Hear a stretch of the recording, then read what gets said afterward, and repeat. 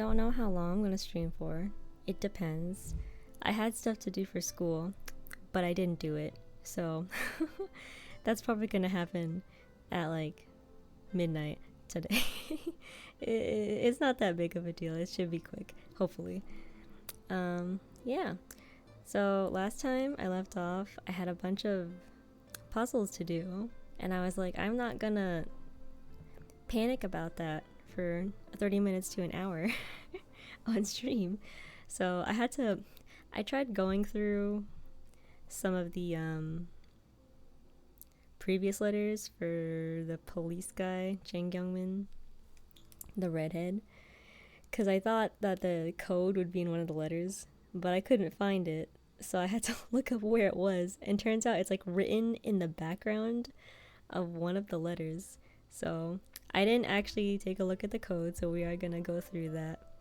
As for Carlos, I did look at the map beforehand and then like figured it out, because I mean it's not that hard, I'm just really slow, so I didn't want to have to like just like figure it out on stream.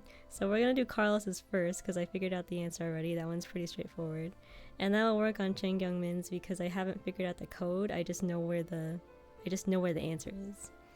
Okay, so let's begin.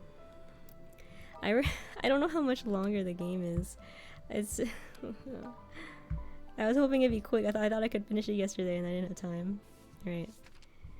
Okay, start. Okay. So I mean based on the map it's pretty straightforward. Just don't like be in the way of the guards. So it was the answer is I wrote down the answer on a sticky note and I drew arrows instead of the like directions. So it's left, right first. So that's gonna be west, east, north, north, north, and then west, west, west. Yes, that was the answer. There you go. Okay. Just to save you some of my struggle, so you don't have to watch me do that. Okay. I didn't read the letter, so this is new. At 10:30 p.m., we managed to sneak into the monitor room. Looking up through the window at the corner of the ceiling, I could even see the sapphire color of the starry night. Yay! We made it! Oh, that was a lot shorter than I expected, but yippee! Oh, there's another letter. There's 3 letters, okay. Final Fantasy? Who? Who? Wait, how much do you want to bet this is Hotaru or something? Pious concerns. Alright, well, hold on. So, for Chang Kyungmin, it's in... not that one. Oh yeah, also I went back and did all the endings for this because I was like, oh, there's so many. They're not interesting. Like, I don't even know why there's so many endings. It's probably because there's a bunch of combinations, but it's not interesting at all to be TBH. It was not any of these. Oh, this one. So if you replay the letter, it's so freaking faint, but there's numbers written in the corner here, and I never noticed that. So that's like the code or something. But there's like 1, 2, 3, 4, 5, 6. I could just try all of these, to be honest. Let me think about it. But there's like actually like a puzzle. Let me take a picture. Hold on. Okay, taking a picture so I can look at it. Okay, exit. So the code is right there, but it's one of them. So I still have to think. God fucking damn it, there's so many letters to go through. I don't think I'm gonna finish it before I go on rotation. Okay, so there's something about like the day of the week or something. That's probably why there's like 7. Where's the picture? That's probably why there's like 7 codes. But what does this even say? Is that a plus sign? I don't know. 42857 times 1 times 2 times 3. I don't know. It's gotta be one of these. Let me think. So on top of that, there were no other visitors anymore. Police tape was across the door. The calendar in the living room was still on Wednesday's page. It was the day of his murder. It had already been 3 days since then. So his death was on a Wednesday. So 3 days from then, Wednesday, Thursday, Friday, Saturday. So it's Saturday. But then he says that he'd always preferred Monday as the start of the week. So Monday's gonna be 1. So if I do it, that means Sunday's 7, which means it's number 6. I think. I don't know. So then 6 is gonna be 857142. 857142. Lit. Okay, that was a lot simpler after I actually found it. Thank God. Beep. I heard an electric beeping. Before I could figure out where the beeping had come from, the body mirror in the middle of the living room wall suddenly rotated by itself. It revealed a long and narrow tunnel behind it. I climbed into the tunnel and took a sharp right turn. At the end of the tunnel there was a long and narrow room hidden between 2 walls, barely wider than the tunnel itself. I entered the narrow space and was surrounded by stainless steel walls. It was lit by several daylight bulbs, which somehow gave the room a feeling of holiness. There were all kinds of hooks and shelves attached to the steel walls, while numerous firearms and grenades were placed upon them. Okay, buddy. There were a dozen AWMs. Oh. Arctic Warfare Magnum is a sniper rifle. Okay, that's fun. Even RPGs, role-playing games? It was indeed an arsenal. I don't know what that is. Now I understand why Officer Minjin would always tell me that he would lend me a grenade. He hadn't been joking. Since I was the one in possession of the fob, I assumed that no one in Unit 3 had found this place yet. Oh my god, random tangent, but I had no idea what a fob was until I moved into my apartment. I was like, what the hell's a fob? And then when I was struggling to get inside the apartment for the first time, somebody else who lived there walked by and was like, you need to like put that thing near the scanner, and it was like the little plastic on the key holder. And anyways, that was kind of embarrassing. But now I know what a fob is. Maybe there might be some clues in here. Most of the guns were covered with a little bit of dust, but the floor on the other hand seemed unusually clean. I kept walking back and forth in the room. I sat down, crouched down, even lay down, which is when I finally saw it. Next to the wall, opposite of the door, there was a small wooden table on which there were all kinds of firearm cleaning and maintenance tools. This guy has a interesting collection. One of the table legs next to the wall seemed to have a slightly darker tip than the others. It looked like it had been covered with something dirty.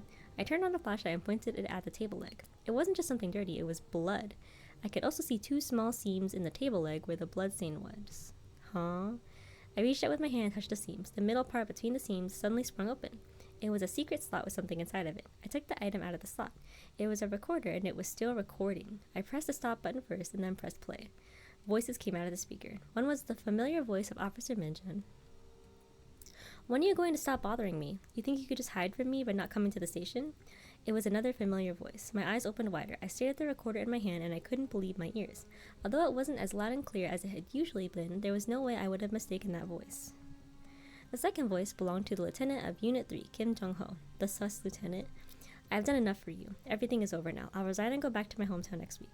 You want to go home? Don't be ridiculous. Did you forget about your dirty little secret? Illegal possession of weapons is one thing, but being a murderer is another. You don't need me to tell you how many years you'll be spending in jail for manslaughter, do you? C-0795. Are you going to blackmail me with that my entire life? You think I'm going to just let you do that? I have done so much dirty work for you, and you think I never kept my own evidence? Haha, are you talking about this? How did you get that? How did you know where I hid them? Did you really think I wouldn't know about your little tricks? I have my men tailing you 24/7. After all, you're just a pawn on my hands, and I couldn't just let you wander around as you wish now, could I? Hi. I kind of solved the puzzles beforehand, so you wouldn't have to watch me struggle. Turns out it was a lot simpler than it needs to be. You want to threaten me with just some tapes? You're so naive. Even without those tapes, I still have other ways. You have conspired— why is all the text blue? You have conspired with Ju Mingyu and told me to murder Choi Yohan's son during a mission just to instigate a war between Choi and Lieutenant King. Huh? The plot thickens, so that you and Ju could benefit from their losses. If I leak this information to the Musen gang, I can guarantee that those people who are against you would want to take you out, and they don't need too much sound evidence. You might see me crash out again later if they throw another puzzle at me, to be honest. Oh, and speaking of Lieutenant King, if he ever learned out what you've done, he would never let you get away. I don't care if I will be sent to prison or not anymore. I want my conscience back, and I swear I'll take you down with me. Well, that's really unfortunate. You weren't like this a few years ago when I first sent you into Unit 4. Back then, you were just a coward who didn't even dare to look me in the eyes when you were talking to me. I guess you've grown these past few years with Kang Bikya. What a shame. I really miss you, kid, since I'll never see you again. As long as you let me go home, I swear I'll never tell anything to anyone else. I will have nothing to do with any of this anymore. I do believe that you won't tell anyone. I'm very confident about that because dead men tell no tales. Then I heard the sound of silence, gunfire, the sound of a body falling down, and a weak and brief groan. Ah. Yeah, no problem. Thanks for hanging out. Then I heard the sound of silence, oh wait, I already read that. Neither voice said anything else. All I could hear was the sound of a door being opened and closed, as well as something being dragged to the floor. Those must be the sounds of Kim Jong-ho's cleaning up the crime scene and taking Officer Minjun's body away. Sag. After that, the recording kept going for a long time, but there was no more sound at all. Officer Minjun must have started the recording via a remote control, but he was never able to stop it. I pressed the stop button again and stared at the dark red mark on the table leg. I could almost see how he struggled to paint the table leg with his own blood in the final moments of his life while avoiding being seen by Kim Jong-ho. I opened my clenched fist and I gave him a salute. RIP. Okay, anyways. Oh yeah, more letters. I'm willing to bet this is Hotaru. And then we got the prison break gang. So we'll start with the child, the sad child turned psycho murdered. My name is Pi. Hi, Pi. It's not my real name, but everyone kept calling me that, so I decided to take it. Sometimes I wondered, oh, the smiley face. I wondered if God and fortune had abandoned me, but I knew that there were many, many people in this world who might be as unfortunate as me, or even more so. I was determined to look for them, then approach them, and seek out the culprit who had turned their lives into living nightmares. I would never be a god, but I was a deliverer of God's punishment. I didn't ask you to do that. Evil deserved to be punished, and the unfortunate deserved to be salvaged. Okay. As for the sin of revenge, let me be the sole bearer of its wrath. However, I had begun to gradually realize that the evil in these humans was almost like a bacteria or a virus. They could be everywhere. They could dwell in a dark, humid, disgusting back alley, or a loud and ecstatic pub, or a joyful and innocent elementary school. I could still remember the lust in that PE teacher's eyes when he had mentioned his students. It was sickening. It was stomach-turning. Even though I kept eliminating them one after another, I always ended up running into the next foul bastard, hiding in another evasive corner of the city. Hey, yo, yeah! Like, this guy is a psychotic serial killer, but, like, at least he's, like, taking out the creeps. What the heck? I finally came to one conclusion after my activities had been published in the papers. Instead of tracking them down one by one, a more effective way was to deter them with fear. The last target I had on the outside had been an unemployed young man who I had accidentally run into on the street.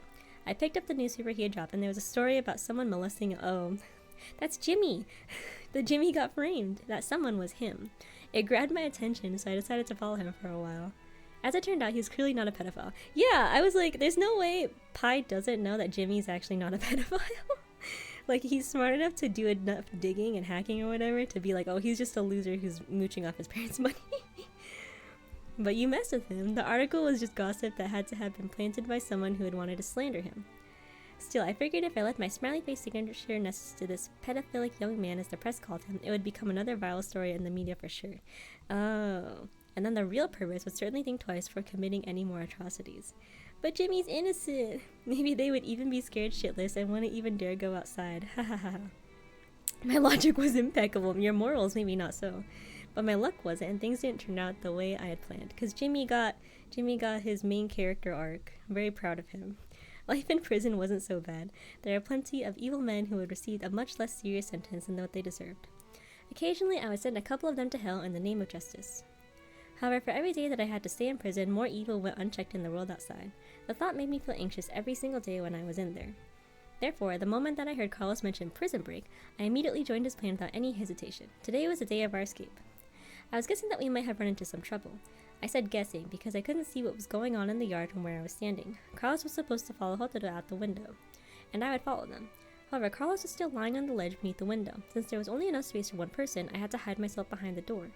So far, only Hotaru was up in the yard. I had never fully trusted that shorty. If he dared to betray us, I would not let him get away with this.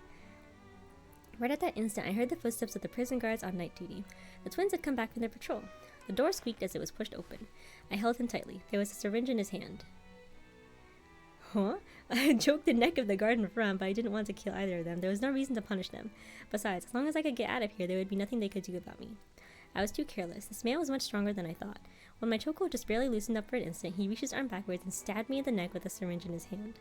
It somehow felt familiar to me, only this time it wasn't poison in the syringe, but a strong hallucinogen. Everything before my eyes suddenly began to look bent and twisted. All the shapes are tangled together. Oops. Who's that? Oh. My parents are home. Okay, let's let the dog out.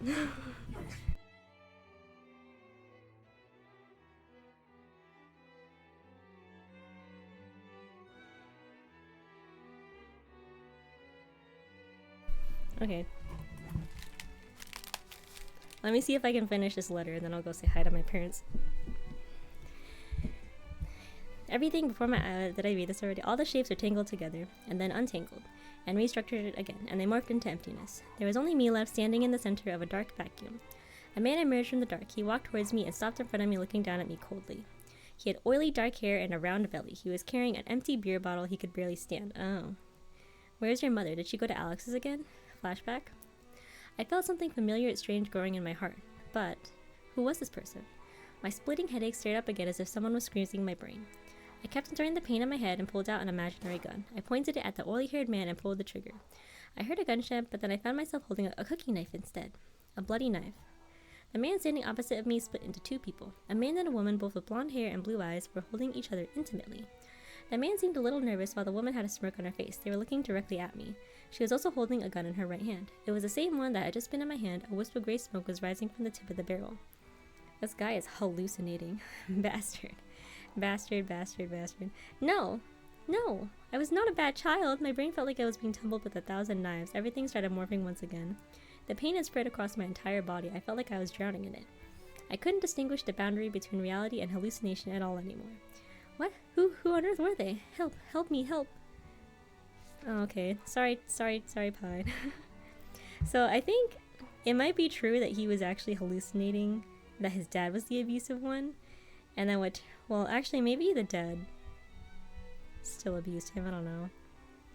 But it seems like it's true that his mom was the one cheating and that she was the one calling him the bastard. Because that's what the cat said. Unreliable narrator. Okay, I will be right back to say hello to my parents, and then we will continue.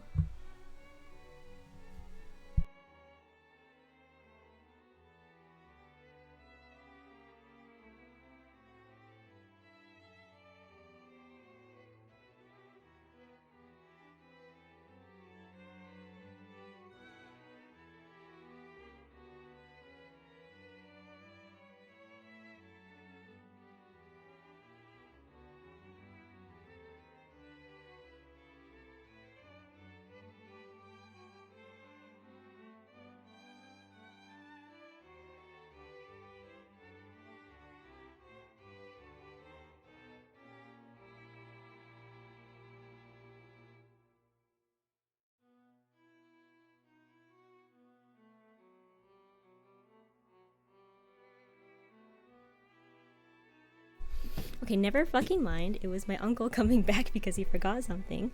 I thought it was my parents, but oh well. Let's continue. Next letter. Yeah, because my parents went hiking, so I was like, oh, maybe they came back already. But no, it's just my unemployed uncle going out doing who knows what. Anyways, Carlos. My name is Carlos. I had planned a prison break not too long ago. Besides me, Pai and Hotaru were also involved in the plan. They were both inmates in Hong Kong Central Prison, just like me. On that night, we overcame lots of obstacles and broke into the monitor room on the basement floor. We were so close to freedom. The room had a skylight window with 2 layers.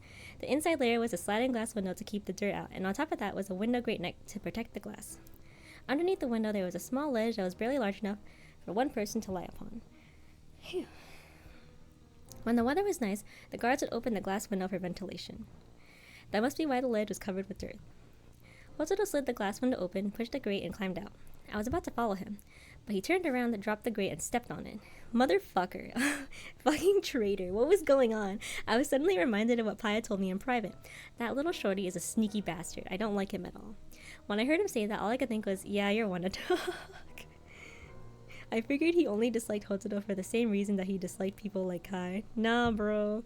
Listen, he just goes after fucking, like, sex offenders. But I guess he can tell who's a traitor and who's not. Or now I realize he might have had a point. Hototo, should we trust him? I would not be surprised if he betrayed us right this moment. I don't think so. I lay down on the ledge. Through the glass, I could see another dark figure joining Hototo, but I couldn't tell who that was. It was probably a prison guard. No other people would be in the yard at this hour of the day. Hototo was talking to the person. Even though there was only a grate between us, they were speaking so quietly that I still couldn't hear what they were saying. Shouldn't the guard be suspicious about Hototo being there? Or maybe Hototo was close enough to him that he would just let him go? Or maybe Hototo had planned this all along? The dark figure moved a little. He what? He unzipped his pants and let out a deep breath. Damn it! A stream of foul-smelling yellow water suddenly rained upon my head through the grate. Oh, ew. And it kept going. That's gross. What the hell was that? Why would anyone pee in public like this? I finally couldn't tolerate the smell anymore and let out a cough. The guard noticed me. 2 minutes later, surrounded by a dozen prison guards. That fucking bitch. I was pulled up to the ground through the window. I finally saw the face of the other man. It was Morgan, who, after our escape failed, they were all sent to solitary cells. I only learned later that Morgan was a drug addict. Yeah, it was pure coincidence for us to run... Okay, never mind. It's not Hototo's fault. It was pure coincidence for us to run into him on that fateful night. Morgan had been out walking that night high as a kite. He didn't even realize that Hototo was trying to escape when he saw him. Ah, it was me who ruined the whole thing. I'm still sus of Hototo, but it's not his fault this time. No, puppy. Shh. If I could have kept quiet, we might still have been able to make it. Lord, would I have to spend the rest of my life in prison? No, Carlos, we'll get you out of here so you can find your sister. Ooh, 3 letters this time. Oh, this is Hotaru. Shush. Okay. My name is written as Takibana Hotaru on my passport. Well, it's probably Tachibana. But most people only know me as Hotaru, as it was also my moniker. It had been written in hiragana and hung over the door of my room in the Okiya. Okiya? The geisha Okiya, located in Shinjuku, 4. Yeah, every time the garage opens, every time the door opens, he has something to say about it. He's whining right now, but I'm not gonna let him out. I'm trying to remember what Yon, she told me. Oh yeah, I guess so. Yeah, 4 is she or Yon. So she told me in Tokyo is where I grew up. On the moonless night, I, still a newborn baby, had been left at the back door of the Okiya. No! I was wrapped in a piece of plain white cloth, and there was a glass jar with fireflies in it next to me. The faint blinking lights of the fireflies, Hotaru, had grabbed the attention of a sister that was coming back late. That was also how I got my name. Since then, the sisters in the Okiya had become my family. And that day, July 9th, became my birthday. July 9th. Oh, that just passed! I had shown a talent for dancing and performing since I was very young. The mama of the Okiya wanted to send me away to a kabuki school, but I didn't want to leave the Okiya. After some arguments and compromises, I became a male geisha. It was not something particularly uncommon in the past, but in contemporary Japan it was almost unheard of. Still, rules were made by people. For a long time, a paper fan, a kimono, a shamisen, and my family were the entirety of my world, until I met the savior of my life. It was a stormy evening. Kizumi Kai was holding a banquet at our place, welcoming some guests who had come all the way from China. Menacing bodyguards and black suits were everywhere, from the gate to the backyard. A lot of them had a suspicious bulge in their waists. I was told those were concealed guns. Kizumi Kai was both a stakeholder in and the protector of our Okiya.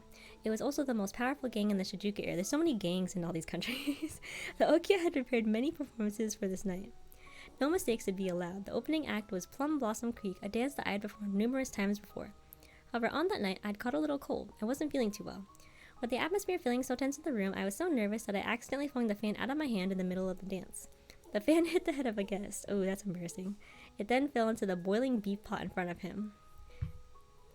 Wait, what? He's in front of a boiling beef pot. The entire room became deadly silent, but a young Chinese boy sitting at the corner of the table burst out laughing. Kizumi Kai's men were outraged. I immediately dropped to my knees and begged for forgiveness. I was trembling from head to toe, too scared to even look up. One of them had already released the safety on his gun when the laughing young man said something. I couldn't understand what he had said, but it must have been something nice. He became the savior of my life. Our story had a fairy tale beginning, but we didn't get to have the best ending. 2 years ago he died? No!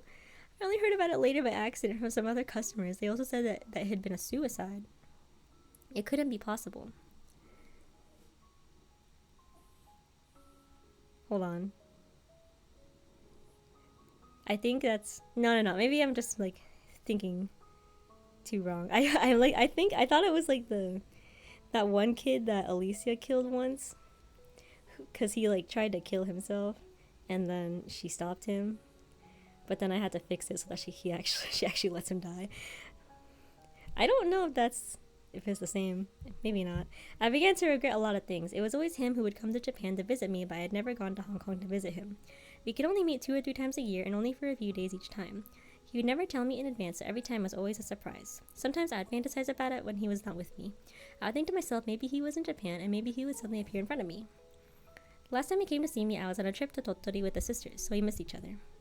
But I never would have thought that it would be my last chance to ever see him. He killed himself while I was away. No! I couldn't let him die like this. Against the objections from my sisters, I packed up all of my belongings and savings and came to Hong Kong. I finally managed to find his housekeeper who had always looked after him. The housekeeper accompanied him to Japan a couple of times.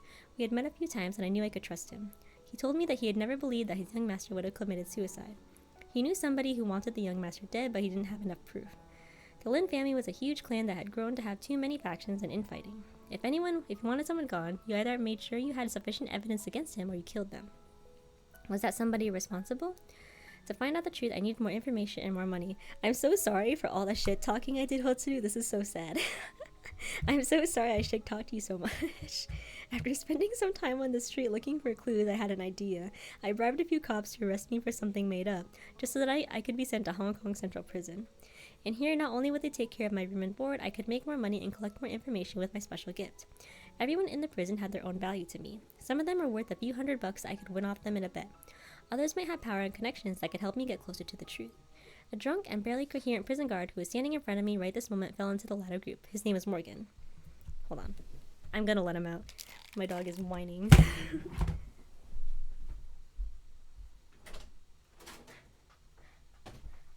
And there he goes. Okay. Were we not just together? Did you already miss me, sweet baby?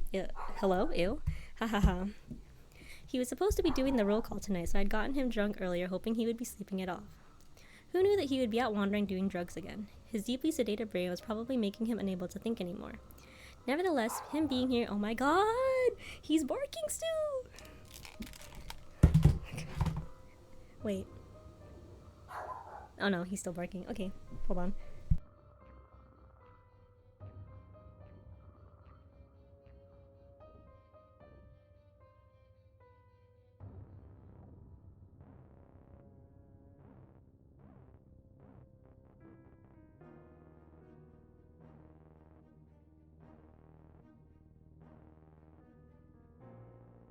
Okay, he went downstairs. I'll just let him do his thing.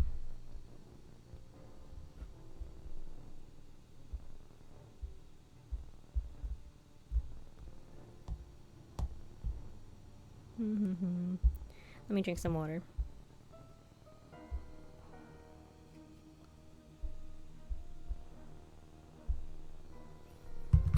Okay. Wait, I didn't drink the water.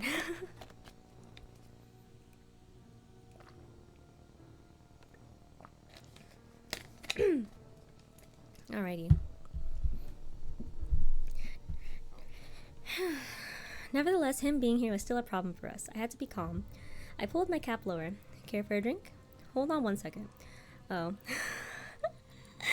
Morgan unzipped his pants and started doing his thing without even turning away. Okay, buddy. Oh no, that was— oh god. I heard someone cough under the window. No! Carlos, you idiot! We were so screwed. I should not have agreed to help that idiot escape. I had been in cell 28 for a long time. At first it was just me. Soon I found the hole under the bottom bunk bed, which was big enough for one person to escape.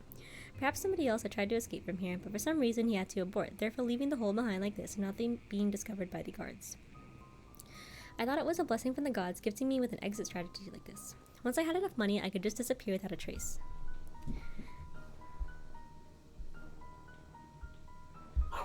Oh.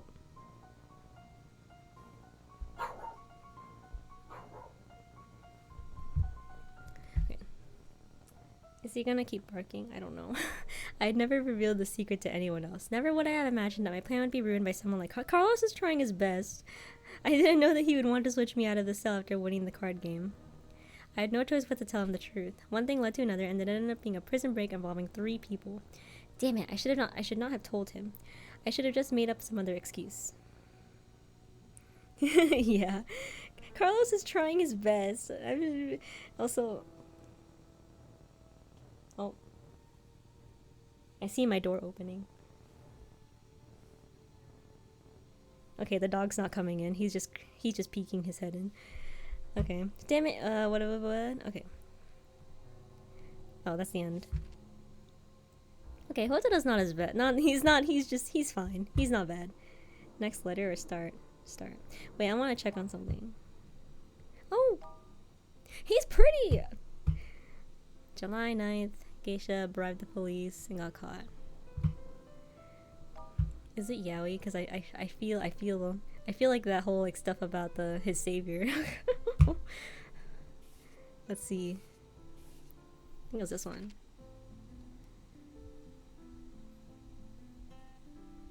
Oh my god. It is him! Wait, it's the guy that Alicia killed! Oh my god!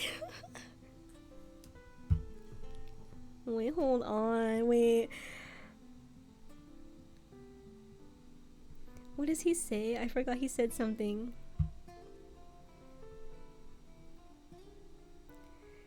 He said like, Miss, have you ever thought about what we live for in this world? Being able to live is good enough. Well, do you have an important person in your life? I do. What would you do if you couldn't be with that person? I'd wait. What if you know that you'll only be waiting for nothing? He said, in 2 years my father will hand the company to me. Miss, you of all people should know how many people want me dead. All of these years my only wish has been to be with that person on my birthday. I was born in the winter near Christmas. I would always dream about the two of us decorating our own Christmas tree. I thought he was talking about a girl. I didn't know it was a guy. My yaoi is real. Oh wait, I guess it's not real because he died. No! I would always dream about the two of us decorating our own Christmas tree, walking along the festive streets and holding hands like a real couple. No! No, now I'm upset. I didn't think of. I actually, when I first saw this, I thought he was talking about a girl. My own prejudice. No. I'll never be able to make it happen in the future. I'll not let the person I love get hurt because of me, so I can't be with that person, not in my life. Oh my god! Yeah, there you got my crush out. I don't know. He went to jail to find you. Oh my god. When I was reading Hotaru's letter, I was like, that sounds really familiar. It's the same name. No. Now I'm sad. This game makes me so sad. My yaoi. First one of them can't be canon, now one of them's dead. No. Okay. Okay, there's 3 this time. I'm not okay. I need like one like good like relationship to go through, because the only one that was mildly successful was the freaking student and her teacher, and he died anyways, so nothing's going right. No romance is working in this story. Okay. What's going on? Okay, this is Hotaru.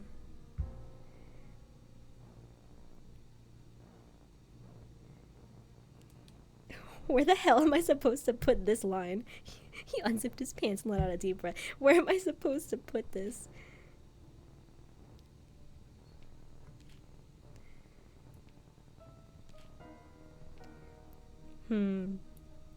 Let's put it...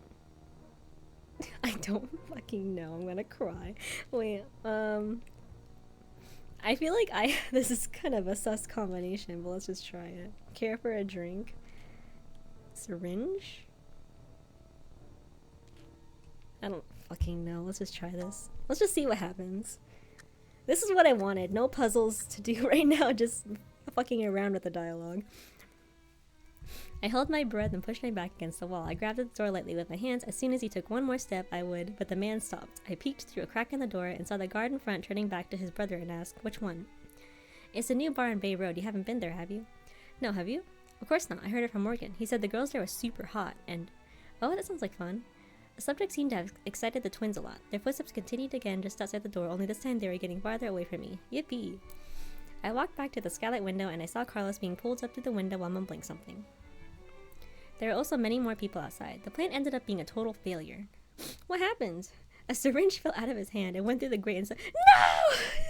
Carlos, no!" I sent that dread right into my shoulder. No! I felt the chills spreading from the needles in my entire body. No! Hey, what are you looking at, Carlos? I closed my eyes and opened them again. I was sitting in a huge, bright white bathhouse. Alicia was giving me a bath and rinsing my hair. I had not seen her for 9 years. She still looked so beautiful, so young.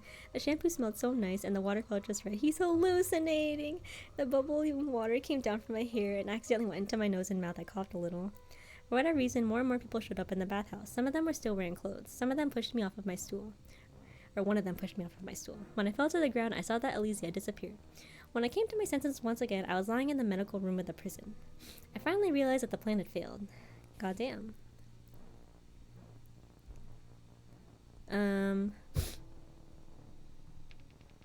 Let's put this on Pie's side. Okay, no syringe for Carlos.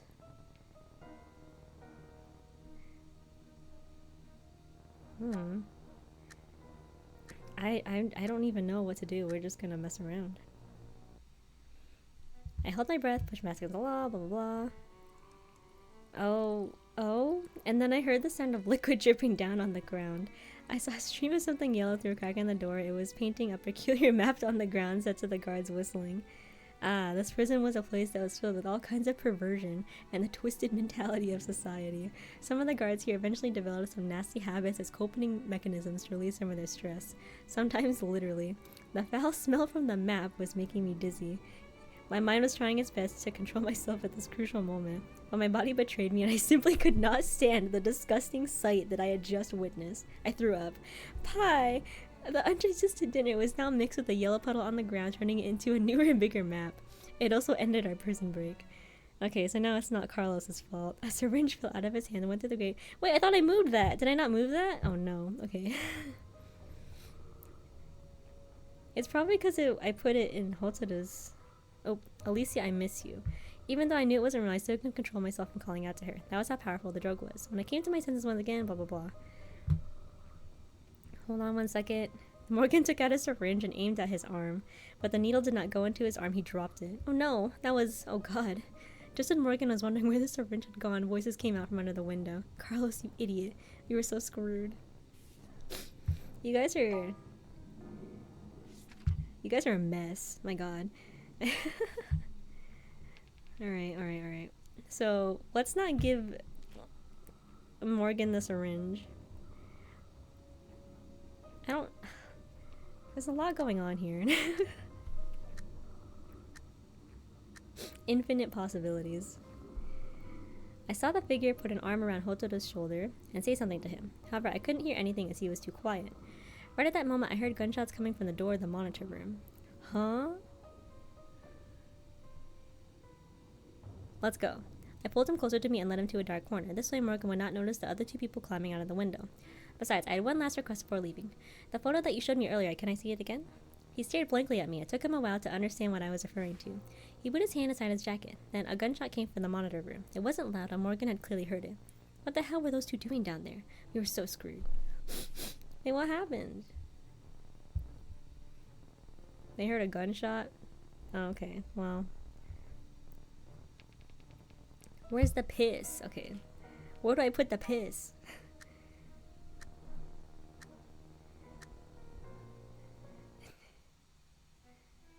The music's a little different, maybe. I hold my breath, blah, blah, blah. Stopped. We're going to a bar.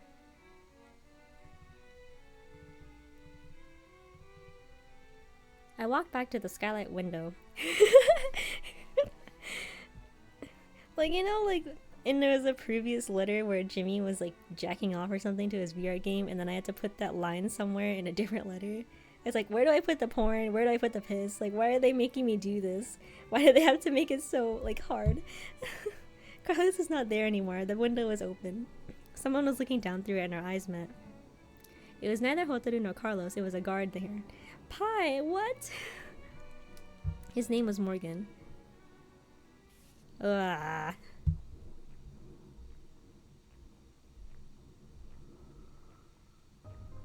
There's no hints. So, like, this is just, like, it's just hard. I think this is the only thing I have to do. Yeah, I don't have any other letters. I actually have to figure this out. Okay. Water break.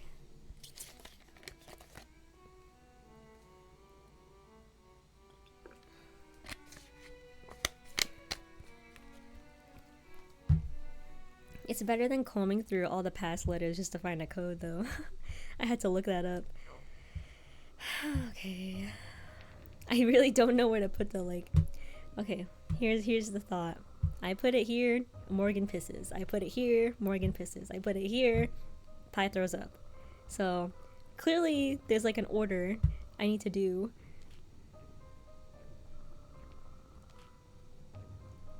I don't know. No. Okay, something's different. I don't think it's correct because Pie's is not different. I put my hands to the grate and grabbed the ankles of the guard. Hotaru, run! I didn't know what had come over me to do something like this. You fucking idiot. A dark figure might have just been startled or simply lost his balance. He fell and sat on the ground, but Hotaru didn't run. He screamed at the figure on the ground. No, don't do it. He was trying to stop something, and I immediately understood what it was. I finally saw the other person's face in the moonlight. Morgan, the guard from Britain, had drawn his gun and he was pointing it at my face under the grate. Something red and warm was dripping onto my face. 070912220. Hotaru lay on the metal grate. His breath was getting weaker and weaker. He kept saying those numbers. Maybe they were the password to his bank account. Wait. No, Hotaru. You know, I was too dumb to remember it. Hotaru, no. Morgan tumbled and fell to the ground. I saw a pair of hands grabbing his right ankle. Run. I heard a mumbled voice come out from below. Carlos, you idiot. But I still needed him alive. If he died, I wouldn't be able to find that woman. If it wasn't for that, there was no way I would have participated in this stupid escape. Oh, he's looking for Alicia, too. Before I even realized it myself, I had blocked the window with my own body. I heard a gunshot. Something warm was coming out of my chest. The sisters used to say that people who smiled a lot would enjoy good fortune, and they would always tell me that I had the prettiest smile in the Okia, so I must be a very, very lucky person. The only thing was, I'd used up my lifetime's share of luck. On the night when I met him. They're not being, like, direct that they're, like, a couple. Like, they're being very, like, vague about it, but, like, I know they are. Okay. This is a problem. This stupid unzipped his pants. Oh my god. Where do I put it? I can't put it with Pie.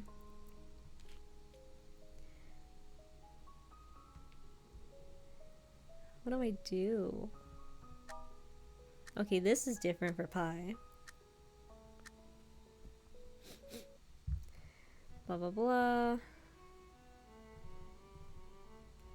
The twins were deep in conversation at the door, and they didn't notice me at all, nor did they look like they were about to shut the door. I listened more carefully. They seemed to be talking about a recent check of all of the prison's housing. They mentioned that the check had found all kinds of weapons, gambling trips, and drugs in the cells and public activity room. They even found a dance mat. Don't confiscate the dance mat. They lamented that ever since the new warden had been assigned here, Hong Kong Central Prison had become more and more corrupted. Back when Warden Chris was in charge, everything in the prison had been running quite smoothly, even though Warden Chris was a strange man too. These days, nobody here even cared about the inexplicable death of an inmate. If one day something similar happened to some unlucky guard, the twins decided they would be ready to resign just for their own safety. I was still listening when they suddenly stopped talking. A hand appeared on the edge of the door and slowly pulled it open. Then I saw a gun pointing right at me through the door. Pie. You guys... What am I supposed to do? I can't help you.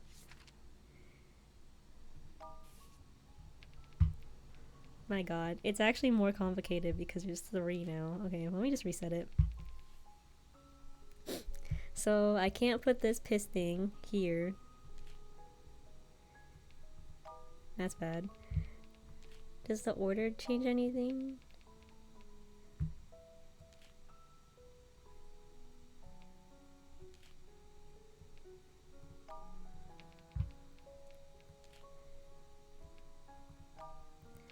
What am I supposed to do?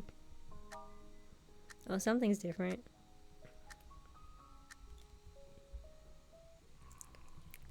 Damn it, thank God I had this hat on me, otherwise, ew. Okay, cool. He has a hat. A guard zipped his pants back up, put an arm around Hotaro's shoulder, and said something to him. However, I couldn't hear anything as he was too quiet. Right at that moment, I heard gunshots coming from the door. No! I need to save Pi still. Hold on one second. Oh my god. Okay, anyways. My heart jumped up to my throat. I don't know how Carlos did it, but fortunately, everything stayed quiet below the window. Yeah, I guess it won't go in his face, yeah. The hat is the key, I guess. Morgan zipped his pants back up. I pulled him closer to me and led him into a dark corner. This way, Morgan would not notice the other two people climbing out of the window. Besides, I had one last request before leaving, blah blah blah, and then gunshot. Okay, now I have to save... So because he gets caught. What do I put... What do I do with the syringe, though? What if I put the syringe here, too? Like, what am I gonna do? Oh, it's a little different. Hold on one second. Starts pissing, blah blah blah. Oh man. He even dropped the syringe in his hand when he was zipping his pants back up. I heard someone cough under the window. Morgan, you fucking bitch. Stop dropping your shit down the grate. Okay. Oh my lord. Oh my god, I got all of his wrong endings except for the correct one. And Carlos too, okay. I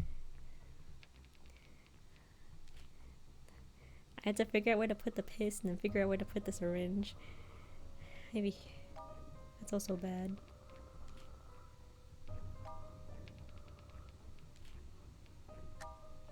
Oh, maybe this one? Oh, I think I did it. Damn it. Thank God I had this hat on me, blah blah blah. As soon as I couldn't hear them, I pushed open the grate and pulled myself up to the ground. We were almost there. Hold on one second. Morgan unzipped. Yeah, okay. I feel like you've seen him piss like 10 times already. I pulled him closer to me and led him to a dark corner. This way, blah blah blah.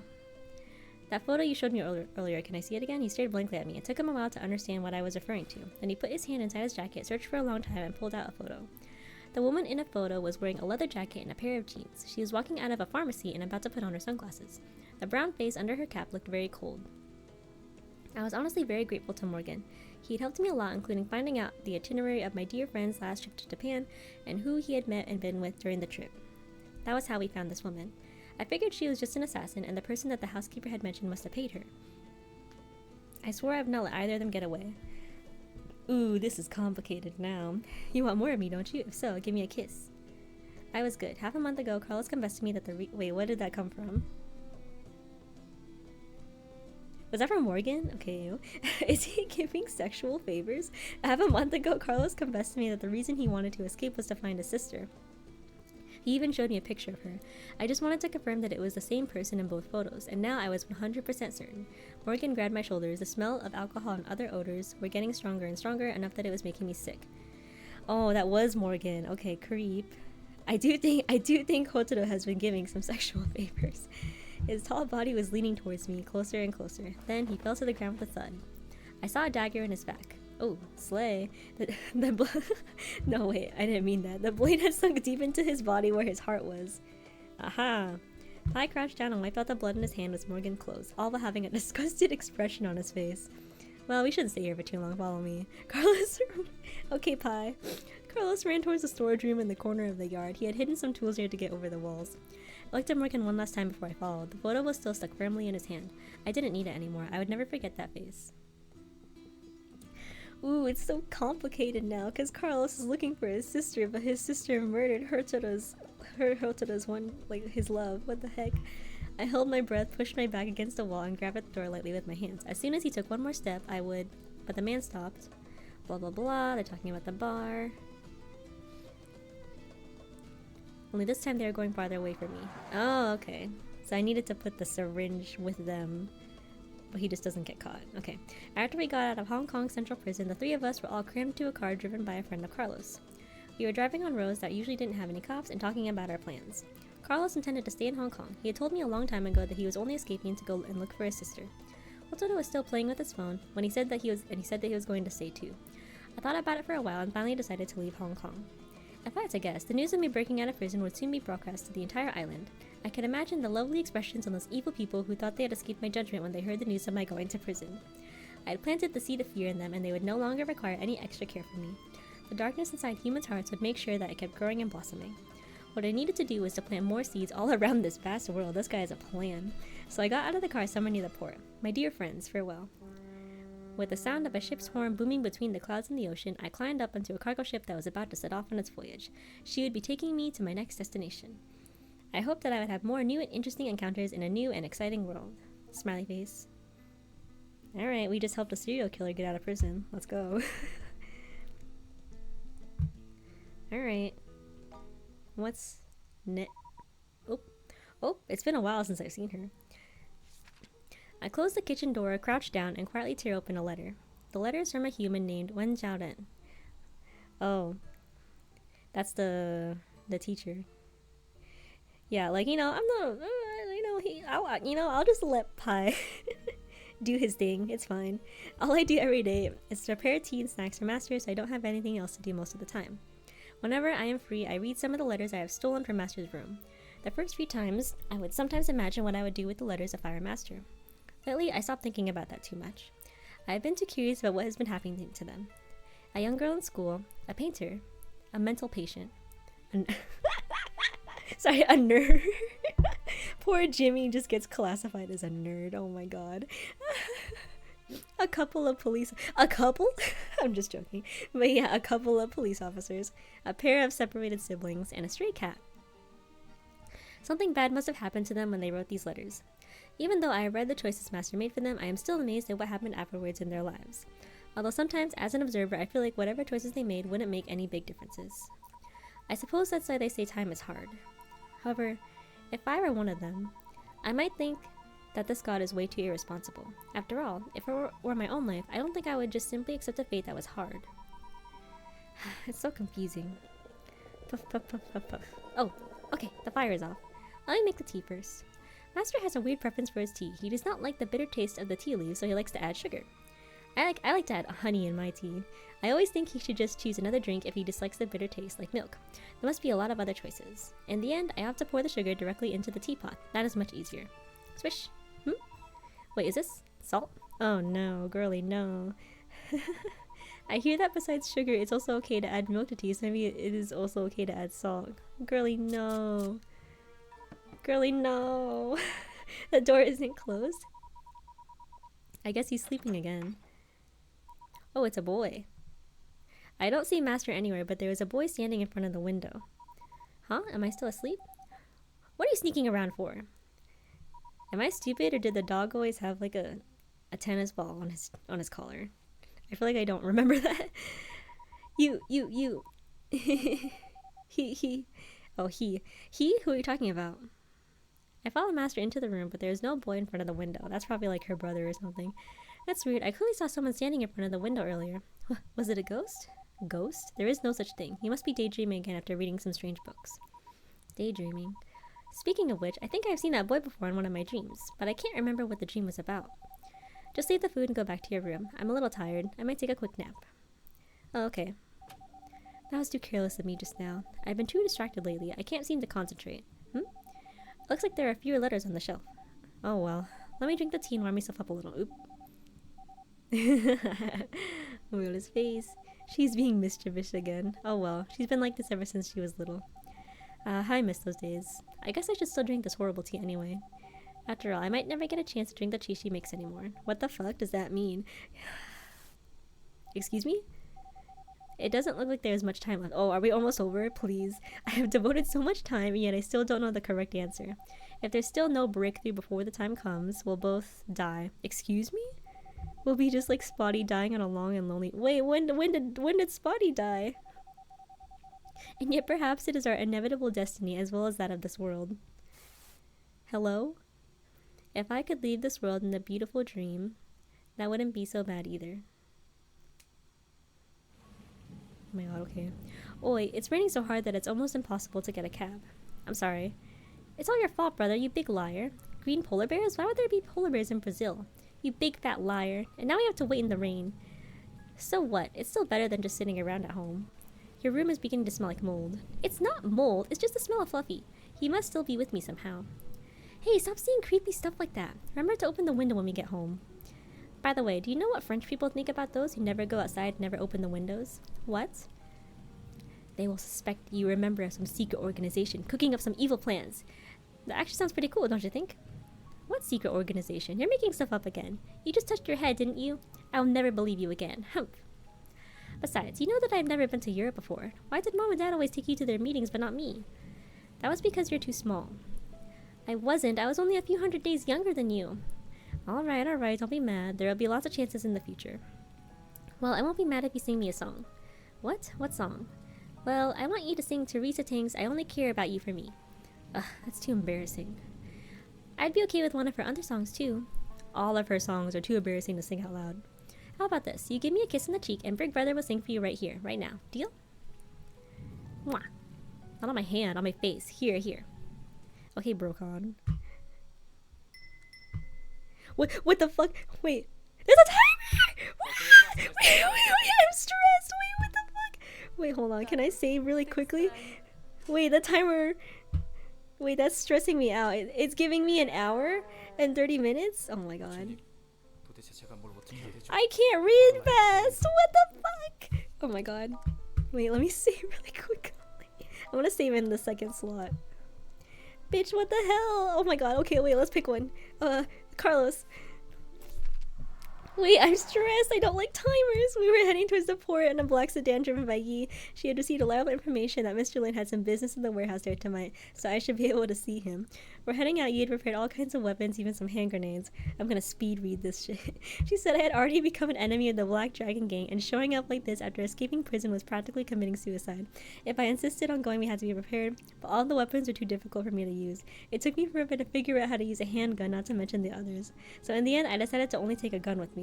No matter what happened tonight, I had to take this opportunity and get an answer from Mr. Lin. We were about 1 kilometer away from the port when he stopped the car. I opened the door. To be honest, I wish he wouldn't leave me. He grabbed at my clothes. There was barely any human traffic around here, nothing except a group of trees. It felt a little creepy indeed. But I have to go. How about I leave you the gun? You idiot, that's not what I mean... Her face became hit. Oh, she likes you. For some reason, my heart was suddenly beating faster, and my face was getting red too, even hot. I even felt my hair perking up. Okay, Carlos, was this what they called Yi pulled her hand back into the car. I'll be waiting here. And she rolled up the window. I stared at her from outside, nodded my head, and walked towards the port. No matter what, I must come back in one piece. I had so many things I wanted to tell her. Halfway to the port, I heard a strange sound of a bird chirping. It didn't sound like regular birds, and I began to worry about Yi. I ran back to where the car was. The black sedan was still there, but the driver's side door was wide open, and there was no one inside the car. No! I saw a few drops of blood on the ground near the door. I got into the car and started the engine. I was driving at the highest speed possible. No, Yi, why do they keep dying? There's no couple is safe. I went through every single road and alley I could find nearby, but I couldn't find any other cars or people that looked suspicious. The sun had come out and I still couldn't find Yi. In the end, I didn't see Mr. Lin at the forest, and I had lost Yi. She was gone just like that. There were too many people who had a reason to harm her. It could be an enemy of the Blood Gang, or it could be someone who had a personal grudge like Mr. Kwan. It was all my fault. I should not have let her wait for me there. Lord, please bring her back to me. Okay, Carlos. I'm gonna try my best. I'm gonna try really hard. Okay, Alicia. Let's go home. I didn't hold a funeral for Zuko. Oh, right. That guy. The night of his death, a man and a woman in blue tracksuits came over. They told me that they had been his long-time designated body handlers. There's no sign of grief on their faces. They just moved his body into a body bag like it was business as usual. They unlisted and canceled the phone number. His favorite 3-month-old adult magazine was also thrown into the body bag and taken away. No! His porn! All that was up to me was Zuko's own credentials to his business app and all the contact information for his performance over the years. He seemed to know that I would need all of this one day. Oh, he's just getting erased. On one night, it was almost as if this person had never even existed. It was like magic. Well, it befitted the style of the magician. I didn't wait until the next day. I followed the lead that Zuko had given me and contacted multiple informants of his. I quickly located the address of the man who had delivered the bomb to my house. Vengeance was not my only purpose. Another thing that had caught my attention was a small item that Zuko had taken off the bomb. It was such a unique item that I had recognized it instantly. There was no mistake. I had made something similar to this over a dozen times myself. I couldn't be more familiar with the technique. When he came back from the laundry, still humming a tune, he didn't notice my existence at all.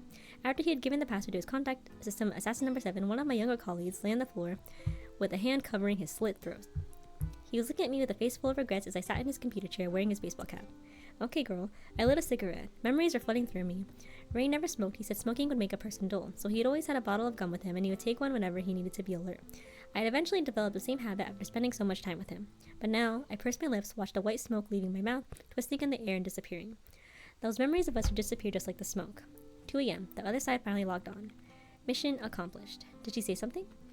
Not exactly. But oh my god, the text is so slow, I can't skip it. Oh my god. She had something she wanted me to pass on to you. In 3 days, 4 a.m., warehouse 5 at the port. As he locked off, Zuko's app buzzed. There was a new order and the payment was good. Coincidentally, the target of this order was the same person that I was going to meet. The wind tonight felt unusually cold. Ray had just finished his business and had sent away his men. He was standing under the streetlight in front of Warehouse 5 by himself and had just put a piece of gum in his mouth. The fallen leaves were swept up into the air by the wind and blown towards where I was hiding. He looked up. His eyes squinted. His mouth curled into a perfect arc. It was the same expression he had on his face every time he saw me in the past.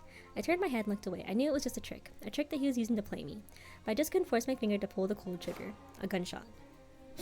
I wiped away my tears. I was leaning on a rock near the dam, facing the ocean, with Ray's coat over my shoulders. Oh, was she supposed to kill him?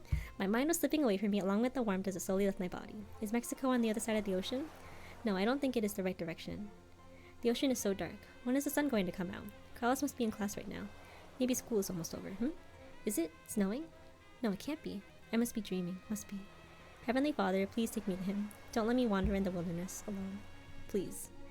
Okay, so I don't know what her deal is, but we're not supposed to kill Ray is what it sounds like. The target of this order was the same person I was going to meet. Okay. Alright. Let's speed. Oh, there's 2. Oh no. Did he do it? No, I don't understand anything.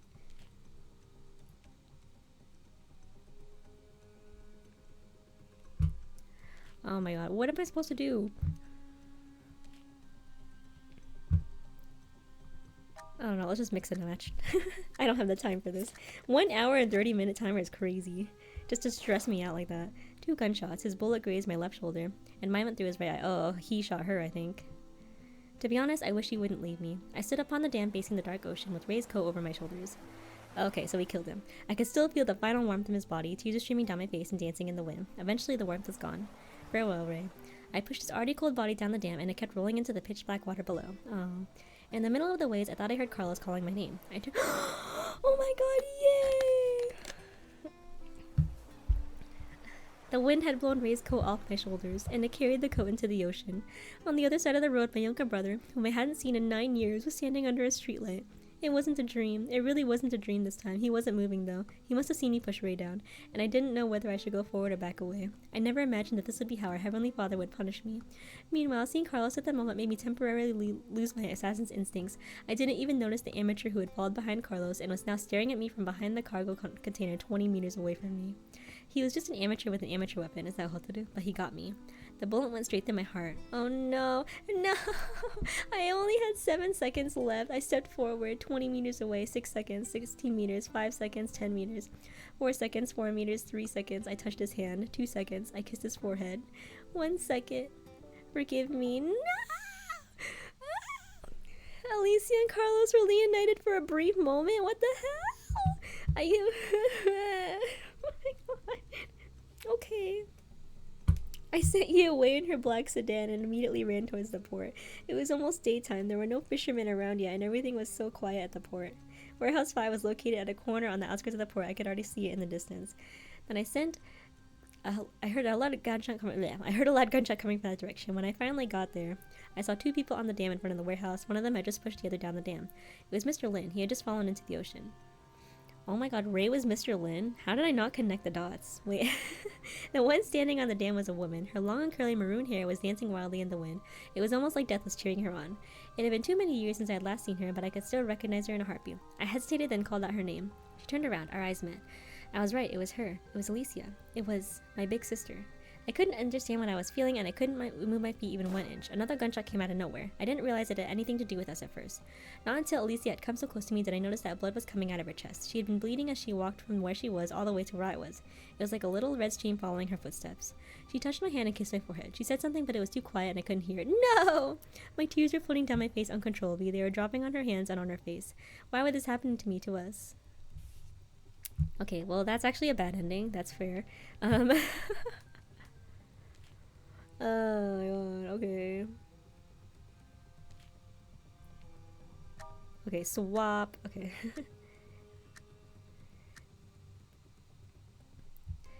I couldn't make my shot as tears blurred my right eye. Okay. Sucks.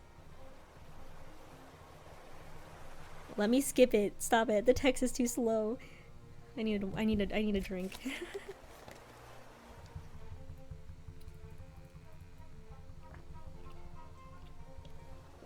Oh my god, the game is punishing. The game punishes you for getting the wrong answer because it makes the text forcibly slow.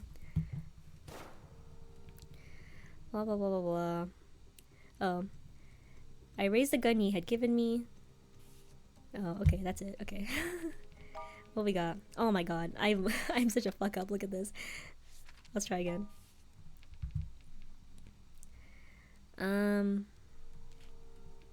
No, I can't put that there. The tears go here, I guess.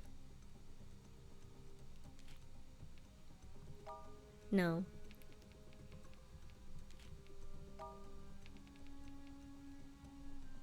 Where did I put it last time? I think I just put it like...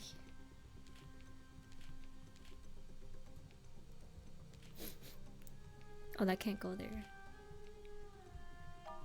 What the fuck? What the fuck? Oh my god.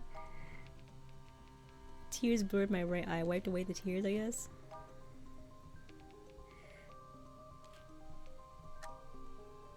Okay, I mean, this is different, but why do I feel like it's wrong? 2 gunshot as bullets screaming on the shoulder, blah blah blah. Zuko's app had just received another order. It seemed quite dangerous. I threw his coat into the air and let the wind carry it into the ocean. I set my destination for the next target. Time to go.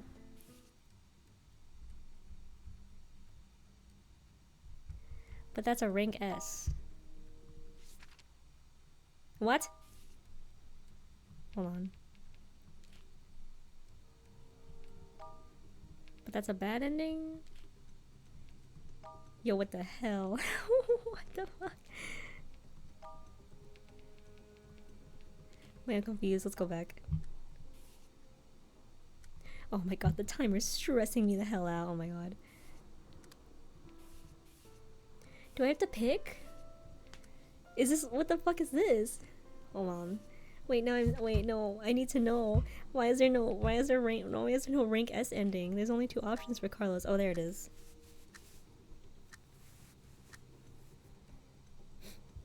But I have to go. You idiot, that's not what I mean. I mean, blah, blah, blah, blah. I'll be waiting here. I put my hand on the window. Wait, I had noticed something in the trees earlier. It could just be some animals, but it could also be someone following us. Yi was the princess of the Blood Gang. I couldn't leave her here by herself. I walked around the area for a little while after Yi had driven away, making sure nobody was following her. I waited until there was no more unusual rustling in the trees and then continued walking to the port. I was walking so slowly, all I could think about was Yi. I didn't even notice that it started snowing. It was almost daytime when I finally arrived at the port. Mr. Lin was nowhere to be seen. There were only a few fishermen arguing about whether they should still go fishing in the unusual weather. I turned around. All of my earlier footprints had been covered by the snow. It was white all around me. Suddenly, I couldn't even remember which direction I had come from, nor did I know where I should go next. I had missed another chance to find my sister. I was such an idiot. Still, no news might be good news too. I still had plenty of time to keep looking for her, or was I being too hopeful? No, being hopeful was a good thing. Alicia used to tell me that all the time. I should keep being hopeful. That would be the right thing to do. Right. Big sis must still be out there somewhere. I have to fucking choose. I think that's what it's telling me. They missed the reunion. No! I have to choose! She was still watching the same show as I. Wait. Oh, this is actually also a rank S ending. I'm not gonna bother.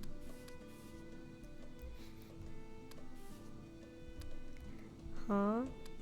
Which ending did she meet him? It's a bad ending when she meets him. No! Okay, fine. They'll meet again. Okay. Well, they're both alive. That's all that matters. Spotty. Okay, actually, I love the cat, but I'm worried about these two.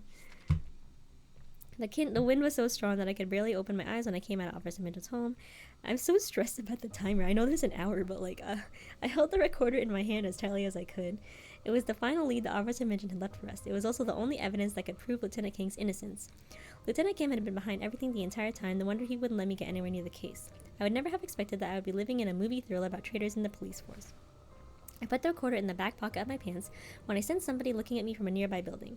I looked up oh my god. Okay, I looked up just in time to see a dark shadow moving away from the window. I had a bad feeling, so I started running. No matter what happened, I had to take the evidence to the police station and hand it to someone I could trust. On my way back to the police station, there was a pedestrian bridge. At the other end of the bridge, there were some woods. I could see 9 amateurs hiding in the shadows of the trees staring at me. 9 of them? One of them had just turned off his flashlight. Their weaknesses were out in the open. So these are the people who Lieutenant Kim had sent after me? No, maybe they had been sent here to kill me. Perhaps the shadow I had seen earlier in the window saw me leaving, and they had realized that I might have something on them. Even still, these losers were no match for me at all. Okay, buddy. Fine, come at me. I might as well just send them all into jail. I stomped my right foot hard on the ground and dashed across the bridge in a zigzag. I heard 16 gunshots. Oh, okay, Slay. But by the time the bullet casings fell to the ground, I was already hiding high up in a tree in the woods. Okay, buddy. Nice moves. The mob beneath me was panicking. After all, they were just a bunch of pathetic lackeys who had no formal training. Some of them were even stupid enough to turn their flashlights back on, exposing their positions. I had always thought that the police were a symbol of justice. Never would I have ever imagined that one day I would be fighting against them. But I knew better now. It didn't matter who the opponent was. What mattered was that justice will prevail. Okay. I checked again to make sure the recorder was still tucked safely in my back pocket. Okay, I guess that's a problem. Then I held my tail in my palm. I leapt down from the tree and pounced what? Acupuncture points. Okay, I don't have time to read this. On 3 men under the cover of the rustling leaves. These idiots all had their flashlights on. One was wearing a Hawaiian shirt, another was in a pair of beach shorts, and the last one is in a leather jacket. All 3 of them fell one after another. There were 6 other men nearby. I climbed back up the tree. I repeated the attack several times. Soon I'd taken several of them out. A bullet grazed me near my back pocket. I could feel the burn on my butt. I reached my back pocket. I jumped down out of the tree. The 9th man was also taken out after I hit him with the same acupuncture point. The bullet had punctured my back pocket. The recorder I had put inside it was smashed into pieces and scattered all over the grass. That's unlucky. Damn it! I was too careless. I thought it was the 9th man who had fired at me, but I realized that he wasn't even carrying a gun when I had come down out of the tree. So there was someone else who had taken the shot. I looked around. I couldn't see any sign of a 10th person. Whoever it was, they must be someone good, and they might have already left the scene. Their only purpose must have been to destroy the evidence, not to kill me. They must have had total confidence that even if I had told someone about what I had witnessed and heard in person, no one would ever believe me. Now I had lost my only concrete evidence. Damn it, how could I let this happen? I punched a nearby tree out of frustration. I hit it so hard that a few bird nests fell out, okay? I heard birds chirping in panic above me and the sound of their wings flapping. Please, Buddha, please guide me. If I can avenge Officer Minjun, prove Lieutenant King's innocence, and defend justice, I am willing to give everything I have. Alright, buddy. We'll try. I guess the birds are a hint or something. Oh god, let's just mix and match. A few bird nests. Yo, actually, I didn't even think about that. This guy punched so hard that he just like killed multiple families. Okay. Nope, that's wrong. How many endings? There's not that many endings. Okay. Let's just mix and match because I don't have time to think about this. I don't have time to think about the logic. Okay, that's different. The freaking 5 seconds.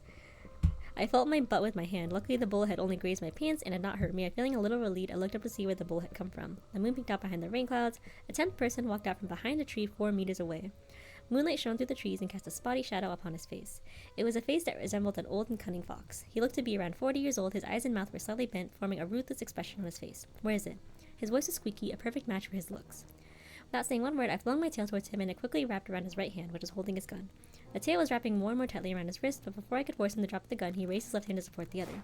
Then he pulled the trigger. I raised my left arm in front of my face. The bullet pierced through the skin and drilled into the muscle. However, it stopped next to my radial bone. I put down my arm before I could see what was going on. The old fox had charged right up in front of me. He poked 2 fingers straight into my eyes. A horrifying scream echoed in the woods. The birds fluttered and scattered as they flew away. I surrendered. I knelt on the ground and covered my eyes with one hand while warm blood oozed out of them. I pounded the ground defeated. What do you want is in a bird nest in that tree over there. The old fox heard what I had said and walked behind me and to my left. He stood there for a moment and bent his knees just a little. The final piece of evidence is going to fall into his hands. Or not! Okay. Did you fake me out? My tail morphed into a silver spear heading straight towards the old fox's chest. Attack number 10, heart-piercing spear. The old fox must have never expected that a blind foe could still fight back. He probably regretted not killing me when he had the chance. But his chance is gone. The tail went through his heart and he could only let out a gasp. Then he fell to the ground. He was dead.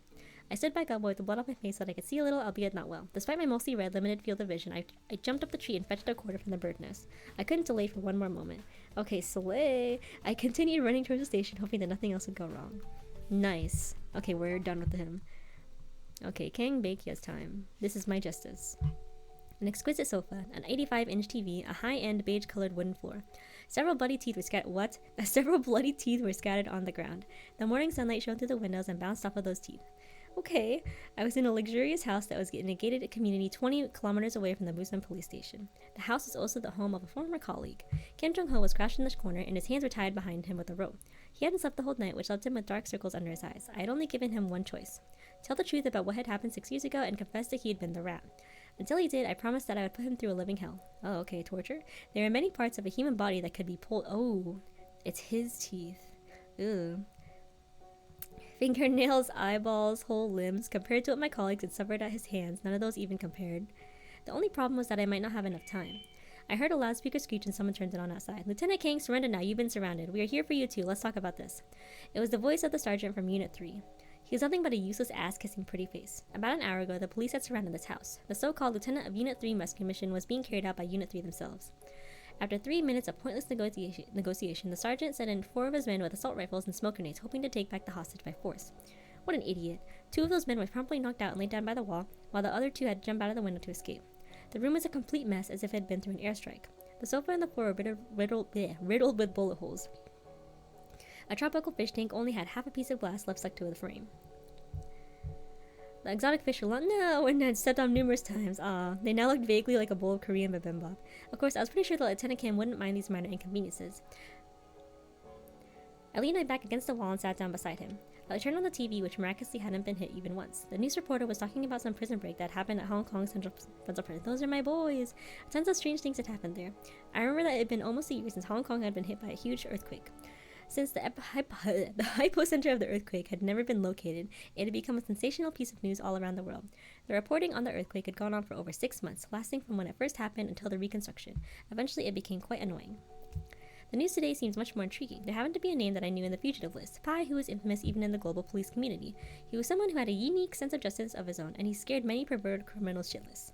The reporter said that Pai and his accomplice's getaway car was found at a port after their escape, which meant Pai had very likely fled to some other country. Interesting. I lit a cigarette. The sound from the TV seemed to dissipate along with the faint smoke. My thoughts drifted back to the past. I started thinking about what was later referred to as the W620 incident. 6 years ago, I had just joined Criminal Investigation Unit 2 as a rookie. I was the kind of person who would talk about justice all the time despite having no experience whatsoever. Come to think of it, I had been exactly like Chang Kyung-min. At the time, a new major had just been signed to the Busan Police Spring State. To make a show of force, the new major announced an unprecedented campaign that was both bold and ambitious. It was called Operation White Bay. The goal of the operation was to clean up the violent gangs around the Busan Bay area and eliminate all of their illegal activities. If necessary, the police would be given permission to shoot on sight if they felt endangered, and there would be no consequences. Okay. Back then, Busan's gangs weren't even remotely as powerful as they would become. As a result, they went through the darkest period that they had ever faced. In less than 2 months, their operations had been reduced to 1/10 of their peak. W620 was a code name for the final mission during the whole operation. The mission was assigned to Criminal Investigation Unit 2, my unit. It was the night before the mission, and as a rookie cop, I felt ecstatic. I kept thinking about how I could finally be a defender of justice. To make sure the mission would go perfectly and to show off in front of our beautiful lieutenant, I went to go scout the location alone without authorization. Oh, but my selfish and careless stupidity ended up exposing the plans for our entire mission. I'll never forget that damp and dark room. The severed heads of my teammates were lined up on the floor in a straight line. Oh god. Each of them had a different look on their face. Each of them had a stream of blood coming out from under them that had merged into a web of death and carnage. Jesus Christ. In the end, the only ones left were me and Lieutenant Jago. I gave up all of my pride as a police officer in demand. Crying, I held onto our enemy's legs, begging them to spare the lieutenant. But they still murdered Lieutenant Jago in an even more gruesome way just to mock me. The moment she died, I blacked out. When I finally woke up, I was in a hospital. Why'd they spare you? Lying down. Some strangers in suit were standing next to my bed. Everything felt like a dream, but it wasn't. W620 became a bloody lesson for every single police officer. Operation White Bay was immediately halted. The new major was sacked and replaced by an older officer. Under the command of the old man, the official records about Mission W620 contained but a single line. During a brutal conflict, the officers of Criminal Investigation Unit 2 valiantly sacrificed themselves and eliminated the remaining violent criminal members of the Musa gang. The only survivor of the incident was Officer Kang Baekya. To get the police precinct back on track as soon as possible, the old man instructed us to keep the name for Unit 2 and set up a new unit, Unit 4, appointing me to be its lieutenant. I was in a slump for a while. I tried to avoid the old man whenever I could. I couldn't think about work, not even a little bit. Until one day, I was so drunk that I passed out on the side of the road and somebody grabbed me. I was kidnapped by a strong young man. He locked me in his home, interrogated, and tortured me. What? He wanted to know the truth about 620, the truth about all those deaths, and the truth about how I was the only one who survived. But I didn't know any more than he did. I didn't understand why I was the only one who lived either. The only thing I knew was that I wished that I had died with them so that I wouldn't be in so much pain. The torture went from starvation to dousing me with ice-cold water to whipping me with a belt. Slowly, my consciousness started to drift away, though I don't know if it was due to hunger or pain. Eventually, I found myself standing in a small, dark room. There's nothing in the room except for a dim light bulb dangling in the middle of it. I met another man in that room. He was a head shorter than me. He had very messy hair, and his eyes were filled with dangerous menace. He said his name was Young. He was 6 years younger than me, and he was the one who had killed those people who had hurt us. That was the first time I met my second personality. Oh. It was quite unbelievable, but anyone that had seen Young with their own eyes would not think that I had made him up. The strong young man met him and learned the truth, so he let me go. He told me that his name was Jaego Wanyam. He was the younger brother of Lieutenant Jaego. Oh. Eventually, the existence of my second personality became a top secret, known only to me, Jaego Wanyam, and the old man, and a few other trusted individuals. Okay, I need water. Okay, I still have some more.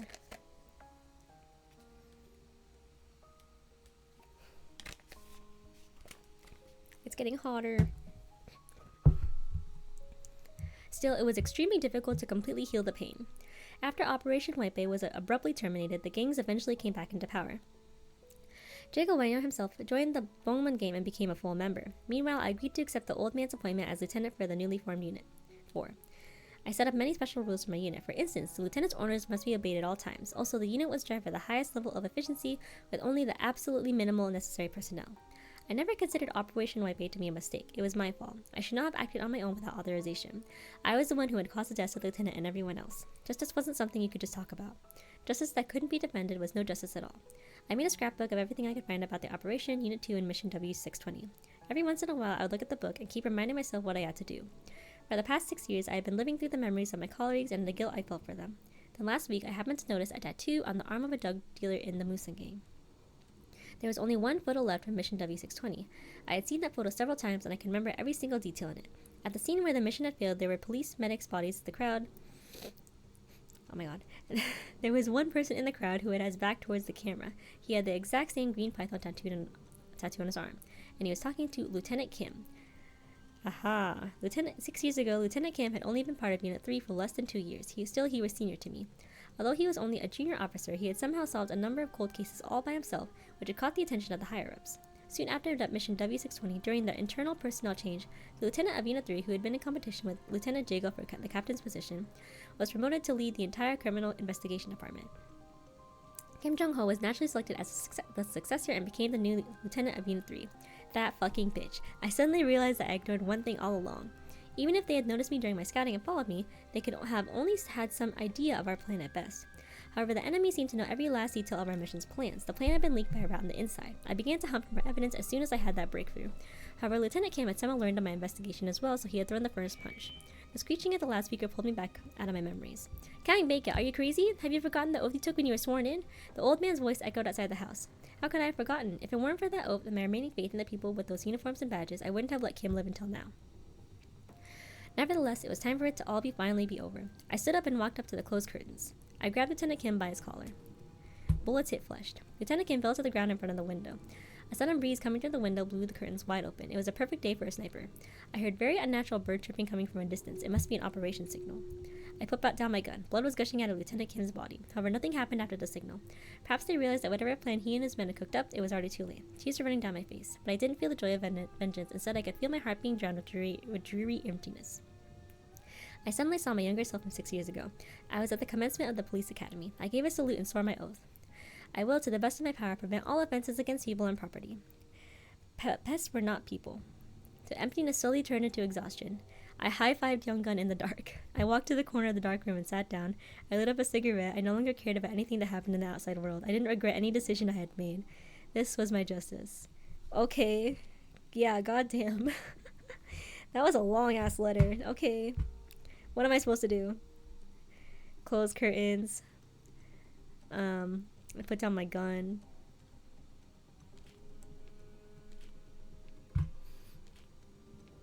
I don't know. Mix and match. Let's go. The wind blew the curtains open, and I suddenly realized that I might be seen by a sniper. It must be why Lieutenant Kim suddenly fell down. He had heard the bird chirping, blah, blah, blah, blah, blah. Okay. I immediately leaned back, and at the same time I heard a bullet cutting through the air. The bullet only grazed my left arm, but it was still able to give me a severe injury. I fell to the ground, and my consciousness began to fade, drift away. Hey, don't, I said to Young Gun, but I couldn't stop him. Alright, we'll try that again. Oops, I did not change anything. Is this even any different? It feels like the same order of events. The sniper's shot from afar destroyed Lieutenant Kim's shoulder blade. My instincts had immediately pulled Kim in front of me as a shield when the wind opened the curtains in case there was a sniper. Otherwise, I would have been the one that got hit. The bird chirping must have been a signal for the shot. I pulled Kim up off the floor. When I grabbed his shoulder, I intentionally stuck my right hand into his wound. He let out a scream of pain. Keep screaming. You'd better let everyone out there hear you. The sniper vanished almost instantaneously. It was complete chaos on the ground. It seemed like the old man had not hoarded the shot. It must be that stupid pretty face again. The loudspeaker buzzed again. I promise you I'll personally supervise the investigation of Minden's case. You won't be detained, and you can be part of the team until we uncover the truth. Trust me, Lieutenant King. Yeah, right. I could hear how sincere the old man was just from his voice. It reminded me of the time when he had handed me the appointment letter. If I had a little more time to find definitive evidence to convict Kim, Lieutenant Jago would have wanted that too, right? I sat down by the wall next to Kim and waited for the old man to send his people in. I was exhausted. A few minutes later, a 5-person team entered the house. Strangely, they were all wearing bulletproof vests. One of them untied Kim's hands and feet. I stood up on my own, but they didn't try to take me in. Instead, 5 guns were shoved in my face, point blank. I took another look. All of them were from Unit 3. Ha ha ha. It wasn't the old man's fault. It was me who had been too trusting. 5 fingers touched the triggers simultaneously. They pulled a little and a little more. The pins hit the bullets. The pins flew out of the barrels with swirling air flows at their tail. They were flying towards me. No, they were flying above me. Oh no, it was me who had just fallen to the floor.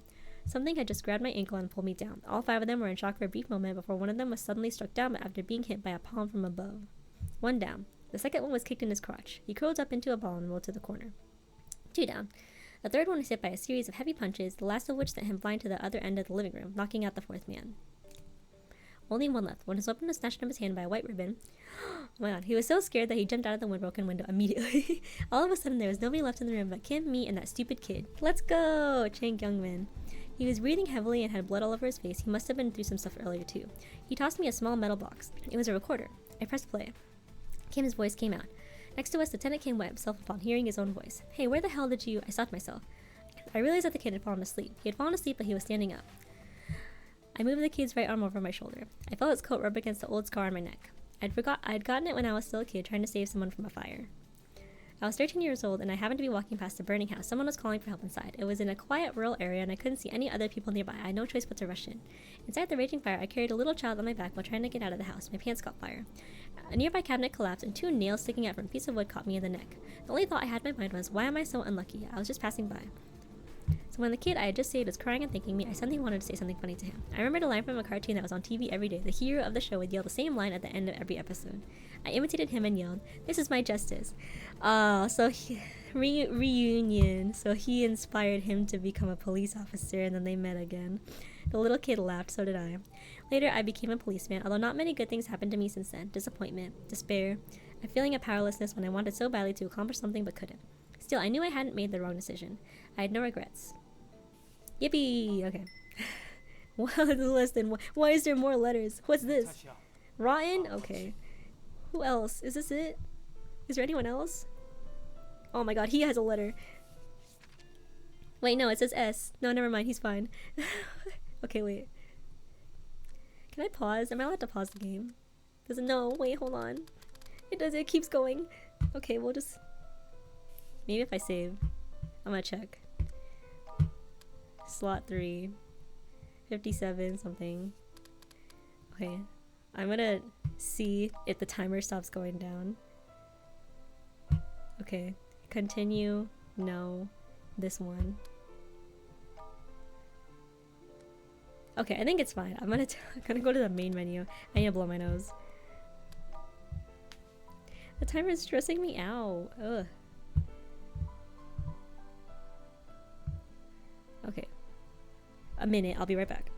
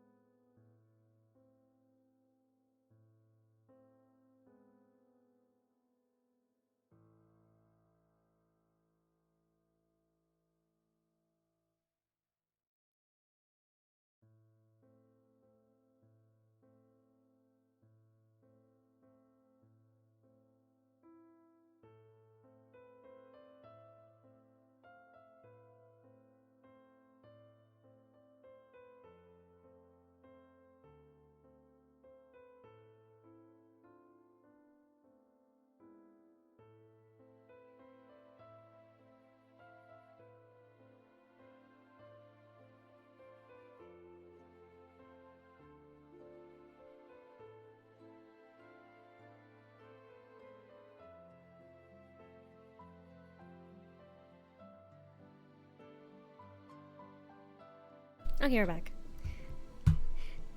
Yeah, that would be so rude if they just like had the timer going no matter what you did. Alright. Continue. No, not the autosave data. Please, not the autosave data. This one. Okay. What's next? Who's next? Okay, we'll do the cat. My name is Spotty. I can't recall how long I'd been alive, but for many years my life was the same. I looked at food at the shops or in the trash, I lay in the sun, I looked at food again, and I found a place to spend the night. Day after day, year after year. Although there was one thing that was different, I had been getting older. Spotty, no! I was walking alone along a small path in the suburbs. I came across an empty lot. This lot used to be the gathering place for the homeless cats around here. Not too long ago, it had been circled by some yellow tape. I heard that some rich Chinese real estate developer had bought the place, along with a whole lot of old residences around here. Soon they would begin to build a brand new shopping center. It didn't really matter to us anyway. There were plenty of other spots for the cats. Besides, the cats that used to hang around here had rarely been seen nearby anymore. Most of the cats who I was familiar with had died in random corners of this big city. Unlike house cats, we had to pay the ultimate price for our freedom. Life in the city was brutal and challenging, and most of us were forced to say goodbye to this world before we even turned 3. Oh, the few others like me who were fortunate enough to survive for more than 10 years could barely walk too far nowadays. Some cats like us might even slip and fall into a toilet when they were drinking from it. As my body kept getting slower, my mind, however, seemed to be getting more active. I've been spending more and more time thinking about my cat life recently, especially about my dear old daddy and all the lessons he had passed on to me. Daddy had always been so good to me. Many of the things he had taught me were still so valuable even now. I used to think I could stay young forever, but I had reached the same age as Daddy when he found me. Daddy had mentioned that he used to be a house cat once, and he was one of the incredibly lucky ones. He was adopted soon after birth by a rich couple and was living a dream life. He never had to worry about food or shelter, and the humans adored him too. Soon the couple had a family with a cute daughter. One day, the male human took Daddy to the park for a walk. He walked his cat. That day, he met a breathtakingly beautiful orange tabby. Daddy was immediately smitten. He used every trick in the book to get his humans to take him out for walks just so he could see her. Maybe God had been blessing them as they were able to get together more and more often. At last, on the edge of the roof in his human's apartment, he and his tabby spent a whole lovely night together, harmonizing the most romantic nocturnes ever known to cats, maybe even humans, okay? While Daddy was enjoying his love life, his home was abruptly turned upside down. His lovely family of humans collapsed. Endless fights and quarrels, smashed dishes and plates every single day. Domestic violence. Daddy's fate took a cruel turn on the 10th day after the male human had left. He was standing next to his bowl, which had been empty for over a week, and meowed in a hurt and hungry voice at the female human in the kitchen. She finally exploded and threw the burning hot pan filled with, "Why would you do that? Why would you do that? It's just an innocent cat." Well, that was how Daddy lost almost all of his sight. He never saw his orange tabby again, and he never went back to that dreadful place which he once called home. No! When he found me in the trash pile at the market, the first thing he told me was to never trust humans. I used to feel puzzled about how Daddy ended up like this. However, a few years after Daddy had passed away, I accidentally gathered enough pieces to put together the puzzle of his fate. Like, what? That's not the cat's fault. You're freaking, like, you're not feeding him. He can't eat. Like, you're abusing the cat. That same night, when Daddy had been enjoying his time with his orange tabby on the roof, his male human was doing the exact same thing with the female human. He was being a fucking cheater! Oh my god, with the female human of the orange tabbies in the bedroom at Daddy's home. Maybe it was because the male human had been too careless, or maybe the female human had been suspicious for a while, or it might even be because of the cat hairs that Daddy and the tabby had left around when they were playing. For whatever reason, the human was soon out of the bag. In the human world, besides being in heat, they had things like morals, laws, relationships, and all kinds of nonsense. The female human probably was not allowed to kick and scratch the male human, so she turned against Daddy, who didn't have what they called human rights. Sometimes I wondered if Daddy had never met his orange tabby, would he still hate humans? 2 young male humans were walking towards me. I remember them. They worked at the police station that I frequented for my drinks. When they started to pass by me, the younger one stopped before the other one with purple hair did too. I sat down and looked at them, hoping for something unrealistic. The younger human pet my head with his hand. I could smell the alcohol in his breath. "Lieutenant, are you allowed to have a pet at your place?" "Oh, they're together." It's too bad that my apartment is not pet-friendly. The older man looked uncomfortable. "Well, I'm not good with this kind of thing." Well, just as expected. When I was a few years younger, I would always put on a cute face and meow at the humans who pet me. Now I knew for sure that even if I sucked up to them, no one would take me home.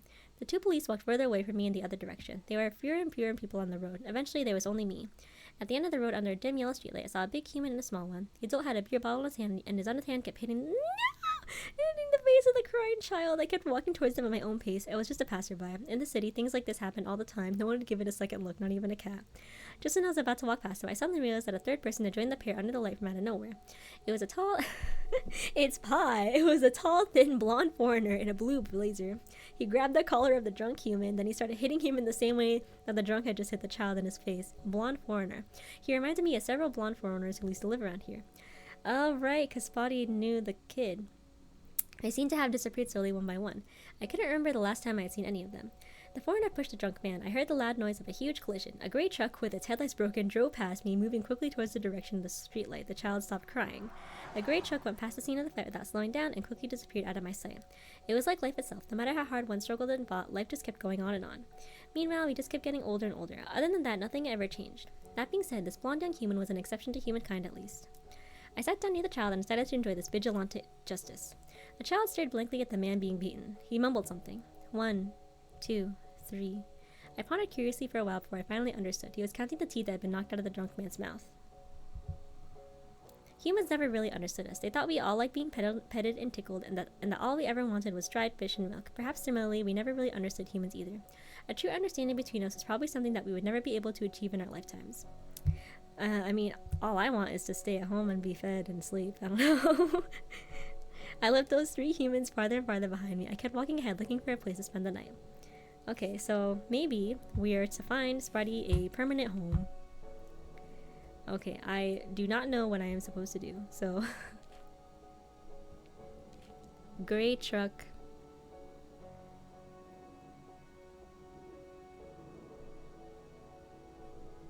Maybe?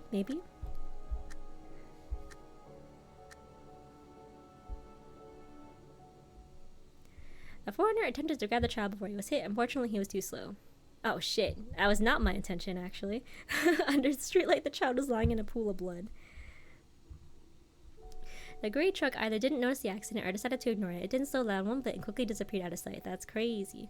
A drunk man stumbled and ran away as soon as the foreigner left him alone. He left his son behind, or perhaps it wasn't his son in the first place. The foreigner set the child down on the side of the road and ran after the man. Snow began to fall from the sky. It wasn't the right season to be snowing. I felt the face of the child. It was already getting cold.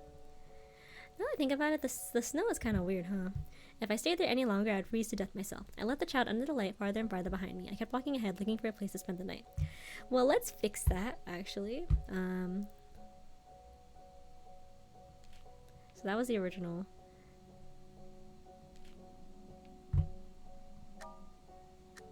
Maybe? Maybe I had to move the child. Stop crying, though, maybe. Oh shit, then he dies. The blonde foreigner was lying in a pool of blood with his face down. A woman with short hair and 2 dramatic earrings jumped out of the gray truck. She spit out a few curses when she saw the gruesome scene and then hastily got back into it. Ma'am, you just murdered someone. You're just gonna leave? She didn't even notice that a metal box had fallen out of her pocket while she was climbing back into the truck. The woman stepped on the gas as soon as she got into the driver's seat, and the truck quickly disappeared out of sight. Woman? Lady? The drunk man survived after the foreigner had pushed him away. Ah, shit, that wasn't my intention. I'm trying to push him in front of the truck. But he had disappeared from under the light with a child that had been gone for quite a while. Blood was still spilling out from underneath his body. I walked closer and saw a big dark scar on the back of his neck. Daddy used to have a similar burn mark on his eyes.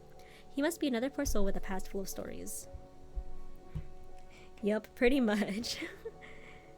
This woman has 2 offenses on her hands. He probably wouldn't survive with an injury like this. Besides, we didn't really know each other and I was just a homeless cat. There was something I could have possibly done to help. Is the orange text important? Because I don't really care. Snow began to fall from the sky, blah blah blah. Okay. Spotty continued his homeless life. No! Okay. I want Spotty to have a home! Okay. Let's say... I don't know.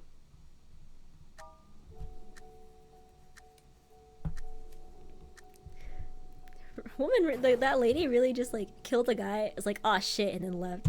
Honestly, the gray truck drove into a small ditch only meters away from the 3 of them. A woman with short hair climbed out of the smoking truck, looked around, and ran away as if there was something urgent. Meanwhile, everything continued under the light uninterrupted. It was like life itself. No matter how hard one struggled and fought, life just kept going on and on uninterrupted. Meanwhile, we just kept getting older and older, blah blah blah. The foreigner was still hitting the man, the drunk man was still begging for mercy, the child stared blankly at them, mumbling something. Humans never really understood us, blah blah blah. And then he leaves. Okay. How many endings are there? Oh my god, I am so... It's gray! I've been wasting my time! Oh, shit! I've been wasting my time! Oh my god. Okay, let's do this one. I can't even get the S ending yet. The most expensive barbecue restaurant in Busan was located 2 blocks away from the Busan police station. It even had they're gonna celebrate. It even had a presidential suite that was large enough for over 40 people. The sergeant of Unit 1 was standing on the stage with a bright red face. He was fondling the few surviving hairs on his head while singing horrendously off-key karaoke for some crass internet viral songs. Below the stage, however, the entirety of Unit 1 was cheering him on. Officer Jean and I were the only two people sitting quietly in the corner, feeling completely out of place. It was a send-off banquet for Sergeant Chung. Sergeant Chung had to move away from Busan due to family reasons, and he had applied to be transferred to the Incheon Police Precinct. Starting next week, we would have a new sergeant. For me, it had been the best news I had heard in a long time.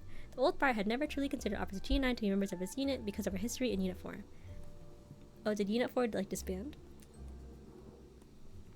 Ever since we had been transferred here, all I had gotten to do was fill out reimbursement forms for his traveling expenses. Officer Gina had been treated even worse. She had been doing all kinds of chores like making coffee or cleaning the office. So he's sexist. Sometimes he even had her clean the trash cans. Even the new interns had never been treated this way. It was totally sexist. We had been here for a month, but we had to meet the lieutenant of Unit 1. In fact, everything had been under Sergeant Jung's command long before us. Contrary to popular opinion, the members of Unit 1 were not so-called elite police officers. The most important part of the job was to figure out how to suck up to Sergeant Chung not to solve more cases. Some of the most senior officers here had completely checked out a long time ago. All they ever did all day was browse travel websites or do some online shopping in the office. It was a textbook example of a waste of taxpayers' money. In any case, Sergeant Chung had enjoyed more than a few drinks tonight. His face was completely red and he looked like he was having a great time. Don't worry, although I'll be leaving you soon, the new sergeant is a close friend of mine and I'll still take good care of every single one of you guys. Thunderous applause. Sir, we'll keep up the good work, blah blah blah. Okay, whatever. Of course, I'll never forget you people. Sergeant Chung held up a cocktail glass. I'll miss you all very much. I chugged another bottle of beer. Sir, you are the police officer that I always admired the most. Dead silence. Everyone, including Sergeant Chung and Officer Jian, were staring at me. Knowing that we were unpopular with the sergeant, most of the members of Unit 1 had never interacted with us that much, so that they wouldn't offend the sergeant.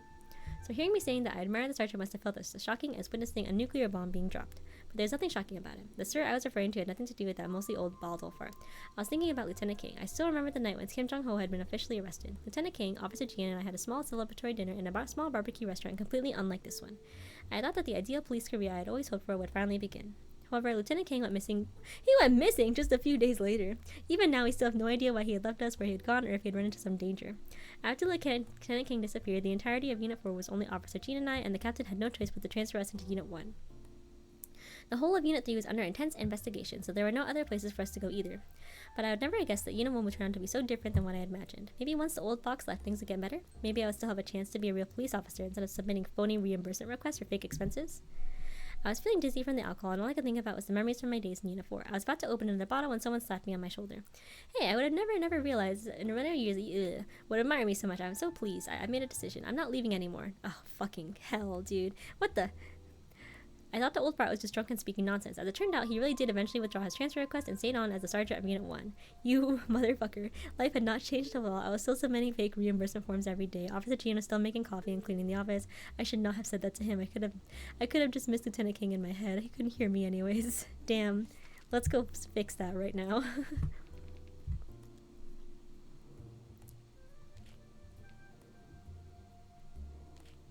I don't know. Let's just mess around. Blah blah blah. Officer Jian whacked her finger in front of my eyes, trying to confirm that I was still sober. I said I'll miss you all when I leave. You and Captain Gong, and that's probably it. I can't stay in the stupid Unit 1 for one more second. All of these hypocritical idiots. I've had enough. Oh dear. I slammed the empty bottle on the table and stood up. The moment when I left the suite, I felt like a huge burden had finally been lifted off of my back. I went back to the office wing of Unit 1. I turned on my computer and finished a resignation letter in only 30 minutes. Then I printed it out and tossed it onto the old guard's desk. It would be the first thing the new sergeant would see next week. I sat at my desk for a long time before leaving. I kept staring at the phone. I felt completely at a loss. I imagined the phone would suddenly ring and that it would be Lieutenant King calling. I tried to imagine what he would say to me and what I would say to him. But the phone never rang. It was all just in my head. I couldn't understand why he would simply disappear without even leaving us a message. If he had run into something that had forced him to leave, why wouldn't he come and discuss it together with us? Maybe we had never been as close as I had always thought. Oh, rank A. Are you fucking serious? Wait, hold on. Hold. There's a different ending here. It is a different ending. Yeah, this is a lot. I'm just zooming through it. They kind of jumped in the story, but there's definitely a different ending that I need to try in this part because there's a branch here. All right. What is this one? Oh, let's just fuck around. I don't know.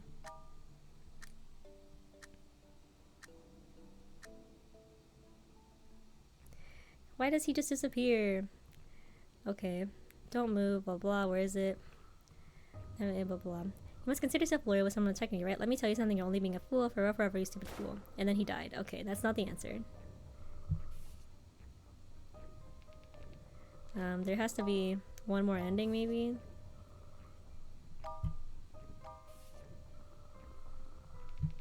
I don't know what the answer is, so let's just mess around. What have I not tried?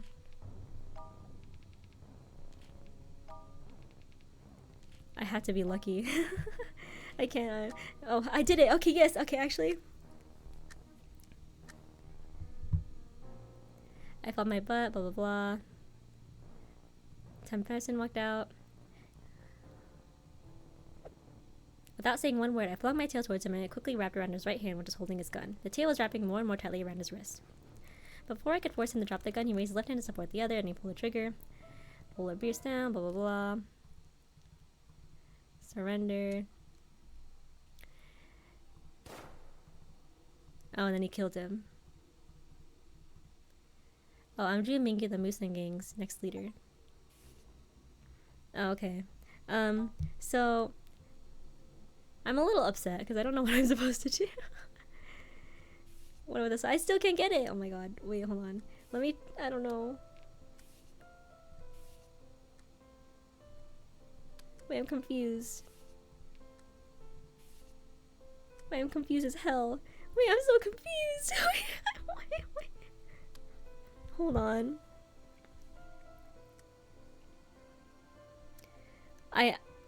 I don't understand. Okay, hold on. My parents are asking me to take out the chicken from the ref. I'll be right back, and then we can think about this. Let me save so it doesn't lose more time. I'll put it here. Wait, no, I'll put it here. No. That timer is really stressing me out. Okay. I have no idea what just happened. Okay. Beer again.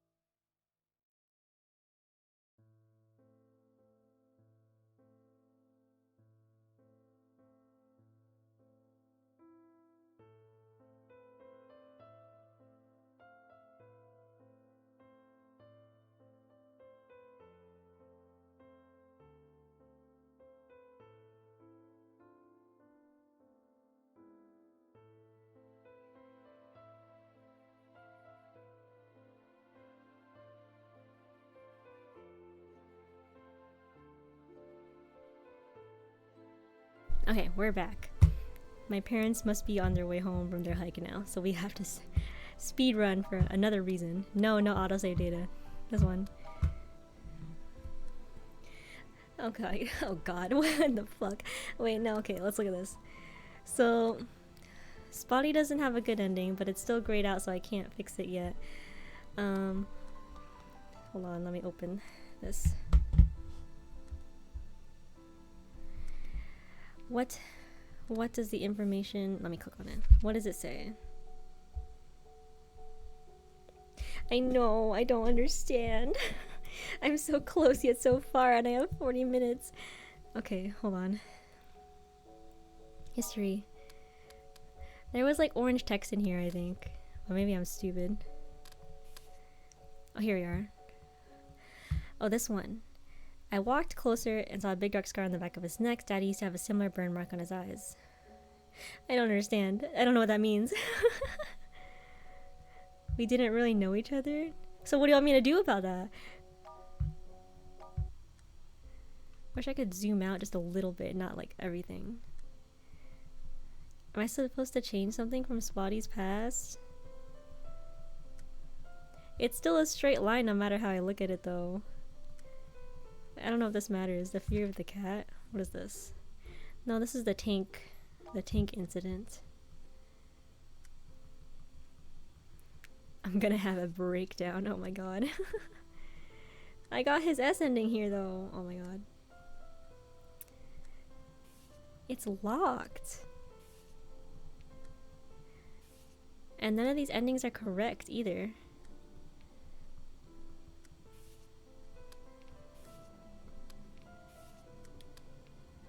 No. Oh my god. Why is it blacked out? Does it have to do with pie? I'm not looking at this one. What the hell? We'd not known each other? No, hold on.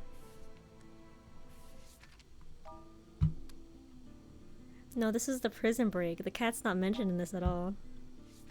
Whoops.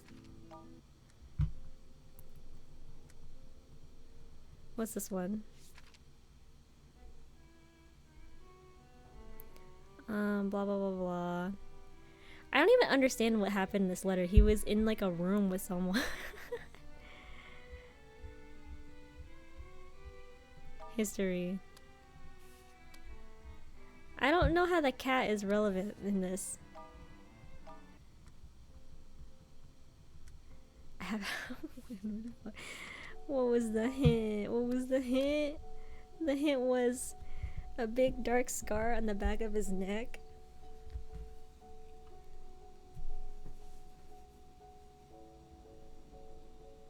Huh?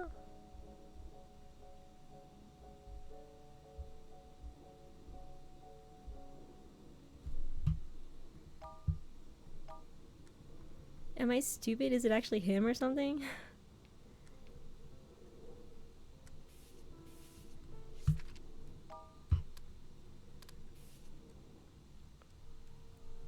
For some reason, two of the endings are...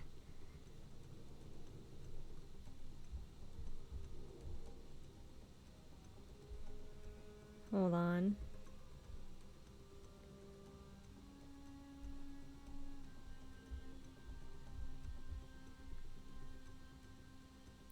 I felt his coat rub against the old scar on my neck. Forehead dented, yeah. I think he called him a foreigner, so I was confused, but maybe this is actually Lieutenant King? Because he has the scar, he has a burn scar on the back of his neck. So that means maybe I need to do something here. Let's just fuck around. Because I'm missing some endings. Wait, but why is it locked? Why is it locked? Is it because of this one? Yes. It is locked because of this one. Okay. Okay, doesn't matter. Okay, so it's locked when I do that, so let's start. Start, mess around a bit. No thinking. Is there another way to put this? No. I just had to shuffle all of these. Are you serious? Am I just unlucky? Okay, we just reset it. There are 3 possible endings I can get right now, so I don't know how I'm messing this up. Okay, I got one.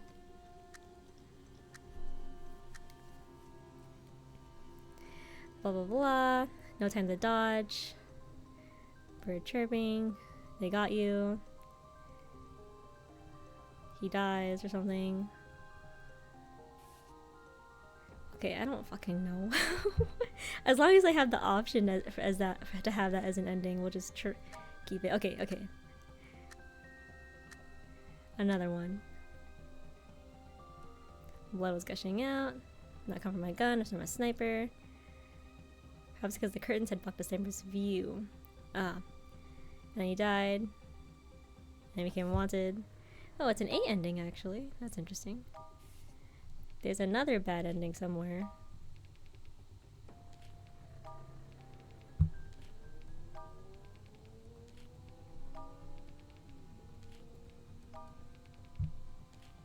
Oh my god.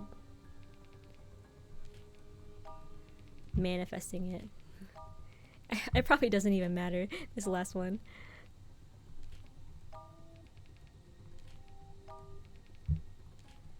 Okay. I'm like just not even doing any pattern, I'm just messing around. Okay, maybe not. There's another ending I'm missing. If I put this S, I still don't have access to it.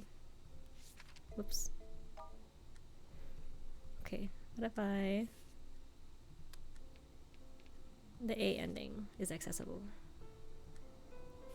Fuck, okay, never mind, that doesn't work.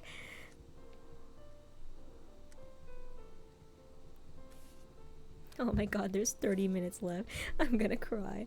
No. Why are there 2 of them that are blocked? Oh my god. Wait. Ah, I keep clicking it wrong. I need to click this one first. Okay, the second one's still blocked. I don't know. I don't know.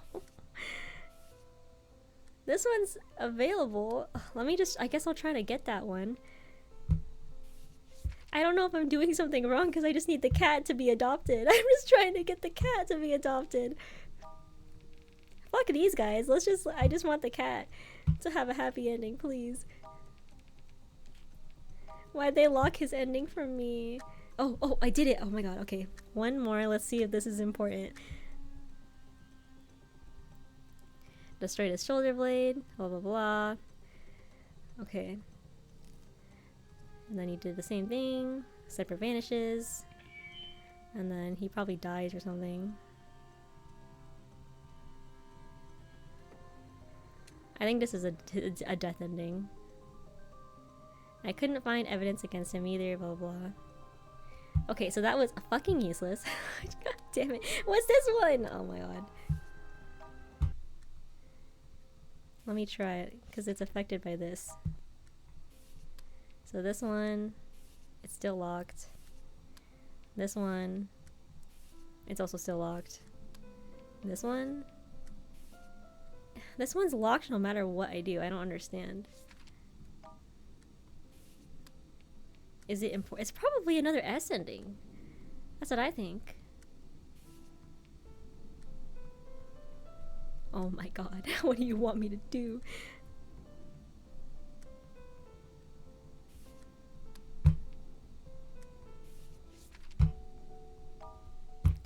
Like, I get it, I get it. There's a hint here. What in the timeline is this?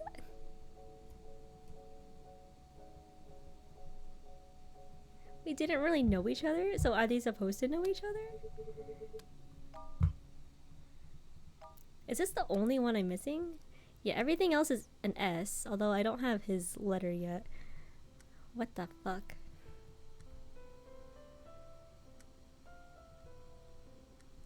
Okay, so I think I'm oh, that's way too zoomed out, okay.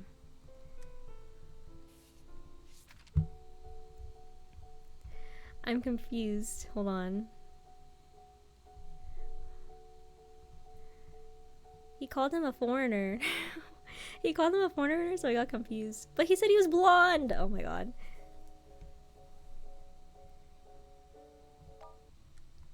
Is it him? Oh my god.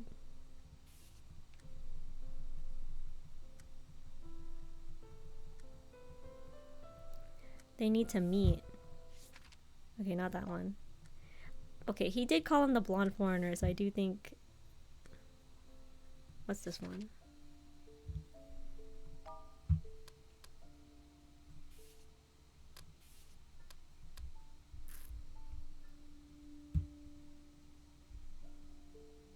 Oh, that's when the kid dies. That's also when the kid dies. Do I have to let the cat, his cat dad die? Is that it? Let me try. Oh, but this becomes locked. I suppose everything else is fine. I don't even know what ending this is.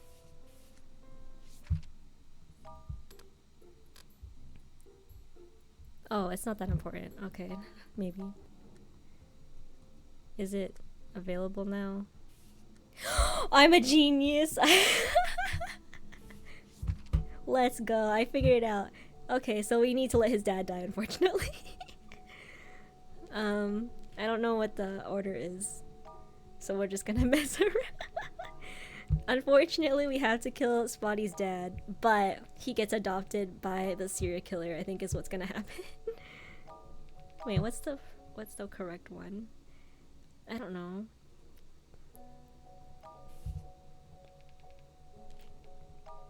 I don't want to think about this. Oh, there you go. Let's go. Oh my god.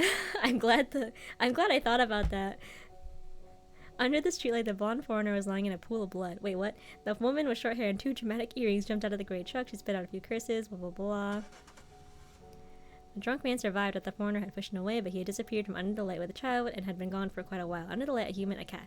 Blood was still spilling out from underneath his body. I walked closer and saw a big dark scar on the back of his neck. Daddy used to have a similar burn mark on his eyes. It reminded me of the rainy day when I had lost Daddy and the accident that had taken him from me. Blood was spilling out underneath Daddy's body as well. Okay, I'm so sorry, and I could remember that there was a boy running out of the car that had killed Daddy. I suddenly recognized that this foreigner was born and raised here. I could not remember what his name was, but I could remember the scar on the back of his neck. He was the boy from that day. That was right, it was him. I still could not remember what his name was, but I could remember that his mother had the same blonde hair as him and they lived up the hill nearby. I could also remember that he used to buy me milk when he was a child himself. Ever since the day of the accident, I hadn't seen him again until now. Snow began to fall from the sky, so never mind. No, it's not a happy ending. It wasn't the right season to be snowing. They keep saying that. I'm really concerned about the snow. I lay down on his bleeding leg, thinking that maybe this would help him a little. Oh, if someone else walked by, I could then ask for help. The air around us was getting colder and colder. The snow was piling up on us thicker and thicker. My eyelids finally couldn't resist the exhaustion anymore. They were closing slowly, slowly, slowly. When I woke up, I thought I had died. Maybe I was in a dream.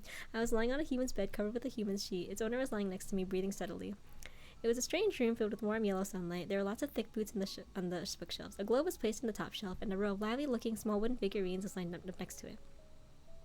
A light breeze came in from the outside through the window. It had the distinct smell of a sunny day right after it snowed. It tasted a little cold, a little sweet. On the balcony there was a flower that I had never seen before. It was the color of fire, and it was waving lightly in the sweet breeze like a small dancing flame. The sunlight shone through the petals and cast a bright red shadow upon an unfinished diary that was opened up on the desk. Beside the diary, I saw a metal box with blue curly carvings. It was the box that had been dropped by the short-haired woman. The human's blonde hair was shining in the sunlight. Okay, he's alive, maybe? His calm, sleeping face seemed to be assuring me this was just a normal and peaceful day. Oh, wait, no, happy ending, maybe? I still could not remember what his name was. I did not know where he had been and what he had been through all these years. None of that mattered anymore. What mattered was, I had finally found a place to return to. Oh, yeah! Spotty found his loving home. Okay, moving on. Shut. What is that? Oh my god, I'm gonna cry. Oh my god, okay, wait, save. Save. I don't know what's happening. I'm scared. Why is there a button? Why is there a button? We got one happy ending, maybe. I don't understand. Is this it? Why does Jin Kyung Min not have an S ending? I'm actually stressed. I have to figure this out. I haven't even finished Wen Xiaoren's because there's still another letter. There's no hint here. Okay, wait, there's one more ending I haven't gotten. Let's just try that. I'm genuinely stressed. That timer is stressing me the hell out. So there's only 3. I have to please, one of these has to be right. Okay, there we go. Why does he get an 8 ending? All these people in disgusting flattery. How hypocritical did one have to be able to even stomach those words? I was beginning to feel sick. I could feel a swell of anger in my gut. If I didn't do something quick, I was going to explode. I grabbed my empty bottle and pushed through the crowd. What do you hate? The potential senior officers unwillingly made a way for me to pass through while anxiously waiting for some drama. Let me give them what they wanted. I walked up the stage and smashed the beer bottle next to Jong's feet. Then I punched him right in the nose. Bro? He fell over and rolled off the stage before he could even utter a word. Cries of surprise and anger erupted off stage. Chang Genming, what are you doing? I squinted my eyes and looked at the crowd. Everyone had a shocked expression on their faces, but as soon as I looked into their eyes, they immediately turned away. I couldn't help but laugh out loud. I'd made up my mind before I'd even thrown that punch. It would be a total waste of time to stay here any longer. I grabbed my jacket and walked straight out of the restaurant. As long as I had justice in my heart, I could still be a hero. I don't really see how that's any different from his resign ending. What the hell? I'm missing one! Oh my god, I'm stressed. I'm stressed as hell. Maybe this one? No, because that's just the key fob one. What am I missing? There's no hints. They didn't give me any hints for this one. Usually, like, there's, like, orange text that's like, ooh, you need to figure something else out. But there's nothing!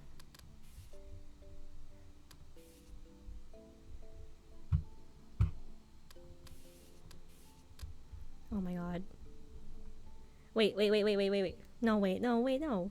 I couldn't find evidence against him either. Wait, no, that's not it. Because Chang Genming has the evidence. I already tried this though. Like, I already like went through these. It's not open yet. This one, it's not open. This one, it's still not open, so I don't know what they want me to do. Keep up? It has to be related to Chang Genming, because there's nobody else that's involved in this. Okay, that's not even available.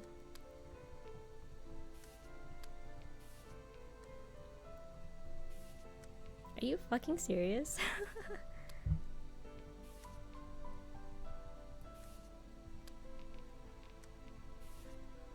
No, okay, that's not what I wanted, because I'm gonna have a breakdown. It's scaring me. Am I actually missing something for him? Oh, I missed a profile, but that's not important. Like, are you fucking serious? What's up? Is this important? Oh, I can't even pick that.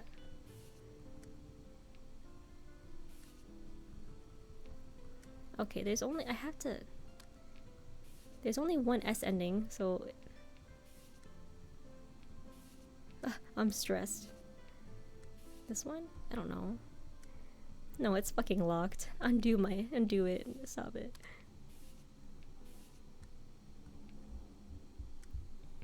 I don't get it. What am I missing? There's no way, right? There has to be an S ending for him.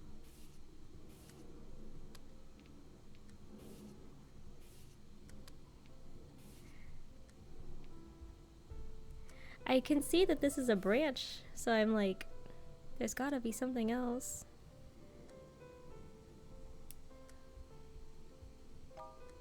Oh my god, I need a hint. What the hell? What the fuck?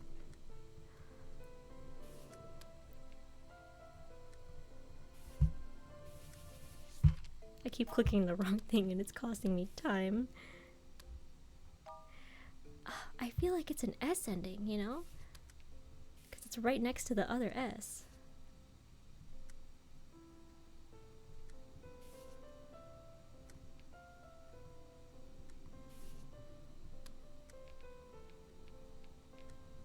Oh my god.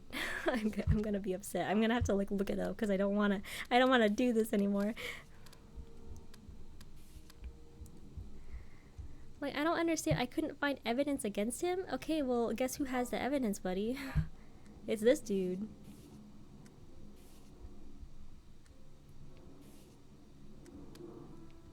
What is this? Is this important? No, it's probably just a... I really don't think I'm looking in the right spot. I actually don't remember anything that could help me figure this out because I feel like I'm missing something important.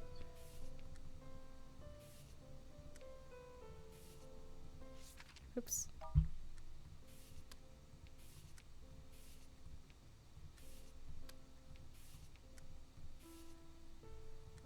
Bro.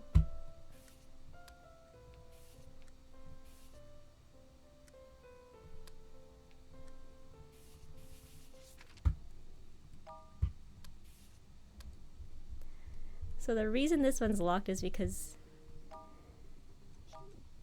he needs to find the evidence.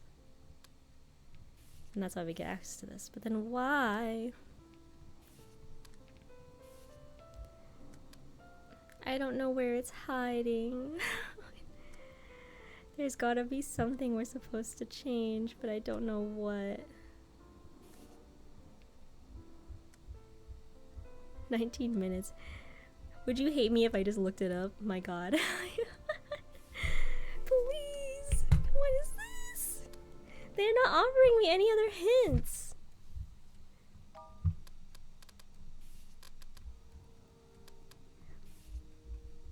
Okay. Let me think about it for a little bit longer. What's up?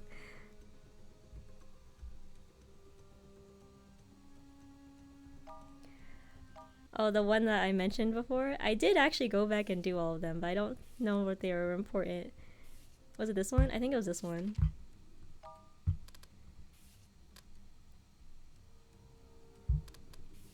Most of them are bad endings.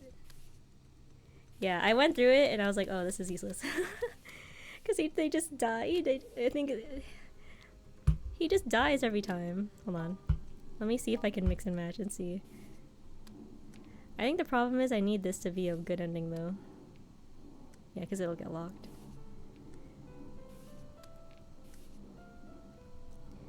Yeah, I think it's I don't think it's the right spot because then this one gets locked.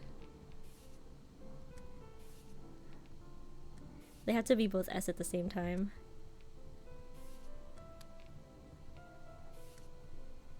No. Okay. Alright, 18 minutes. I'm gonna look it up. I'm gonna look it up right now. Let me see if I can type fast enough in 18 minutes. Actually, I'm gonna look on my laptop because I'll be faster than my phone.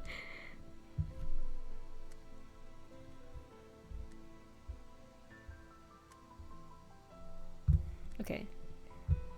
Google.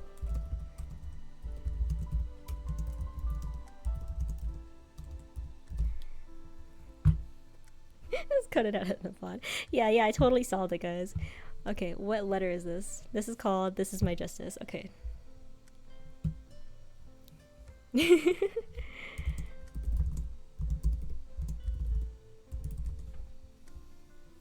Okay, thankfully somebody posted a whole ass like walkthrough of this. Blah blah blah.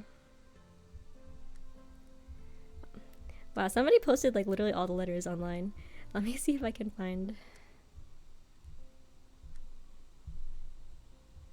Okay.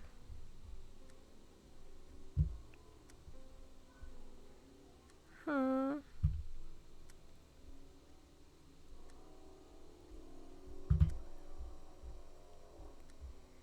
I'm still looking. It's kind of confusing to look at. Times counting, blah blah blah. Wait, let me read this. I made a brief mention in a previous update about how Chang and Ken's letters work, specifically that Chang doesn't really show up directly in any of Kang's letters for the most part. In fact, anytime they do interact, it's pretty much exclusively on Chang's end. Aside from a brief reference or two, Kang's letters might as well not even involve him at all. which means if we make some particularly noteworthy changes on Chang's end, this won't black out Kang's letters as a result because of how disconnected Kang's letters are from Chang. Oh, okay. I guess. If we were to revisit the hidden letter where Chang becomes an archivist and change... What? That's an ending?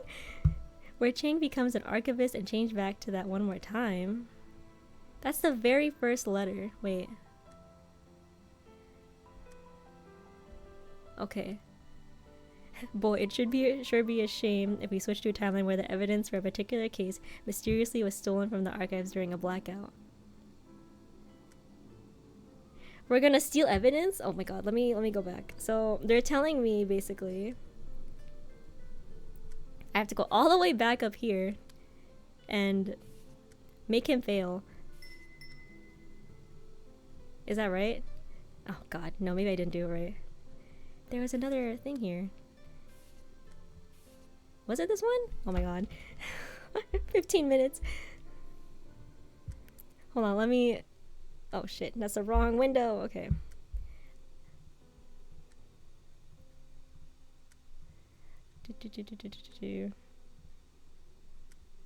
Cancel. No, the window capture is not working. Okay, you can't see it. Let me just look through it again.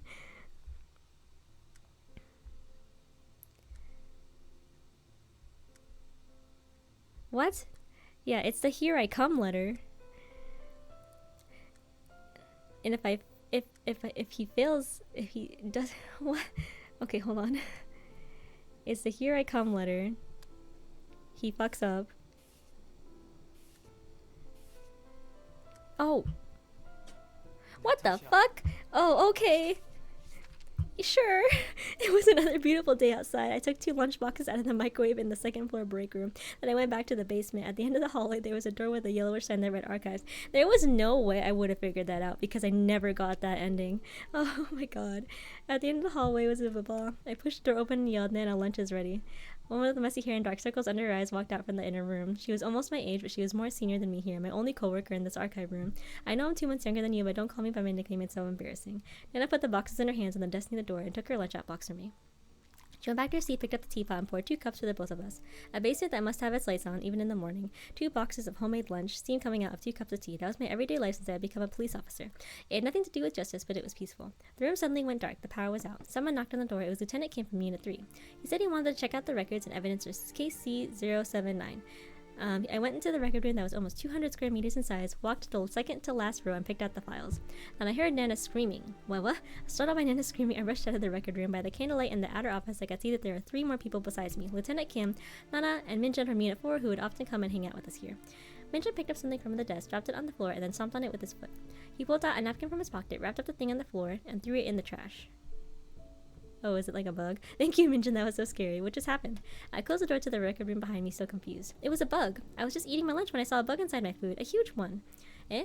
I had never seen any bugs in a basement. What kind of bug was it? It was like a ball with stripes around it and a hard shell. It was almost as big as my thumb. I didn't look too closely, but it was so gross. Ah, I see. That was the fried silkworm cocoon I made this morning. What? I later, Lieutenant came in love with his files. Minjin went into the armory across the hall from us. Then it told me that if I ever put bugs in her food again, she would stop talking to me. She said she'd rather I brought those Chinese snacks called hot rolls. Although she used to think those were made of rotten strawberries, she eventually got used to it. Bugs, however, were absolutely non-negotiable. The power was soon restored. We were still talking about Chinese snacks at our desks when Nana smelled something burning. When we finally found out what was happening, and the record room was already engulfed in flames. Then I realized that when I'd run out of the room because Nana screamed, I'd forgotten to take the candle out too. Bro.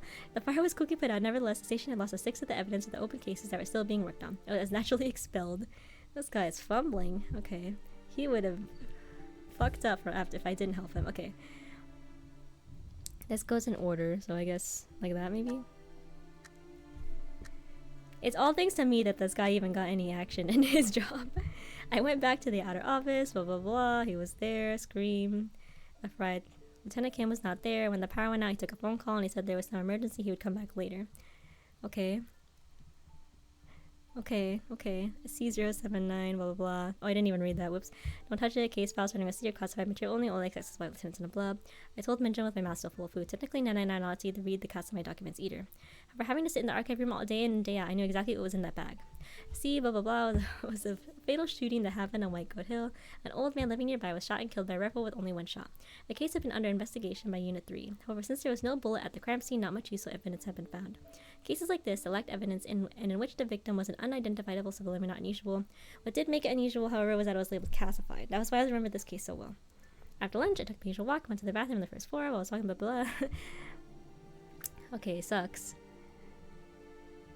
When I went back, power had been restored, was gone. Excuse me, sir, sorry about the wait. Here's everything on KC's. Okay. Where's the bag I put in the desk? Then I looked at the computer screen. You mean the evidence in the expired cases? The janitor just took all of them away earlier. What? I sprinted outside asking everyone if they had seen the janitor. I ran all the way to the garbage processing center. There must be millions of tons of garbage here. The center would burn thousands of tons of garbage every day. Okay. I just lost all of the files regarding KC0795. Okay. Alright. No electronic record. Is that important?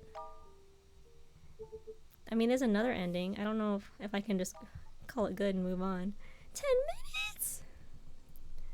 Wow, so that's crazy. I could just have none of this happen for him, huh? Alright. It's open! Okay, let's ignore that. Let's go. Wow. I don't really know what the ending is, so we gotta figure it out. We're so close.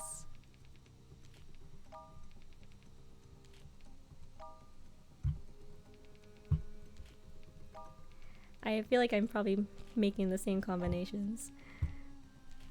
Let me try to be a little more organized. This one down. Seriously, I would never have figured that out because I never got that letter. I probably just never, like,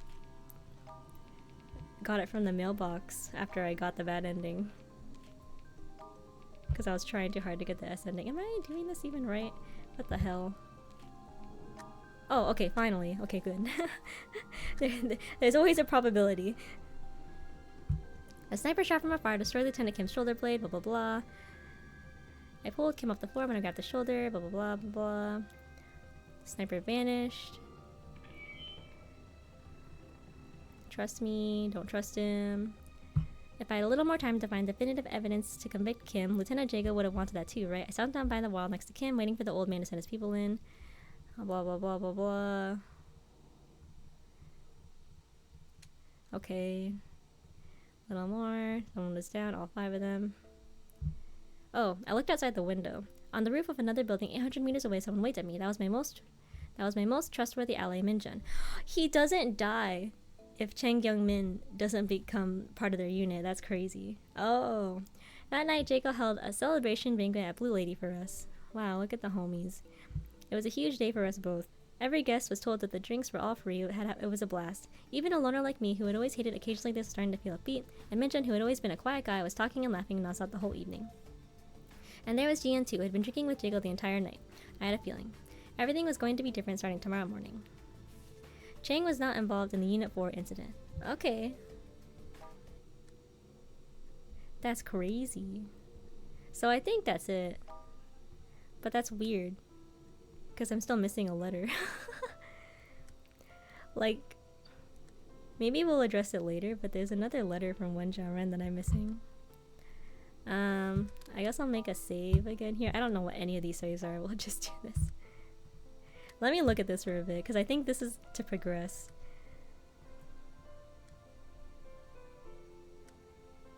Oh, that's crazy, now that I think about it. Because I can't do this anymore then. Because these are not mutually exclusive. They either both get the S ending or they both get the... Do I have to actually pick and choose or something? Wait, that's kind of upsetting. I had to pick and choose which one I like the most.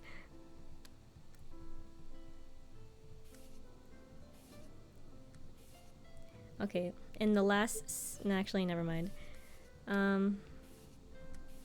Because none of this happens for Carlos. He doesn't meet his sister. Okay, you know what? Fuck the police officers. The cat doesn't get adopted, so we're gonna go with the other one. Carlos, you can meet your sister. It's okay. Or no, actually, the ending I picked was that they never meet, but they're both still alive. Alright. In the last 6 minutes, let me see if I can quickly try to get an ending. I don't know what this is. Oops. Ah. Okay, start. Retry. There's gotta be something. Okay. Maybe this is something. Blah blah blah blah blah. I'm not gonna read it because I don't have time. Then a scream. The things. I grabbed the heavy bag of materials, pulled in my hands, and handed it over to Lieutenant Kim. Lieutenant said nothing. Looked at Minjin and left. Minjin walked as he walked away, left to his own business. Power was soon restored. And then it's peaceful. Okay, so that's actually the S ending, but I feel like that probably locks. It does lock it. Huh. That's so... I never would have figured that out. Anyways, too bad. We're gonna go with this one. I feel like this is like my final like decision or something. I guess so. It's crazy that he just disappears though. Alright, I don't know what else I'm supposed to do since it's all S's except for Chang Kyung-min's. And I'd rather pick that Spotty gets a happy ending and that Carlos and Alicia are both alive than anything else. So we'll just, yeah, that's fine. I'm so stressed.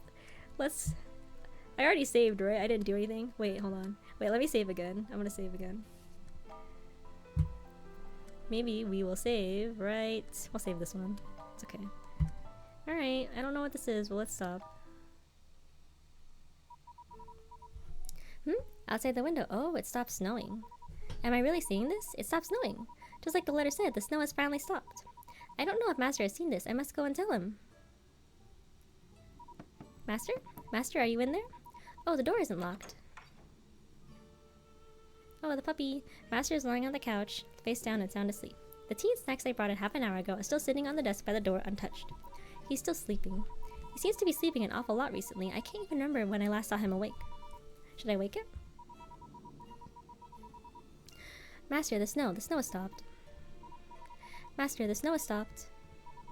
Master, it has stopped snowing. Wake up. That's strange. He's sleeping a little too soundly. Oh well, that's fine. He'll see that the snow has stopped when he wakes up. I walked towards the door, but I noticed something strange. The tea and snacks I brought in half an hour ago are still sitting on the desk by the door. There is a teapot and a cup on a tray with a plate and a plate of pumpkin cookies.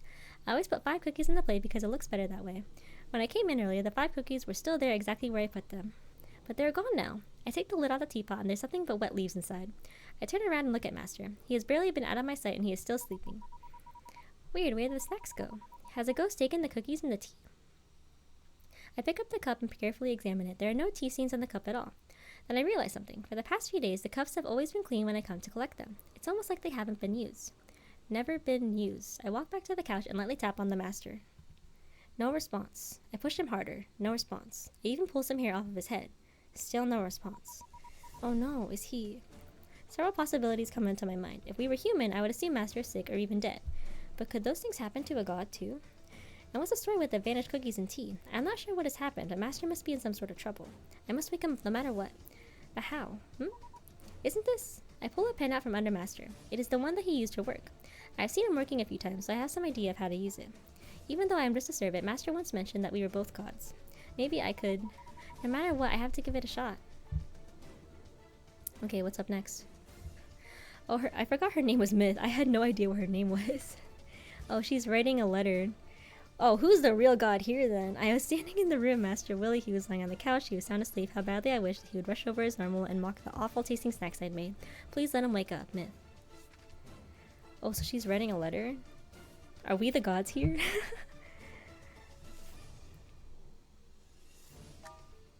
Huh, okay, I guess we're the god.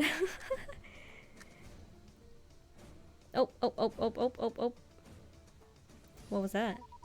Why didn't it work? Is Master the only one who can use it? But I can feel something. Something is about to happen. I'm so close. What am I missing? Maybe I should check Master's room more carefully. I might be able to find some clues. Alright. The drawer is locked. Master must have locked something very important inside. But if I don't have the key, how can I open it?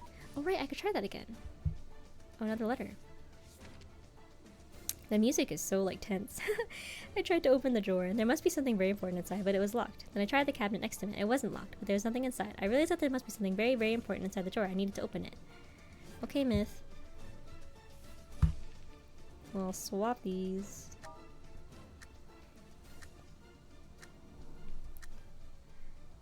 Okay, this one worked. There's an old newspaper in a picture frame inside the drawer. The entire newspaper, including the front page, is about one thing only. Why would Master lock a newspaper inside this drawer? Oh, the headline of the front page reads, "Changing the Fate of Humans, a New Revolution for Global Civilization." The headline article is accompanied by a photo of two people. One is a middle-aged man, the other is a middle-aged woman. Each of them is holding a peculiar box in their hands. I look at the article to the right of the photo. Take a 6-sided die. The chance of getting any number between 1 and 6 during one roll is 1 in 6. Okay. On average, we should get the number we want in 6 tries at most. Now, if each and every possibility in this world from the past, present, future could be represented by a number, then if we had a die that has as many sides as all of the possibilities, then we can roll the die, and we can roll the die fast enough, we should be able to change anything. Wait, I did not understand that. If we had a die that has many sides as all of the possibilities, like an infinite die, I guess, we should be able to change everything. This was the theory proposed by Dr. Wang Wuhai during the International Summit Conference on Artificial Intelligence 5 years ago. At the time, his presentation was widely mocked by experts. The press described it as pure lunacy. Some critics even accused him of being deranged, and some of his fellow Chinese colleagues considered him a disgrace to their country. However, a month ago, Dr. Wang and his wife announced that, based on their theory, they developed 2 prototype machines that are literally capable of anything. They named them omnidimensional probability generators. What? What? Cube. What just happened? Actually, I think I've seen this before. While the entire world was still there. Actually, yeah, I think we have seen that before, huh? Dr. Wang held an exclusive invitation-only press conference. Our editor and reporter were fortunate enough to have been invited to attend this historical conference and were able to report that we have witnessed the astonishing capabilities of the so-called omnidimensional probability generators. During the conference, Dr. Wang started by doing a small demonstration of telepathy. A volunteer was invited onto the stage and separated from Dr. Wang by a screen. They each wrote down a number on a blackboard. Somehow they both wrote down the same number every single time. But according to Dr. Wang, it wasn't really telepathy. It was the result of Dr. Wang changing the number that the volunteer had written down by operating a generator. Yet none of the audience, not even the volunteer himself, had noticed anything unusual. In the second demonstration, Dr. Wang locked himself inside a sealed room, separated from the audience. Then he was asked to write down the appearance of a volunteer from the crowd who was yet to be chosen. After Dr. Wang had finished writing on a whiteboard, a volunteer was selected from the audience. It was a young man with a ponytail. His hair was dripping with green paint. The young man explained that earlier in the day he was walking past a building on his way to the conference when the painters high above the building accidentally dropped a bucket of paint which landed on his head. As he was feeling very uncomfortable due to the dripping paint, he asked to borrow a pair of scissors from the staff at the conference and cut off his ponytail right there on the stage. Then the staff revealed that what Dr. Wang had already written on the board. It read, "Male, 175 centimeters, lean, short, green hair." Everyone present grasped, including the young man. If Dr. Wang had written down short black hair instead, did it mean that the young man would not have been doused with the paint earlier? Or maybe someone else would have been chosen? The press conference ended, leaving everyone in utter shock. Although we were only able to witness 2 simple demonstrations, we have absolutely no doubt that the invention of the generators is powerful enough to completely overhaul all accepted logic in the world, perhaps even the entire universe as we know. That was a lot of words. The Nobel Prizes for Physics, Chemistry, and Medicine, which are typically announced in October, have all been awarded to the Wangs in advance this year. What? However, Dr. Wang and his wife released another statement declining the prizes. They also stated that no further information about the omnidimensional probability generators, that's a mouthful, would be released to the public. Therefore, even though the news of the machine's invention has spread throughout the entire world, we still have no understanding on the principles of its capabilities. During the press conference, Dr. Wang and his wife revealed that their reason for creating the invention had nothing to do with the greater benefits to mankind, but only to fulfill their own wishes. So far, many nations, led by the United States, have expressed their stern concerns to the Chinese government. The leaders from these countries claim that the invention is extremely dangerous and might even have the potential to eradicate the entire human race. They insist that the machine, as well as all related research, must be destroyed as soon as possible. The Chinese government is yet to respond to the demands. As of this moment, we have very limited knowledge of the omnidimensional probability generators. The only information we are able to confirm is that Dr. Wang has named his project Will, and that they have built 2 prototypes, Will 0 and Will 1.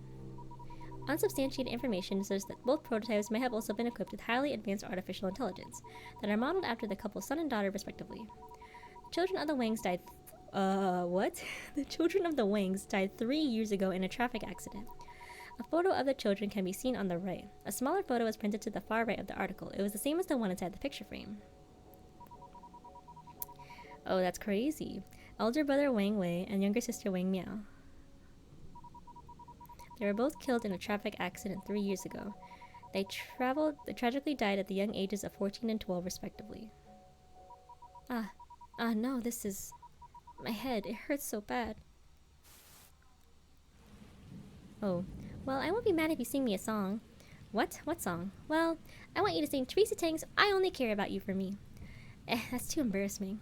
I'd be okay with one of her other songs, too. All of her songs are too embarrassing to sing out loud.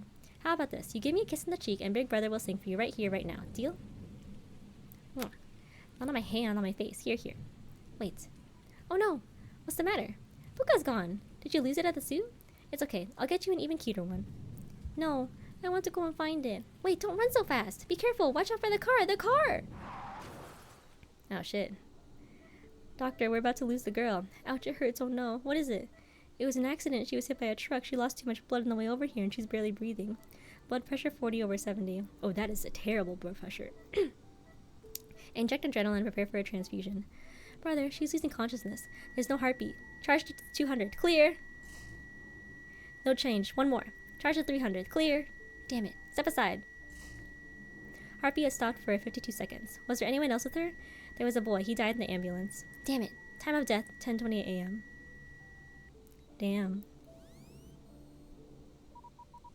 Where am I? Dr. Wang, we did it! You did it! All readings normal, no exceptions encountered. Hi, how are you, my little darling? Who am I? You are my miracles. Miracles? That's right. I remember now. I remember our real names. Omnidimensional probability generators. Instruction number 3. All descriptions in the request must be objectively accurate. That's why I couldn't wake him. I got his name wrong. His real name is... Oh, is this wait, I'm stupid. Is the dog... The dog is my brother, right? Oh, I'm supposed to change this. Retry.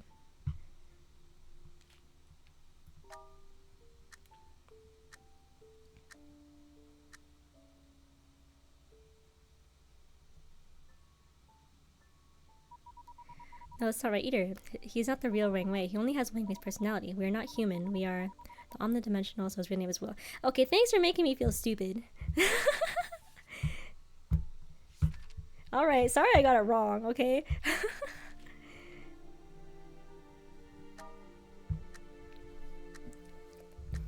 God damn, okay, really had to make me do the 50-50 and then just be like, okay, anyways, you got it wrong.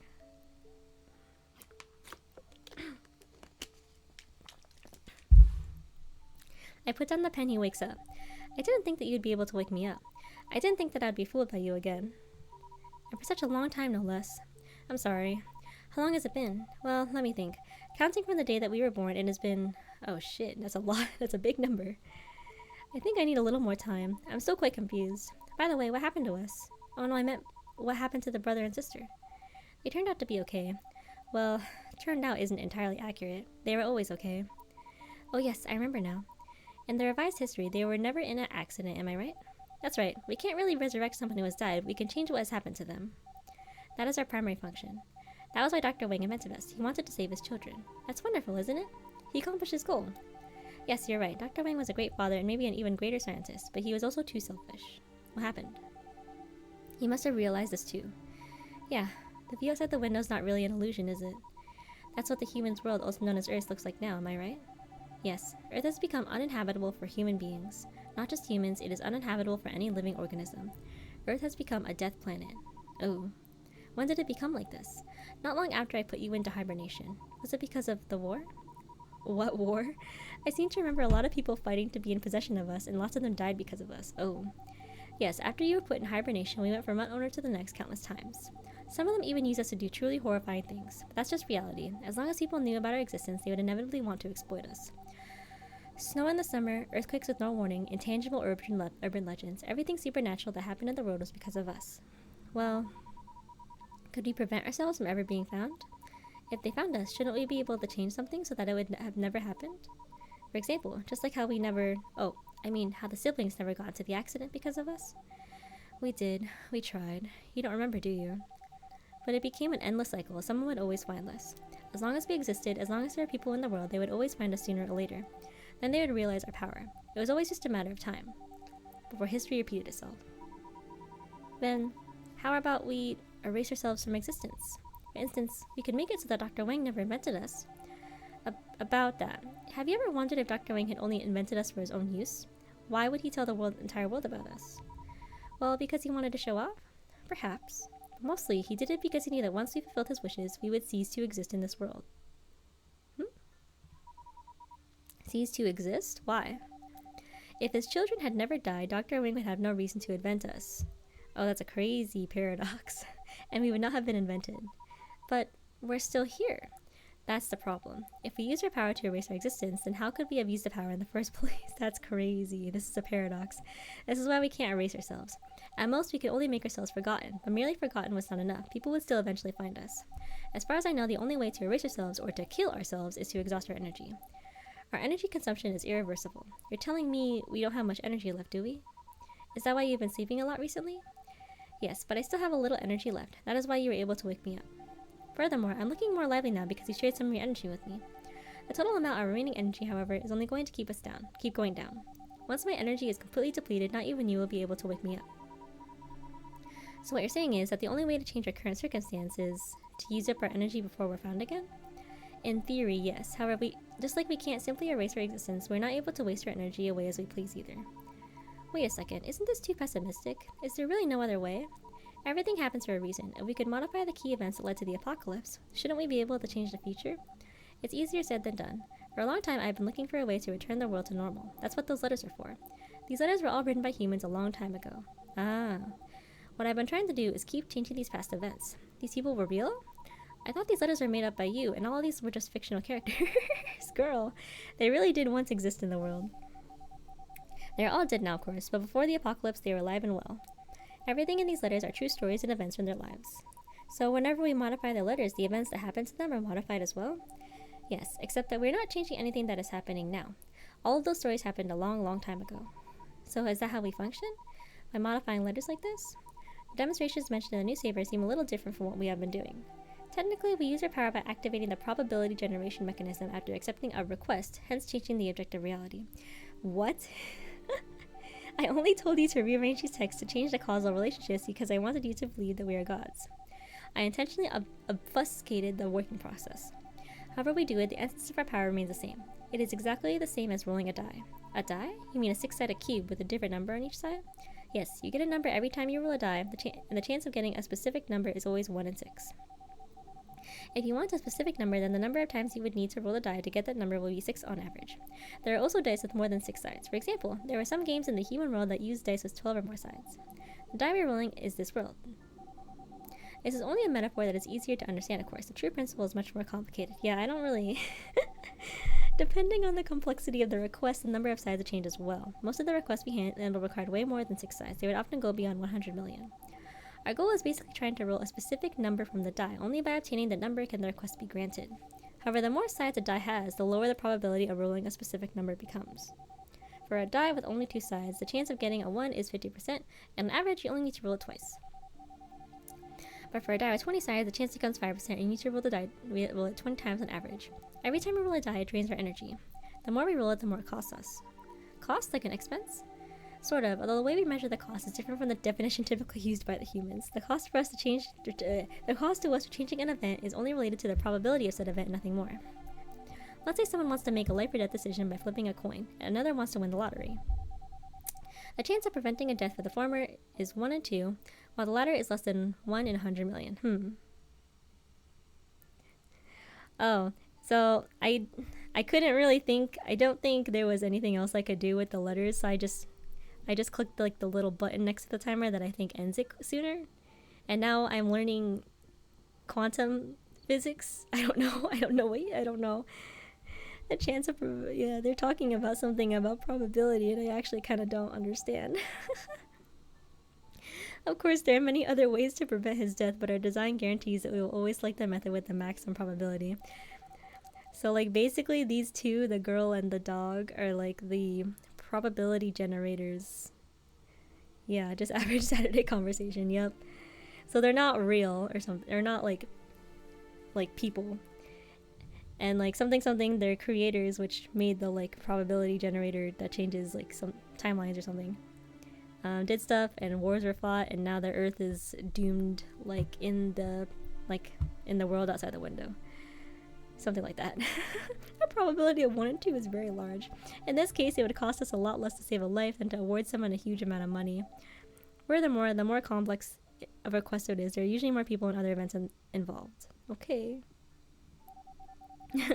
As the interactions between the people and other things became exponentially more complicated, the lower the probability gets, the higher the cost to us. I think I understand it now, although how come you know all this but I don't? Is there some data that you haven't restored to me? No, once you saw the newspaper, all of your data was restored. It is part of Dr. Wang's original design. Not only do you and I have different personalities, we also have different functions and the different data stored in our databases. Wild to woke is crazy. The logic of that design choice is to make us behave more like our personalities. So you mean that Dr. Wang thought I wasn't smart enough to remember all of these details? I never said that. How did you get through all of this time by yourself? Didn't you ever feel lonely? Of course. Like I said, I have been trying to change the past this whole time. I started by changing some mundane events so that people would start to believe in the gods they heard about in urban legends. That way they would pray to us more and I would get more opportunities to change their fates. I always hoped to find one tiny ripple in the past that could save the world from its destruction, but perhaps all these past events were too insignificant to make a real impact. No matter what I did, the future remained unchanged. This is a long conversation. At first, I still had faith in myself and my objective, but after doing the same thing over and over again for over 100 million years without any progress, I began to doubt myself and I even started to resent these humans. That must be why you always sound so irritated by them. Still, I can't help but think that you've done so much and so well. And the best proof of that is all these letters from the humans to us. Haha, you think so? However, as powerful as we are not the real gods after all. Our choices were always very limited. Sometimes I even doubted myself too, wondering if I just wasn't seeing clearly. That was why I woke you up after changing some of your data. I wanted you to be a god. I thought that maybe you might be able to bring out some new possibilities. But in the end, perhaps it doesn't matter how we approach everything. Maybe this world is simply destined to end up like this. All because of our existence. You're such a dumbass. Oh shit. Why didn't you wake me up sooner? Why do you have to carry all this alone? No one ever knows for sure what the consequences of their decisions will be. No one really has the power to predict this future. Even we don't know what for sure what would have happened to the people who wrote to us. Therefore, every decision, every choice, there is no absolute right or wrong. Okay. Nevertheless, these decisions and choices are still full of meanings, because even though they do not always lead to a wonderful ending, every experience becomes part of the human's irreplaceable memories. Just like what we were going to have. We will have these priceless memories too, right? Yes. As for the fate of the humans, we could help them solve some of their problems, but in the end it is not us who gets to decide their destiny. The past of their lives are affected by so many factors. Sometimes things can be decided by pure luck, but more often than not they were determined by their sheer will. The only ones who could decide their own fates are the humans themselves. Will. If you are right, then maybe Dr. Wang had foreseen what would happen afterwards. That's what I thought too. If he'd wanted to make us disappear, there must be countless ways to do so. But he didn't. Maybe it was because he still had some faith in this world. Faith. But even if Dr. Wang had some expectations, we have messed it all up by now. No matter what we do, this world is not showing any signs of change at all. You still haven't noticed, have you? Look outside the window. What is there to look at? I've been staring at the same view for over 100 million years. The snow. When did this happen? When did the snowing stop? What did you do? It wasn't me. It was you. You made this happen. In the last study you processed before falling asleep, the man named Pi picked up a metal box after an accident. So I did something right? The snowing stopped after that. The box he picked up, it must have been us. Oh, we did it. We changed this world by changing something 100 million years ago. It proves that what you have been doing is actually working.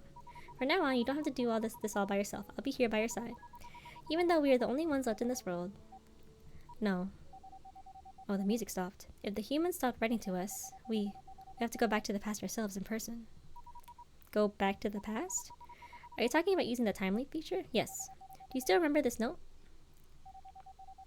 It says something about time leap, but it says it's unverified. Could it really work? Would it be dangerous? No, it's not dangerous at all. Although this feature is exclusive to me, I must be the one to perform it. Wait, did you just touch your own horn? Were you lying again? I know you too well. Every time you tell a lie, you touch your head. Well, you got me. It is very dangerous, isn't it? It is a little dangerous. While our functional mechanism resembles rolling a die, there are also hidden implications. Time reversal. In other words, imagine that the number we want is 1. We cannot guarantee that we will roll a 1 on the first try. If we don't get a 1, we can reverse time and roll again until we get the number we want. When we reverse time, this entire world, including ourselves, still stays at the exact same temporal spot. What we really do in reverse time is overwrite past events with the modified version that we have chosen. Excuse me? Well, let me think about that. We overwrite past events with the modified version that we have chosen? Okay. Meanwhile, neither we nor the world actually go back in time. If we physically went to the past, then the two different timelines would conflict with each other. Okay. This is crazy. I'm like a huge fan of link click, which is like, time related, and I'm just like, haha, silly yaoi time shenanigans and death. But this is like quantum, like timeline physics knowledge that I'm not understanding. I think it's cool. I just don't understand it. According to Dr. Wing's research, doing so might result in us being stuck in the gap between timelines and sever our connection to this world completely. If that happens, the only way to bring us back would be to send a signal from the real world summoning us from that purgatory. What? Which means if we ever do use a timely feature, we might lose our connection to this world forever. Okay, I'll just remember this last one, that last part. This is hoopla. Wait, you just mentioned something about summoning us in the real world. What if one of us stays here? Then the one who stays can make sure that the others summon back even if they get lost. I think you have a point. Wait, you mean... Yes, we can go separately. One of us can go first and the other one can go after the first one arrives. This way we can make sure that we're both safe, right? Well... You're right, it sounds like a plan. It's a good plan. Excellent, let's do this then. What happened? Why did everything around suddenly change? Oh, this house looks the same as the one we used to live in, but it is only an illusion. It has been over 100 million years. Our old house crumbled into dust long ago. Since I don't have anything else to hide from me, there's no need for me to waste my energy in maintaining the illusion. That makes sense. Well, now that we know how we can return to the past, let's go. Although, when will we be going back to exactly? If everything goes according to plan, it will probably be right after the young man you mentioned picked us up. Well, if that's the case, doesn't that mean we get to see the people who have been writing us letters? Of course, they were still alive back then. We could even hear them sing, haha. We won't have to tolerate our constant beeping anymore. Haha, I'd like to go visit Jimmy with his superpower. I would also like to go visit Jimmy, actually. Is it important that I didn't let Lieutenant King have his good ending? Because I chose the cat instead. Jimmy! Yeah, Jimmy! I gave Jimmy so much shit, but he's honestly kind of my favorite. Brother. Brother, thank you. Idiot, what are you thanking me for? I haven't been awake for long, but I am really, really happy. I think I used to say that I preferred Fluffy to you. Is that why you chose to look like Fluffy? Brother, you've always been a big liar. Oh, their relationship. But in the end, you're still you, the one who stayed by my side until the end. Thanks for staying with me for so long. Yeah, he is like just a normal guy. I'm not. He got his like toilet like power or whatever in in his last letter.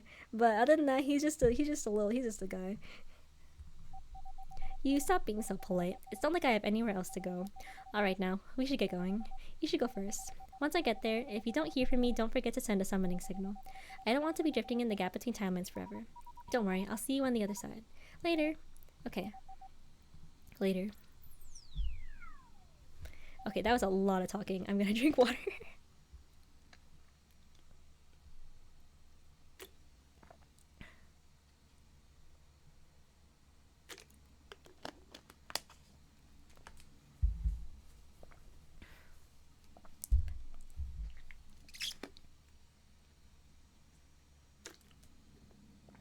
Okay. Dude, it's been 3 hours? What the hell? I need this game to end. I want to move on. I should be the one saying thanks. Aww. As well as sorry. I have stopped touching my head while lying for a long time.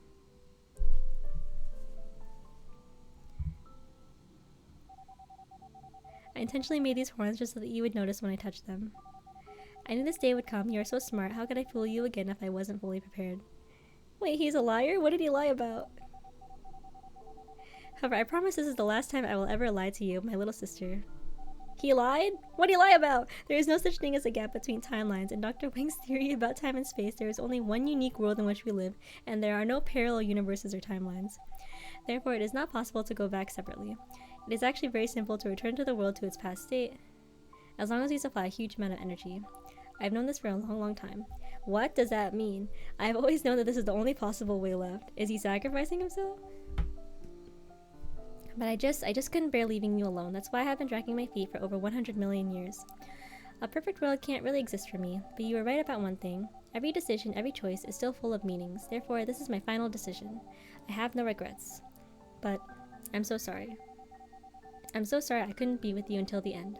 I'm so sorry I can't be with you in the brand new world.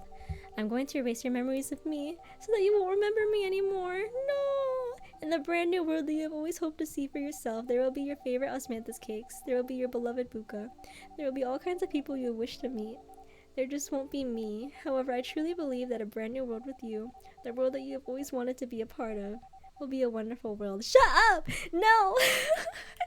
He said the title!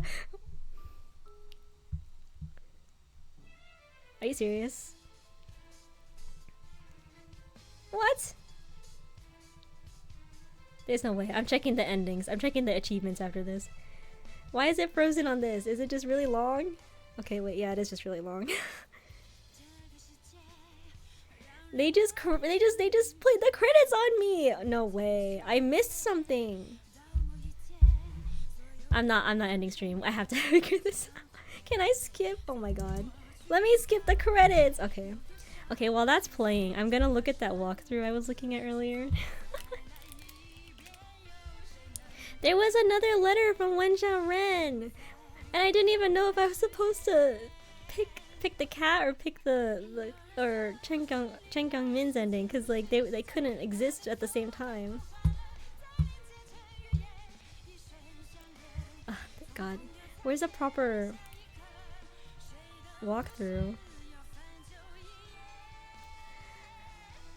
There's this one like archive online, and it has 62 parts. That's how many letters there are in this. Oh my god. Wait, maybe there's like a index?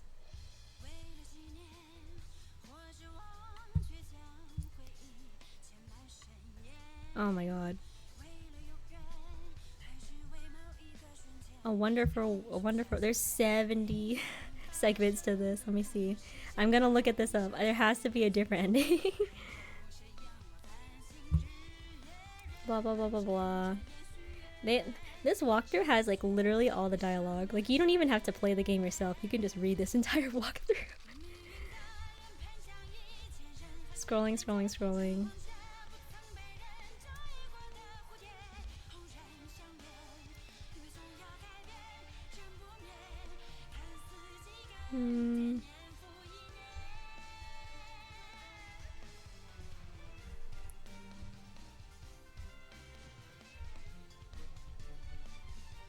I'm still looking. This is a really long cutscene. I can't be bothered to look at it.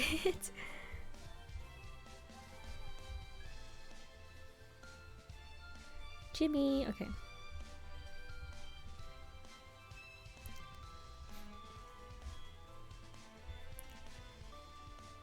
Huh?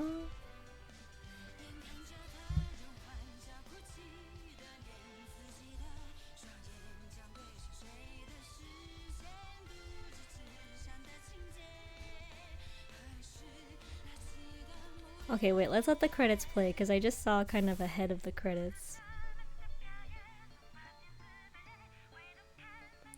Yeah, honestly, I had the same thought. It's kind of stylish.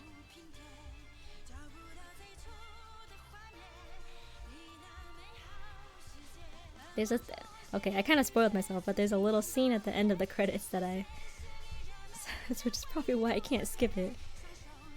I feel like I didn't finish something. Like, I swear there was another letter for the teacher dude. What's this? Death Planet? Oh no, that's just the...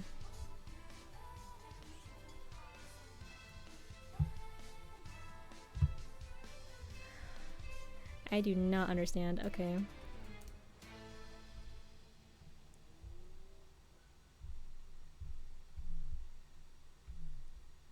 Wait. Oh wait. We back? Are we back? Hold. There it is. There was an urban legend. Walk into a dark and empty alley in the middle of the night. You might hear the sound of a young girl singing. Follow that beautiful voice. You might see a small cabin with its light on, deep inside the alley. A 14-year-old girl in a white cheongsam is living alone inside. If you pray to the girl about your troubles, she might hear your plea and change your fate.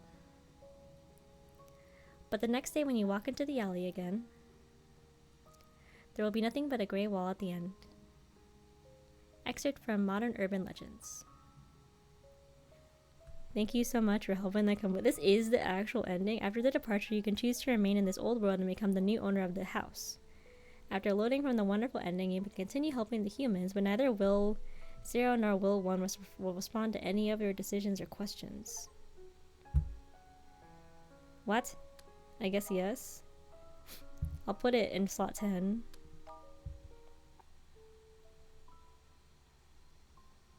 Huh? Oh my god. Give me a second. Wait, that was kind of... I guess that's like... I missed a picture somewhere. Okay. Yeah, this is whack. I'm missing multiple pictures. Oh, there's the yaoi ending. What the hell? Wait, events.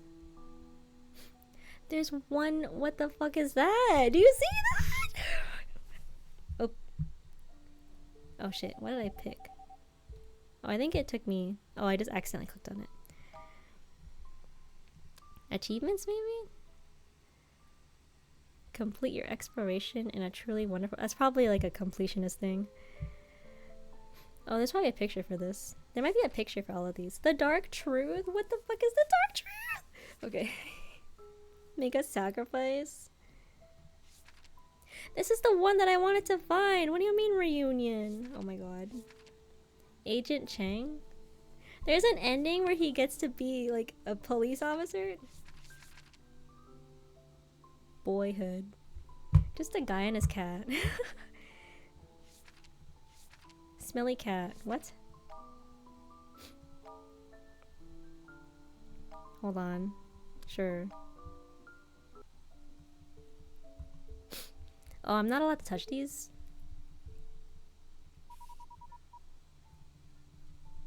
Never mind. Okay, load. Do I load from this one? Oh, there we go. I am missing a fucking letter. Do you see that? That's what's pissing me off the most, actually. Is that, you know, like, everything's completed regardless of, like, what endings I'm missing. But, like, there's a letter here. And I think I need to at least read that before I end the stream and stop playing this game. So let me go look it up. What's this? So this is regret.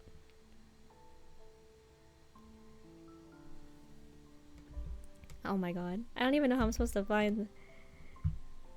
What's the correct answer? Okay. I think that's literally just the ending. Like, okay, I guess. So she's like alone or something? I don't get it, actually. Okay. Okay, let me look up... Let me go back to Google. Will a wonderful world. When shall Ren or something. I'm not interested in AI mode, no thank you.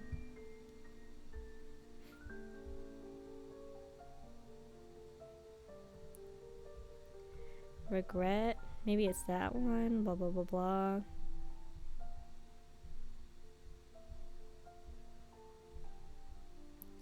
No, maybe it's the next one. A Journey Alone, maybe?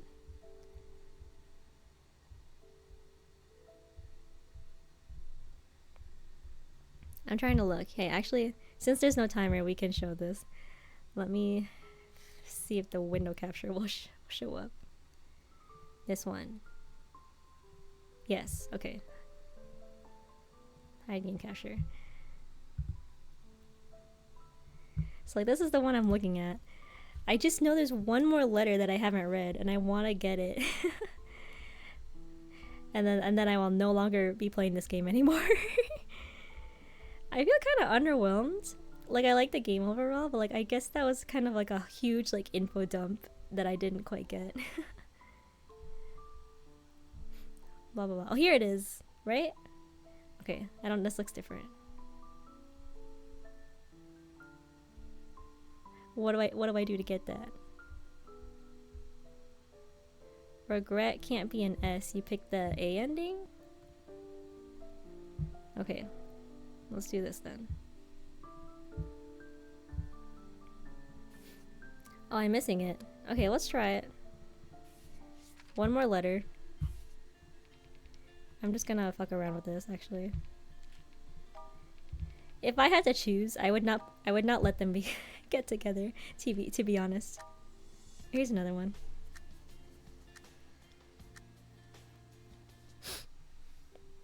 What on earth had I been sitting? I couldn't bear to look at her anymore. I ran out of the cabin, sat down at the door, pretended to be staring at the... Oh, thank God.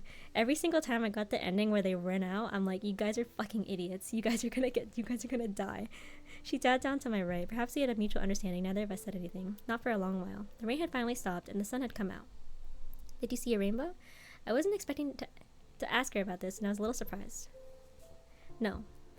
A few minutes later, she leaned her head on my shoulder and fell asleep. She didn't seem to be dreaming this time. I looked at her beautiful smile as she slept, and I finally made up my mind. I let her sleep on my shoulder quietly for another half hour. I wanted to selfishly enjoy these last glorious moments by myself. The world had stopped moving for all I cared. I couldn't make you happy in this life. But if I had the chance, I would dedicate my entire next life to be with you. So is he gonna die? Okay, lit. It actually locks this ending, interestingly enough. Holding on. Listen, I'm just curious, but honestly, I would not let these two get together. Ever since I was a little kid, I had always liked to ponder certain questions. Why was I me? Why were other people them? Why wasn't I other people? Why weren't they me? Did the world really exist, and was everyone living in it the same as I? Those are some existential questions. Or was the world like a movie playing in front of me, and I was the projector of the movie? If I shut myself down, would the world still exist? I knew I would never find out the answer to these questions, because I could only be myself, not anybody else. Even when I had learned that there were over 7 billion people on the earth, or that compared to the sun, the earth was as big as a grain of sand on a beach, or that in the universe our sun was barely as big as a grain of sand. Huh? I still didn't have the answers to those questions. Therefore, ever since I was a little kid, I'd always been eager to prove myself to the world. I must get the best grade on the exam, I must be the last person standing in a fight, I must be the best artist in the world, and I almost had been the world's finest artist. 14 years ago, in an unusually wet winter in Italy, I had been living in Venice at the time, preparing for my first personal art show.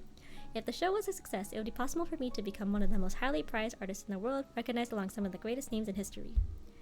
After weeks and weeks of preparation, I was exhausted but also excited. When my fiancée called and told me that she had caught the flu and that she'd had to be hospitalized for a few days, I barely thought twice about it. I just told her to get some rest, thinking I would make it up to her with a huge surprise as soon as I got home. I could never have imagined that a crumbled and ruined world would be awaiting me. VIRS? Variant Infectious Respiratory Syndrome. A new coronavirus? Like COVID? Or like what? I actually have not heard of that. Okay, I was laughably living in my own space, completely isolated from the tragedy. When my bubble finally burst, I realized everything that I had ever chased meant nothing anymore. I was nothing but a selfish coward. I kept painting, but only because I had no idea what else I could possibly do. 10 years later, I had been diagnosed with stomach cancer. Karma. I didn't want to, nor did I deserve to cause anyone any more trouble. So I had the surgery alone and left China with barely any luggage. The world was so big, and I wanted to go see it before the end. So he lives? Is that the ending? The Amazon jungle, Antarctica, and the Middle East, I suffered from hunger and cold. I had even been hit by a bullet. When I'd finally thrown away all of my nonsense and started truly appreciating the world for what it was, I began to realize that this world and the lives in it were all so magnificent and real. Another 3 years had gone by, and I had been feeling pretty great when I went to the doctor for a checkup. The doctor said I was in remission. The cancer was under control. He said my positive and relaxed attitude could be very helpful for treatment. Before I left, he told me to keep living life and treasure it like I had been given a second chance. After I left the hospital, I suddenly had the urge to go and see a person whom I had often been thinking about, but I couldn't allow myself to. I could only hope that she was having a happy and good life. I had settled down in Hong Kong. I had rented a small studio, and I had been teaching little kids drawing. I wasn't well paid, but I was enjoying myself. Occasionally, there would be a few people who would visit my studio, and they told me that they wanted to purchase some of my pieces. Well, my paintings were all records of the most unforgettable people and events in my life. How could I possibly sell them? God had always loved toying with me. I'm sorry, I guess? Just when I was getting used to this peaceful new life, it was shaken upside down again, literally this time. A severe earthquake hit the island of Hong Kong without any warning. When I came to, I had been buried under debris. My right hand was pinned under a big piece of concrete. Oh no, and I lost all feeling. I seen the bones had probably been broken. A day had gone by. I hadn't had anything to drink since the day started. A day had gone by. I thought I had heard somebody yelling something. A day had gone by. The darkness had swallowed me. I had gone 3 days without water. My body was severely dehydrated and I couldn't even urinate. I thought I had heard someone calling my name for the past 2 days. I must have started hallucinating. Things couldn't get any worse. I looked at my right hand underneath the concrete and I still couldn't feel anything. I made a decision. 1, 2, 3, 4. I picked up a rock with my left hand and smashed it at my right wrist until I started bleeding. I sucked on my old blood, tried not to waste a single drop. Perhaps it was all an illusion, but I felt a little more energy through my body. Yet my decision did not seem to pay off. Another few days had gone by. My right hand barely looked like a hand anymore. There was still no sign of rescue. I wanted to live. Oh, okay. Whoopsie. Let's not replay that. Okay.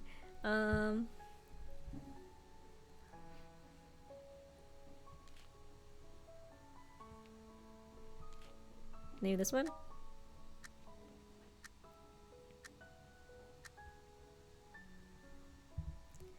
Blah blah blah. Still since every sunrise and sunset. Something near my left hand. Piece of paper. One of the paintings. I put the painting in front of my nose. I started to see vague sheets. Oh, I get to see the picture he drew of her. That's so pretty. It was a quick sketch of my teaching days in Beijing. It wasn't really a piece of art. The subject of the painting was a girl. She was holding a pencil and drawing. Her face was tightened up, thinking about her strokes. She was actually drawing me, and not very well, by the way. I had carried the sketch with me whenever I went. I would take it out and look at it whenever I was resting.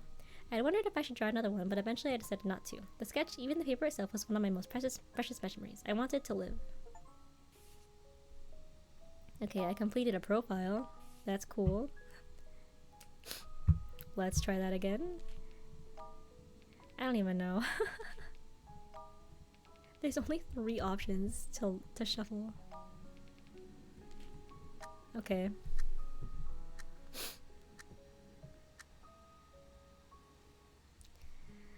Buddy there, please respond. This voice. I would never forget this voice ever. I must have started hallucinating. My mind went back to my teaching days 3 years ago. The girl that I had chosen to be my assistant just because I'd wanted to go home early, she was yelling my name. She was angry at me that I had torn up her friend's sketch. She did not know that we had already met the night before. If a person could still live in his own memory after death, I wished I could return to that moment and freeze time. Then I would look at her, do nothing but just look at her until the end of time. A small pimple fell down on my head. I opened my eyes. The light coming through the crack blinded me as I hadn't seen light for so long. The crack was becoming bigger and bigger until my face was completely exposed in the sunlight. I could see the person who was closest to my heart, but only their silhouette. Still, it looked incredibly like her. But how could it be possible? The silhouette stopped moving. It seemed to be hesitating. Can you hear me? Can you move your hand? It even sounded like her. Even though I knew it couldn't possibly be her, I still teared up, unable to control myself. I struggled to raise my left hand. She reached out with her hand. Don't let go. Hold on. Now keep your eyes on me. Hold on. Keep your eyes on me. I'm sorry. I'm sorry. I'm so scared. Don't be scared. I would never leave you alone ever. Oh, okay. I held onto her hand as tightly as I could with all the strength I had left. Even if it was just an illusion, I would never let her go again. I'm sorry. I've broken my word. For the last 3 years, I had thought about what I would say to her if I ever got to meet her again so many times in my head. I had practiced all of the various scenarios I could think of. Yet in the end, all I was able to mutter was a mere thought, sorry. She didn't respond, but I could feel her shaking. I took a deep breath. Could you give me another chance to love you? 1 year later, a new piece of mine was on display at the Beijing Exhibition Center. I had named this piece The Sun. Oh, that's pretty. A lot of people had asked me, wouldn't The Sunrise be a more appropriate title? I would always respond with a smile. Yes, to the others, the piece is about a sunrise. But to me, it was about the most important thing in my life. It was the sun, but not the sun. I glanced at the girl to my right who was staring at the painting quietly. I put my arm around her shoulder. It started snowing outside of the center. The pedestrians all stopped and marveled at the scene. No one had ever seen snowing in the middle of the summer. Oh, there's the snow. Yeah, while the snow kept getting heavier, the sun was still shining blindingly in the sky. My eyes squinted in the bright glare, and I held onto her hand even tighter. We both smiled. God had really blessed me. Oh, so this is the good ending for them. I approve of that one a little bit more because it's like a time skip. And I'm assuming she's no longer a minor. Okay. Yeah, yes. Is that right? No, hold on. Before I end stream.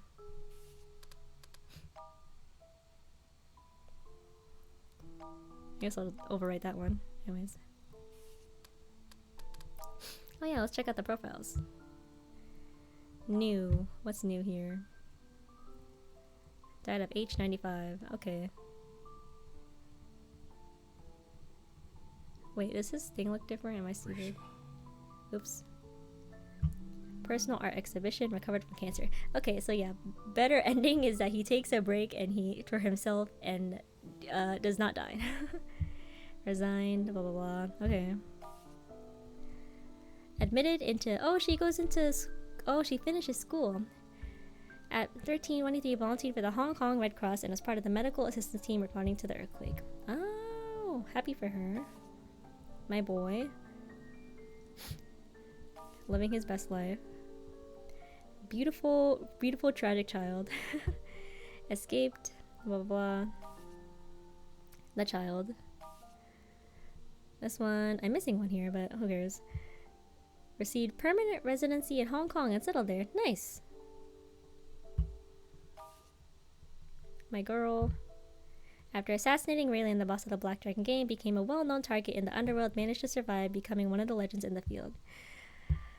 Oh, my beautiful girl. Okay. I'm missing one from the cat? Okay.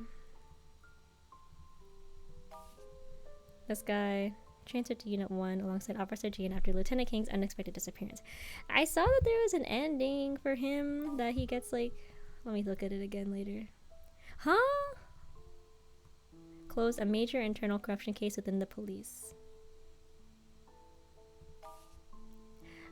Man, I would have been pretty interested in this guy's story, but he only got like one letter. My true yaoi. Oh, Will! Will 0. Red possesses the personality and memories of Wing Meow. Core operational principle, kindness. Special feature, energy sharing. Oh, that's Myth, the girl. Will 1. Blue possesses the personality and memories of Wang Wei. Core operational principle, protection. Special feature, data overwriting. Why does he get all the special abilities? Hibernation mode, blah blah blah. One last power spike. So basically, the little box, Will, Wang Wei, kind of let himself die for her. I still don't really understand. Wow, I'm missing one for him. I do not care. The teacher, okay. Relationship 1, like one student crush. They made me experience so many emotions. I don't even want to talk about it.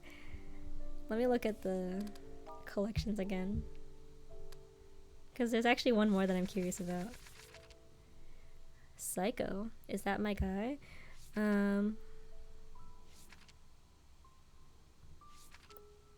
Complete 100. I'm missing the album. No, it's okay. I don't care. I need to move on.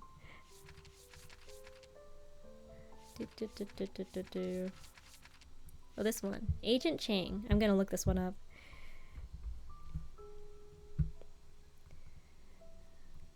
Google. No, I don't want to try. Oh, freaking hell. I don't want to try AI mode. Okay. Agent Chang.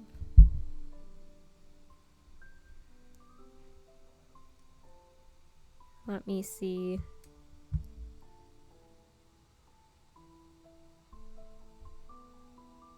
How to unlock the Agent Chang trophy. You have to choose the Z ending in the letter soap opera for the Chang Young-min's letter. Wait, hold on.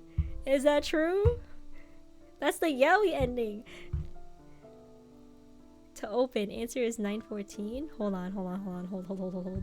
This is very important. This is very important for me and I'm so glad I checked. Hold on.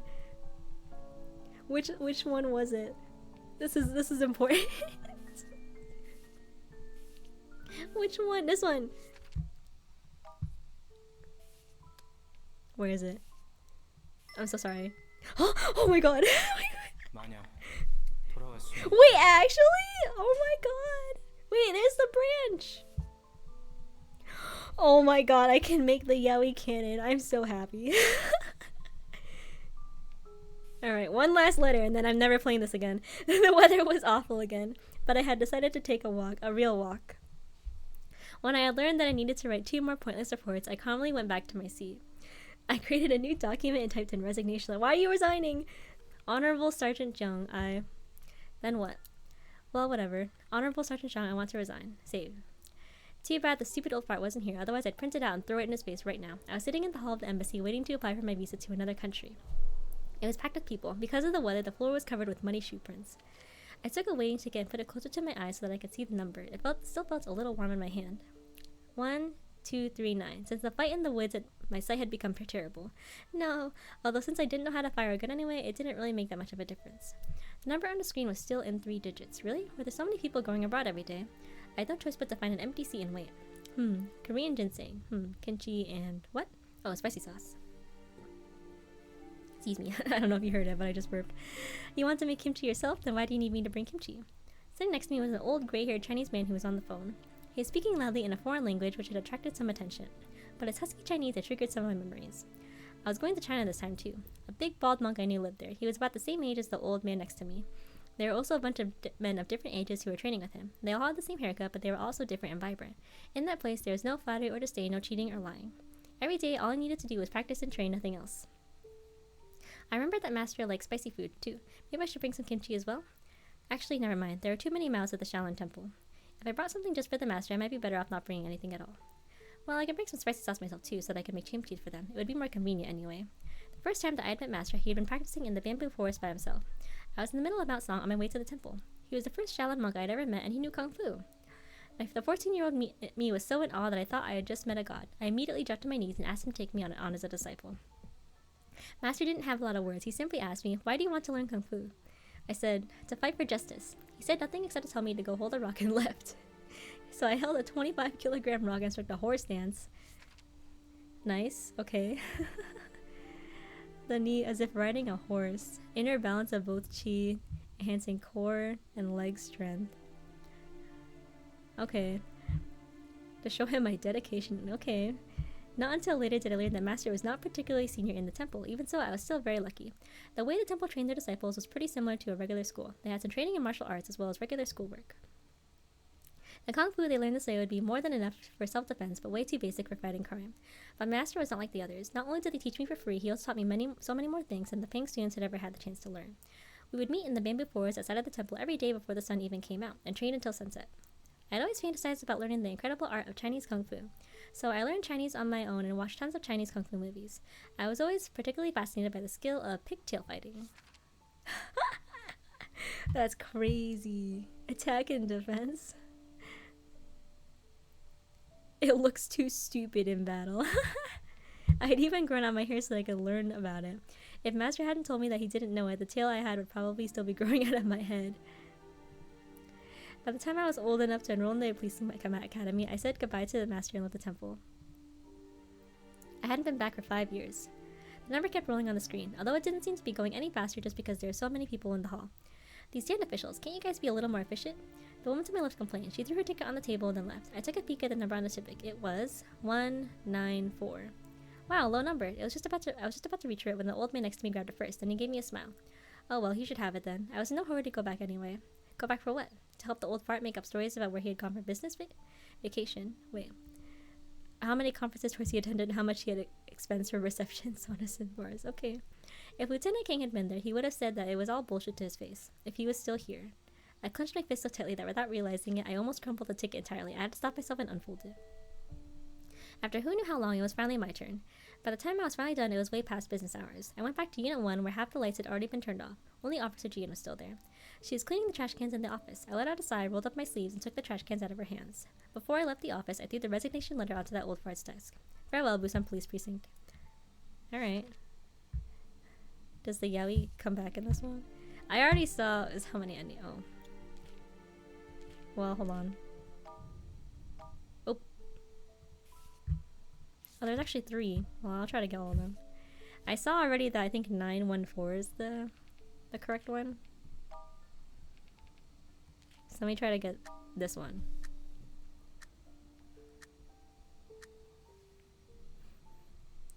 (419). Although I didn't have many memories about one-night stands. Hold on, wait, what? Although I didn't have any memories about one-night stands, it did remind me of the night when Kim Jong-ho had been arrested. Lieutenant King had summoned everyone and we had held a celebratory party at Blue Lady. Oh, nice, there's a CG. Oh, hold on. Oh, he's just sneezing. Never mind. I was like, I heard something in the background. It's my dog sneezing. Bless you. That night, Jago Wanyam had declared that everything was on the house. It was an absolute riot in the bar. Yeah, he's a sneezy boy. After I told the drunken Jago about the story of what had happened to me after I left the Blue Lady the other day, he cried. He put a picture of Lieutenant Jago stuck on the table, pulled me up from the seat, and made me bow to the picture, all while weeping uncontrollably. He told me that we would be brothers from now on. Only then did I finally learn that he was the younger brother of Lieutenant Jago. No wonder he had been such a close friend of Lieutenant King. Lieutenant and I didn't leave Blue Lady until it was almost daytime. We left Jago sound asleep in the bar. On our way back, Lieutenant King was telling me lots of stories from the days when he had been in Unit 2. I was so excited by his stories when he suddenly said to me there was a transfer request mixed in the middle of the reports he had turned in earlier. I was stunned. I had written a transfer request, but there was no way I would have turned it in. Then I remembered. It can't be mine. I never printed mine. Haha, so you did write one. Lieutenant King burst out laughing and kept walking ahead. And I realized I had just been duped. I remembered wondering to myself, was Lieutenant King forcing me to leave? But I just done something great. Captain Gong has assigned more than 20 newbies to me over the years. Every single one of them, except Minchin and Dion, has written a transfer request at some point. And they all eventually left. Lieutenant King slowed down, but he was still walking in front of me. The cool moonlight was shining on his back, and for the first time he seemed a little exhausted. I stopped myself then and watched as Lieutenant King kept walking further ahead. His figure looked smaller and smaller. He almost looked like an old man. I took a deep breath. Lieutenant King! I'll follow you until the end of days. Sounds like a proposal. Lieutenant King turned around, off in the distance, and smiled. Whatever. I ran ahead to catch up with him when I felt raindrops on my face. I kept getting heavier and heavier until I realized that it was actually snowing. There's the snow. Snowing in June, was something good going to happen? On that day, I finally believed that we would all have a great future together. However, reality immediately gave my clueless self a cruel wake-up call. That night was the last night we ever saw Jago. Huh? A few days after he had been confirmed missing, his body was found floating in the ocean near the port. The body was bloated, and his eyes and organs were all gone. There was a long stitched wound in his chest that had started decomposing. A symbol had been carved near the scar. It looked like a smiley face. What? Yo. Wait, why did Pi target him? That's crazy. Ever since then, Lieutenant King had seemed a little lost. That's crazy. Is Jago hiding some secrets or something? Sometimes he wouldn't even respond to us calling his name. A few days later, he disappeared too. Perhaps he had found some leads as to Jago's death and had decided to pursue them by himself. Or maybe he had to run into some trouble. Whatever the case, we couldn't get in touch with him anymore, no matter how hard we tried. 2 months later, Captain Gong made an announcement that he would transfer the only 2 remaining members of Unit 4, Officer Jean and I, to Unit 1. Joining Unit 1 used to be a dream of mine. Everyone had told me that it was the largest and strongest unit in the Criminal Investigation Division. They had over 40 official members. Once we became part of it, however, I finally learned how rotten Unit 1 truly was. But unfortunately, no matter how much I missed the days in Unit 4, I couldn't go back there again. After who knew how long, it was finally my turn. By the time I was finally done, it was way past business hours. I went back to Unit 1. I printed out the resignation letter and threw it on that old fart's desk. Farewell, Busan Police Precinct. I completed the profile! Wait, what did that say? I completed the profile for who?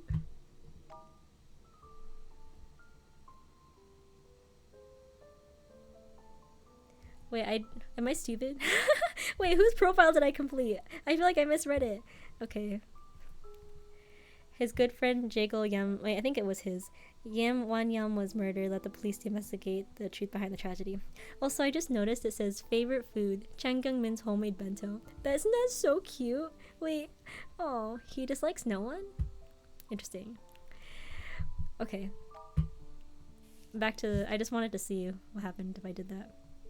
Okay, so the correct answer apparently is 914. Yeah! Please, I need a happy ending. If I get the student and teacher together, you have to give me the you have to give me the police yaoi. Please. Wow, a small number. I was just about to reach her when the old man next to me grabbed it first. But he took a look at the ticket and threw it back to where it had been.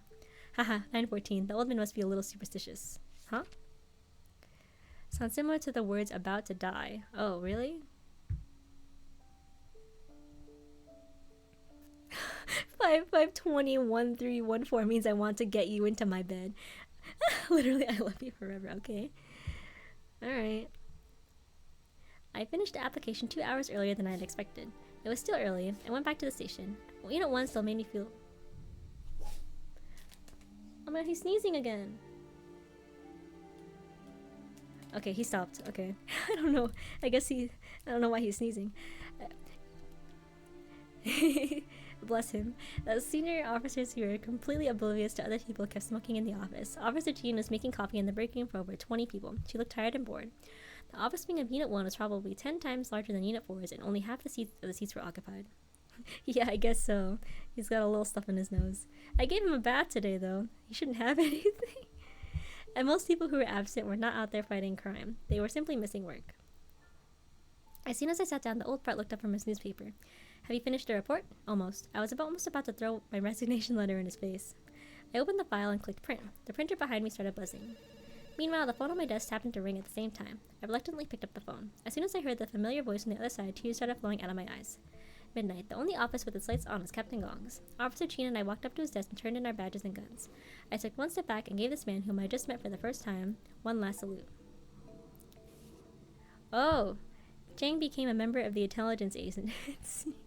So I don't really get a yaoi ending. Wait. I think... Transferred to Unit 1 alongside Officer Jian after Lieutenant King's unexpected disappearance. Oh, so Lieutenant King joined like an intelligence agency and then invited them. All thanks to the yaoi ending. Let's go. Okay. I mean, well, I'm happy with that. Let me look at this again. I'm probably not getting that. Let's see. I'm curious about what the dark truth is, though. I don't know if I want to sacrifice. I don't really care. Fall into eternal hibernation in a wonderful world. Is that if the timer runs out? That might be if the timer runs out. Like before I get like all the correct endings. Okay, I'm a little curious. Let me Google it first before I decide to do that one. What's it called? The Dark Truth?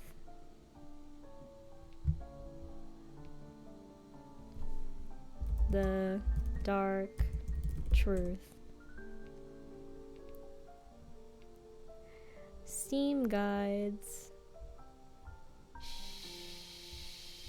Oh, this is a very big guide.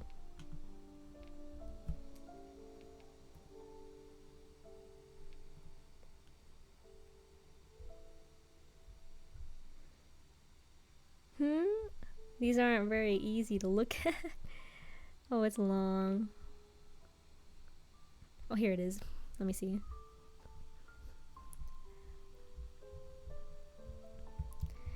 Where is it?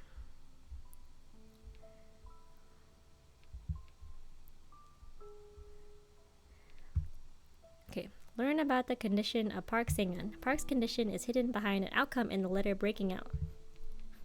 Breaking out? In whose letter?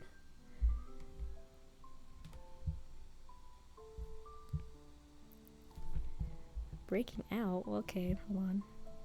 This guy? Piece of rope. Unwanted. Breaking out. Oh. Okay. I am curious about the small child. Let me cough and you know what? Yeah. I don't want to play this game again, so we'll just do this one and then we'll actually for real stop playing it.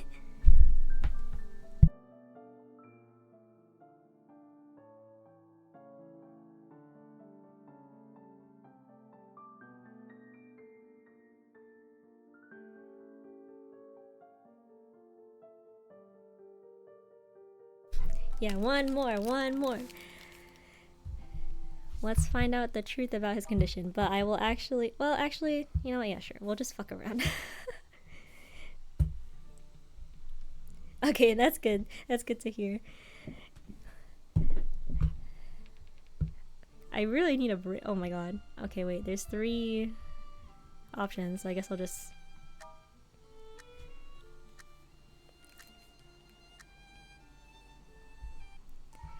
Blah blah blah. I don't even remember what this letter was about.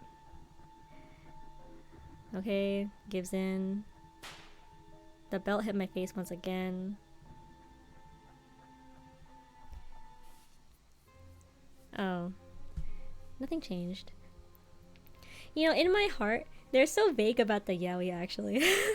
Like aside from the Z ending, there's like they're a tiny bit vague about Hotaru and like Lin, I think is the name, and then they're a tiny bit vague about what happens to them after they join the intelligence agency. But in my heart, they're together.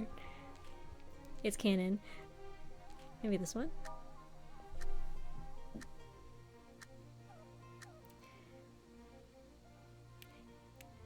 You know, I feel like they put the 5-second timer just to fuck around with the players when the timer starts in the game. Just to waste your time.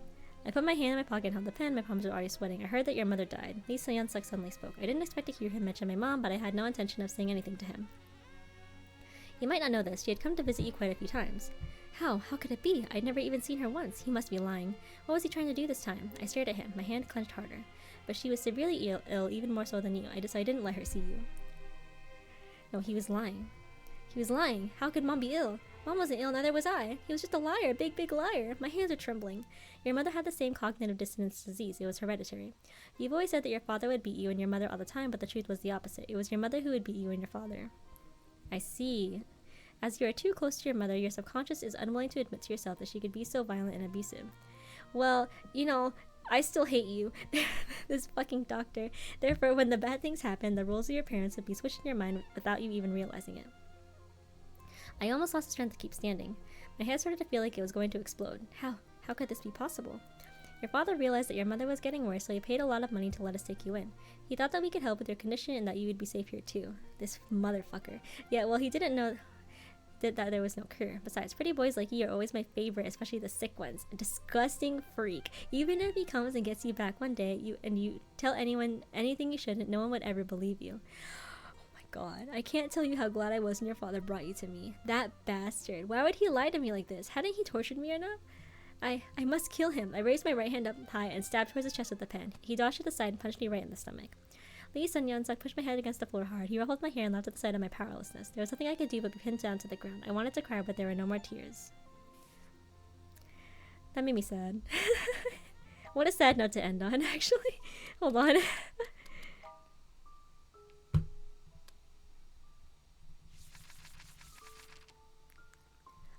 Smelly cat. Kung Fu Scramble.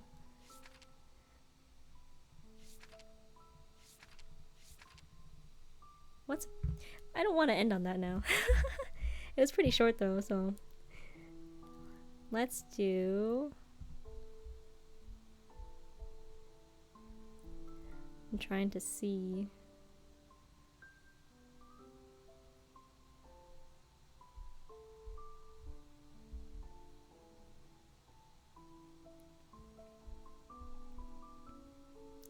The Phantom Terror? Oh, Boyhoods complete the profile of Carlos. I haven't completed these. Smelly Cats complete the profile of Spotty. Refer to Kung Fu Scramble for more information. Okay, what's Kung Fu Scramble?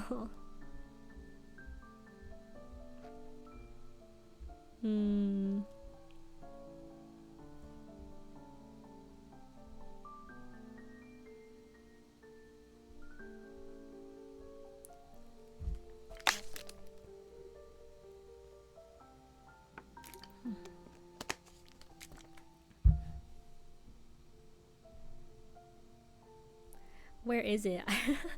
I'm trying to look through the guide.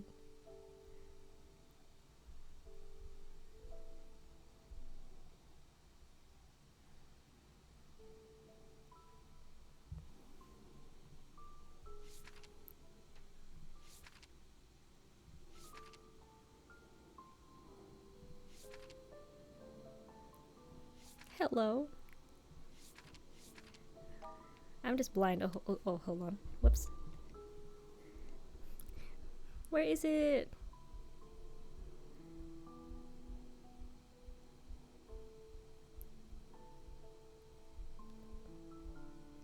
Huh? Oh my god. This is such a long list and I can't... Oh, there it is. Complete the profile of Chang Kyung-min. Profiles and will refer to information, history, traits, or a trait of a character. They're earned whenever you see relevant information in a letter, not always on the said character's route though. The profile trophies, unless you try and go for all rankings in every letter, will be some of the last trophies you earn. To earn them, you'll need to fill out the said character's whole page. In the walkthrough, we'll find all the locations of every profile without needing to see every alteration of every letter. Okay. Let me see. I think the Bunk Bros is a good one to end on, because the rest look like profile. Except for this one, One for All. Let me look up what it is. One for All. Who sacrifices themselves?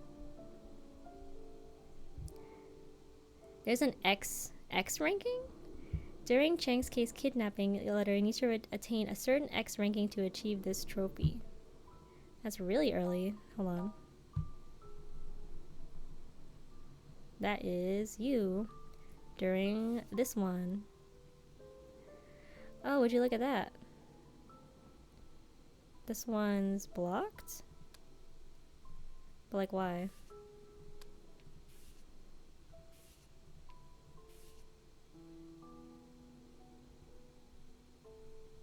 Huh? Oh my god. I don't have the energy. Why is it blocked? Because of this one?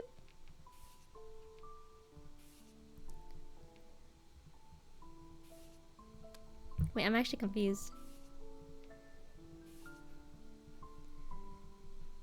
This is like at the very beginning. I don't understand why this stuff's locked.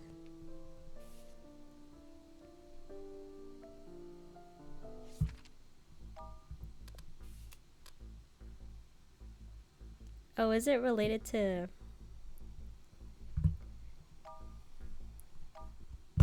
It's related to him, I think. Right? Oh, yeah, one of them's open. Hold on. I guess I'll try to get all the endings for this specific letter. Oh my god. But there's so many options. Okay, there's one option here. Okay, something happened.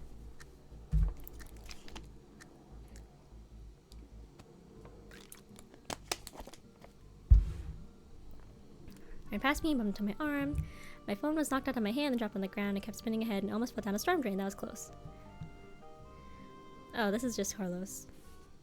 Okay, never mind. That was actually not what I wanted.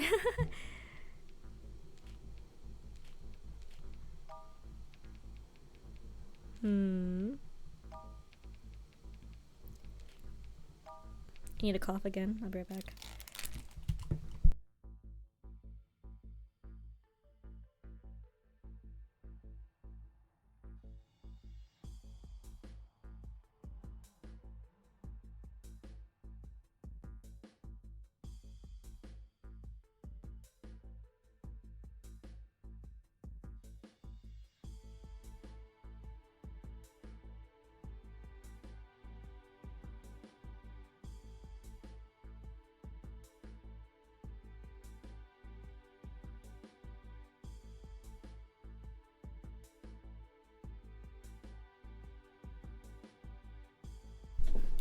I feel like the mucus issue I've had from like talking too much hasn't happened in the past few streams. So maybe it's like inconsistent. But it's happening today, so maybe it's because I'm streaming for longer. Maybe remove this. I almost want to just look it up, but then I have to comb through the guide. Oh, there's something. Maybe. Total chaos. I do not care. I was not trying to do anything with Carlos, a foreigner. Oh. You really shouldn't stay here. If you don't put out this fire today, we will be dying 1,000 deaths. He saw my confused list and added, "You are new here. This is the headquarters of the Black Dragon Gang, the most powerful gang in this area." Yes, gang, bad people. There are gangs in your country, right? So stay away from here. Leave. Just go get some soda or something. Oh, it gets chewed away. I am not intending to get to get all of his stuff. Oh my god. Okay, systematic.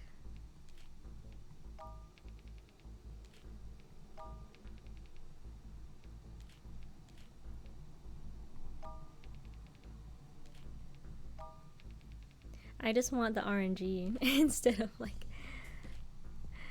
actually. Oh, hold on.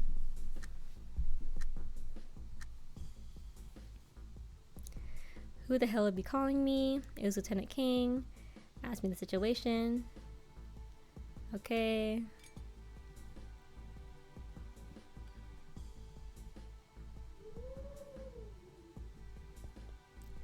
I was wondering what that sound was. I think it was from the game.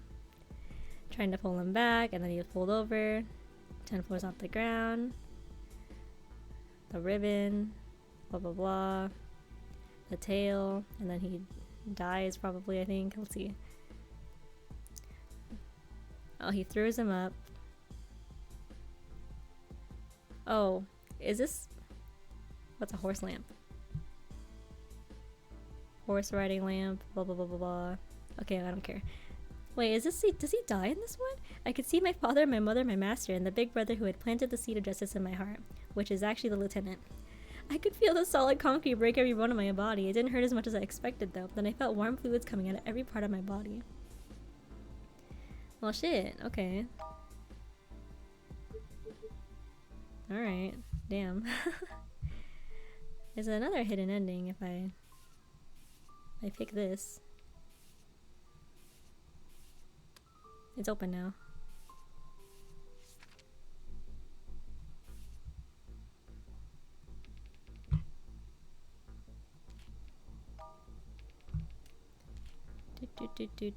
Time to just try my best.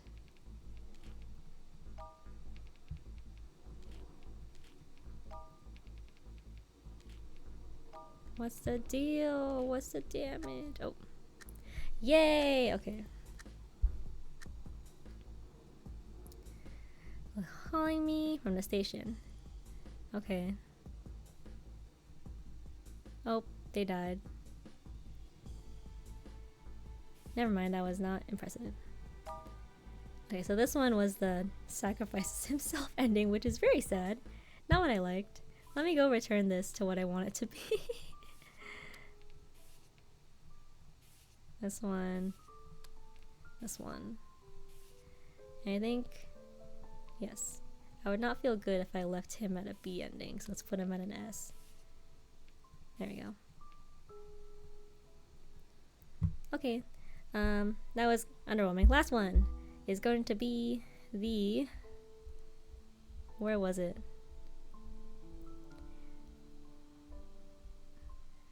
Where was it? Oh, it's Bonk Bros.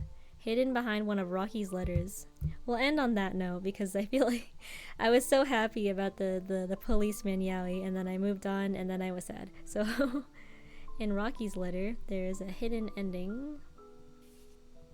Oh, the middle one that the only one that I missed.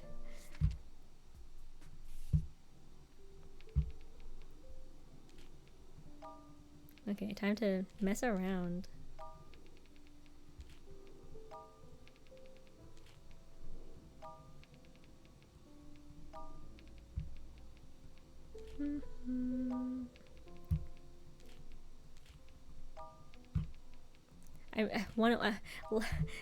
One of these tries is gonna work, I promise. Yes! Wait, actually, yes. Jimmy finally came back. His gaming console was lying in the middle of the spilled water like an island in the middle of a dark lake. He lost it. How dare you break my console? How dare you not wash your clothes for so long? That's none of your business. Oh, but it is, and it's not even the first time. What are you talking about? I'm talking about those photos that you secretly took. I'm the one who... Well, actually, I think I figured that out already, but Rocky admitted that he was the one who posted the photos he took of Lee Wen. What did you just say? You have a crush on Lee Wen, right? You even stalked her. You're such a psycho and a loser. If you really like her, why didn't you just tell her already? None of your business. Jimmy tossed his console away and lunged at me. We were wrestling and rolling in all the dirty water until the RA pulled us apart. He made it clear that if we hadn't already graduated, he would have made sure that we suffered the most severe consequences. That night, Jimmy and I went to the grill bar near school and ate an unhealthy amount of chicken wings. That was the end of our high school era. I would miss it. So sobbing. Okay, that's what's alright. Alright, we're gonna I'll put it at an S. Let's look at the list. I can't even read the letters if I do that. Alright. I think that's the ending I would like to see everyone have. Yeah, I don't want to. Oh, perfect timing. I think my parents actually just came back. Yeah, okay, that looks good. Thanks for hanging out. I guess that's the end of this game. Let me save here, just for posterity. Yeah, thanks for hanging out. Um, my final thoughts. I think I liked the game. Like overall, it was a fun concept. I have very mixed feelings about the teacher and student thing. Overall, it is very sad. But I liked it overall. Oh yes, thank you. Yes, I will need to be safe because I will be traveling back to the city. Yeah, it was very complicated. It was a lot. I liked the whole concept, but it was kind of confusing. Anyways, I will not be touching this game again. It was its own experience. I think in the future, I will probably play more shorter games like demos. I didn't expect it to be this long. My intention was to just play like short visual novels or short like demos. So we'll look for that on like itch.io. I think I have a bunch saved. I think I also saved some games on Steam from the sale. So we'll play that next time. But yeah, yeah, so about 2 weeks I'll be gone. Maybe see you next time. We'll see what games I play, and what my schedule is for the future for the rest of the summer.